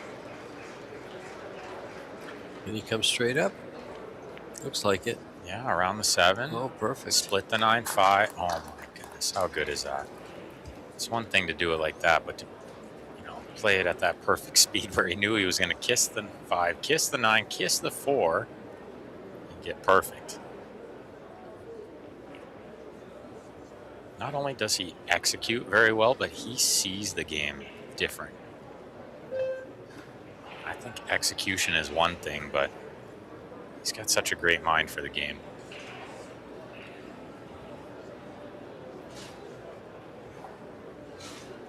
I feel like I could learn something every time I watch Josh play. Yep, then you have to go out there and do it.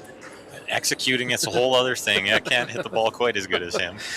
But I'll keep trying. Yeah, he is some kind of naturally talented too. I still think he was born on a different planet than the rest of us. I think he might be from a different universe. What are you, from the Men in Black?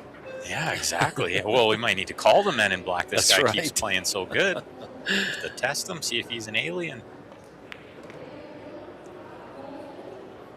Good angle here to come around 2 rails. He's left her exactly where she needs to be.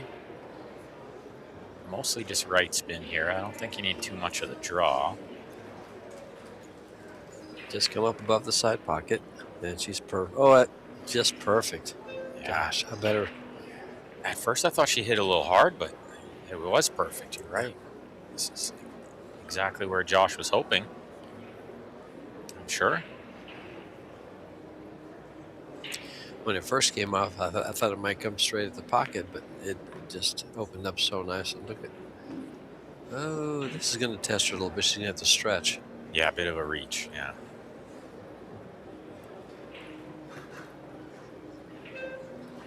But not enough that she needs the extension on the back of the cue, which helps here because that extension throws off the balance a little bit.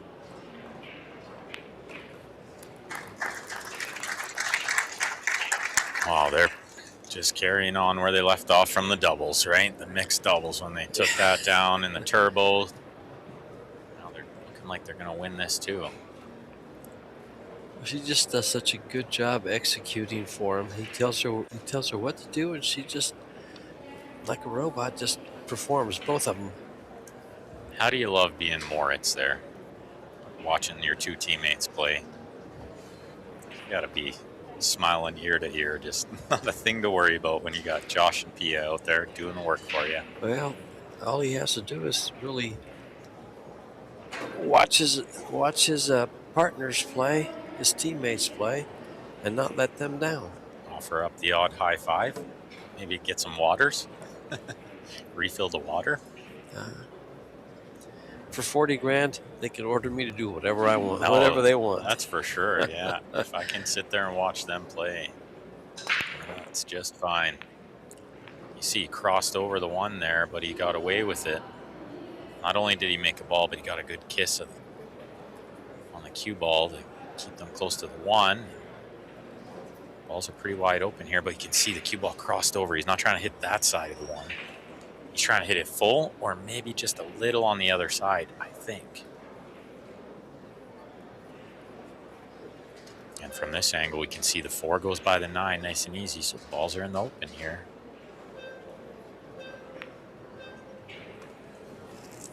Chance for another break and run to get them on the hill.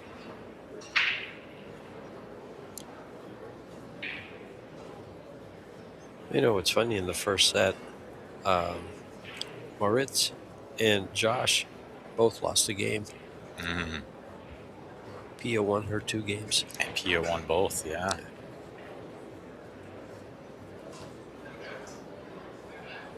Lay up underneath the 4, so maybe it didn't go by the 9 comfortably, or just getting from the 4 to the 6 if it doesn't have the whole pocket is the reason they're going to lay up underneath the 4.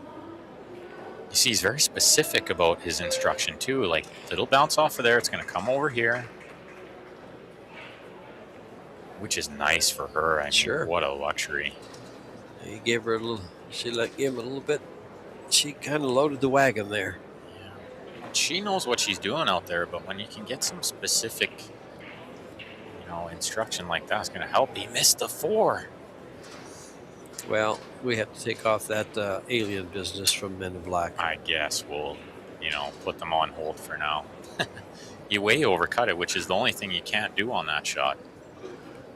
If he hits it a little thicker, it's going to ride in off the rail, no problem. Oh, this is just what Norway needed. A chance at this rack, because going down 3-0 was going to be too tall of a hill to climb, I think. Ah, yes.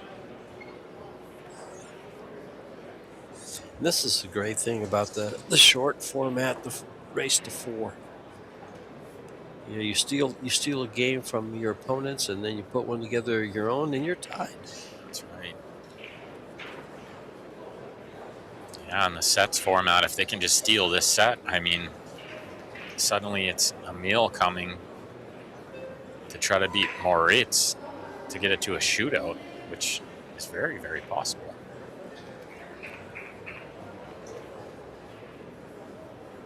But because Joshua played in both doubles, that means he cannot play the singles match if there is a singles match next. It would have to be Moritz.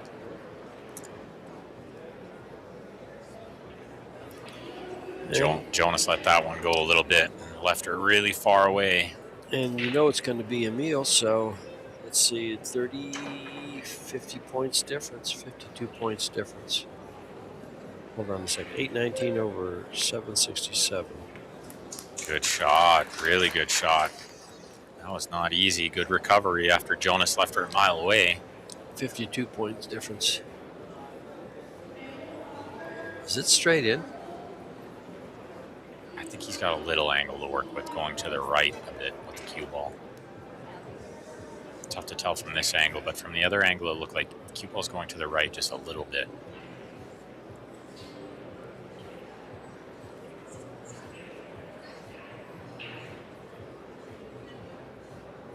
Yeah, he's not loading up with the draw, so that tells me he's got a little angle to work with.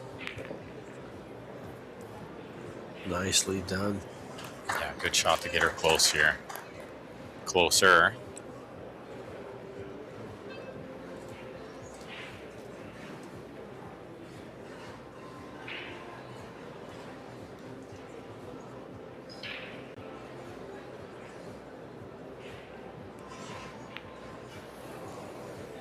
Oh my, and look, ooh, I thought that was in a scratch. Yeah, but it might as well have. Might as well have. I don't see Pia missing this one. I don't either, but she still has to shoot it.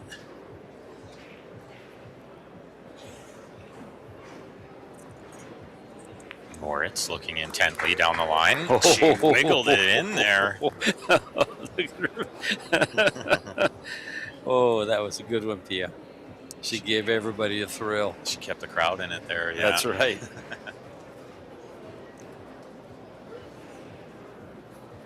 Yeah. Just when I thought there's no way she misses that ball, she just about proved me wrong. No, it's You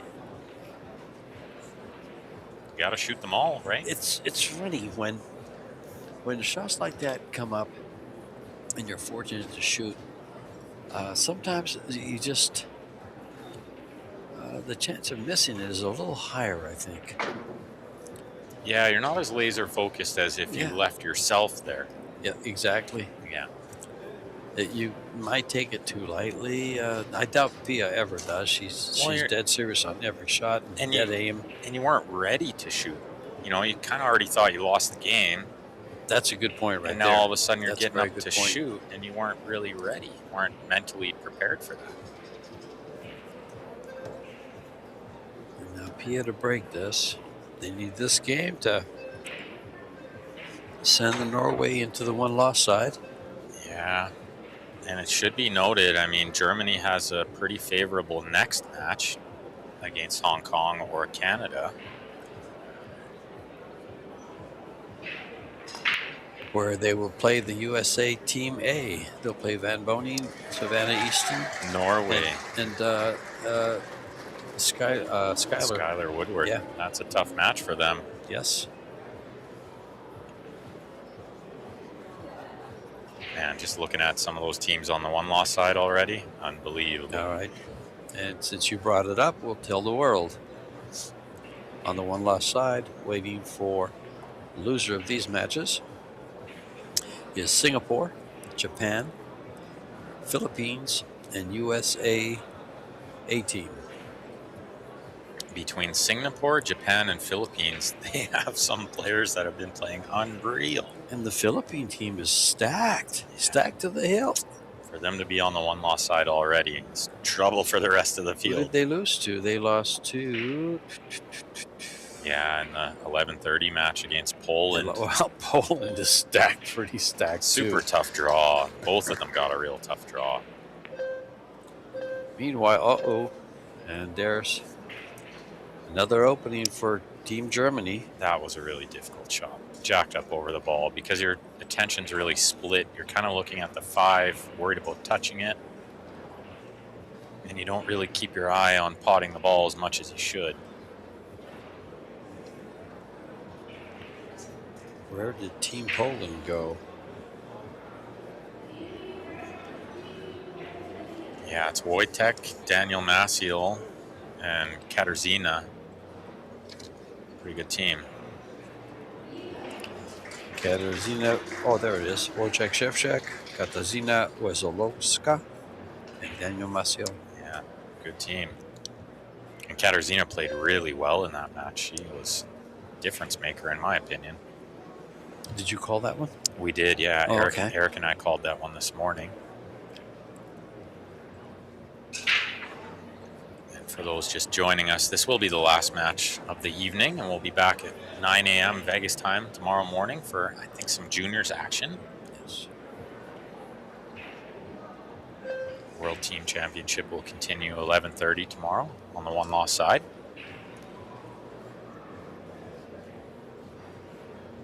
And I say this because I think this match might be over in a matter of a couple of minutes.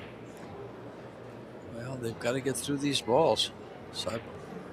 But they're laying, after this shot, they're laying wide open. They've got ball in hand shape on the 5 here too, so nothing much to do. 6 to the 7 is going to be the key shot, but we'll see if Josh lands Pia in a natural position.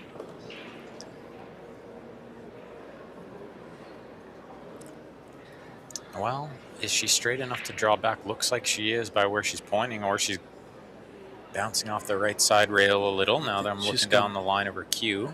She's coming off the rail. You called it right. Coming across the line a little bit, so speed's got to be good, and it's perfect. And you can tell how perfect she landed because Josh is shooting this one within 10 seconds. So he didn't need to do anything with the cue ball. That's going to do it. Norway's going to move over to the one-loss side, I think.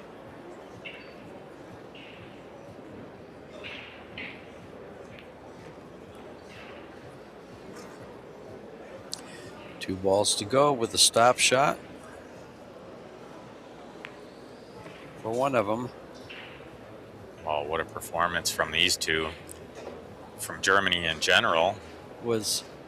No, that was not a breaking run. They came to the table and they missed the ball. Yeah, a dry break, and Nina missed the one, but still a pretty good out from there. And Team Germany takes down Team Norway. Looking strong as ever. And we'll move on and see you guys in the team championships at 11:30 tomorrow morning. 9 a.m. junior match. We saw a great one earlier today between the Madman Hayden Ernst and Robert Orta. And Orta defeated Hayden Ernst. Yeah, he stole that one in the shootout. He stole it in the shootout. And what a great shootout it was. It went 9 shots. So we'll be back tomorrow, folks. Thank you for joining us. We have 4 more days left. Wednesday, Thursday, and Friday. 3 more days left. 3 more, yeah. See you guys tomorrow. See you Thanks in the for morning. joining us. This has been George Teachat and Ben Francis bringing you the live action here in Las Vegas.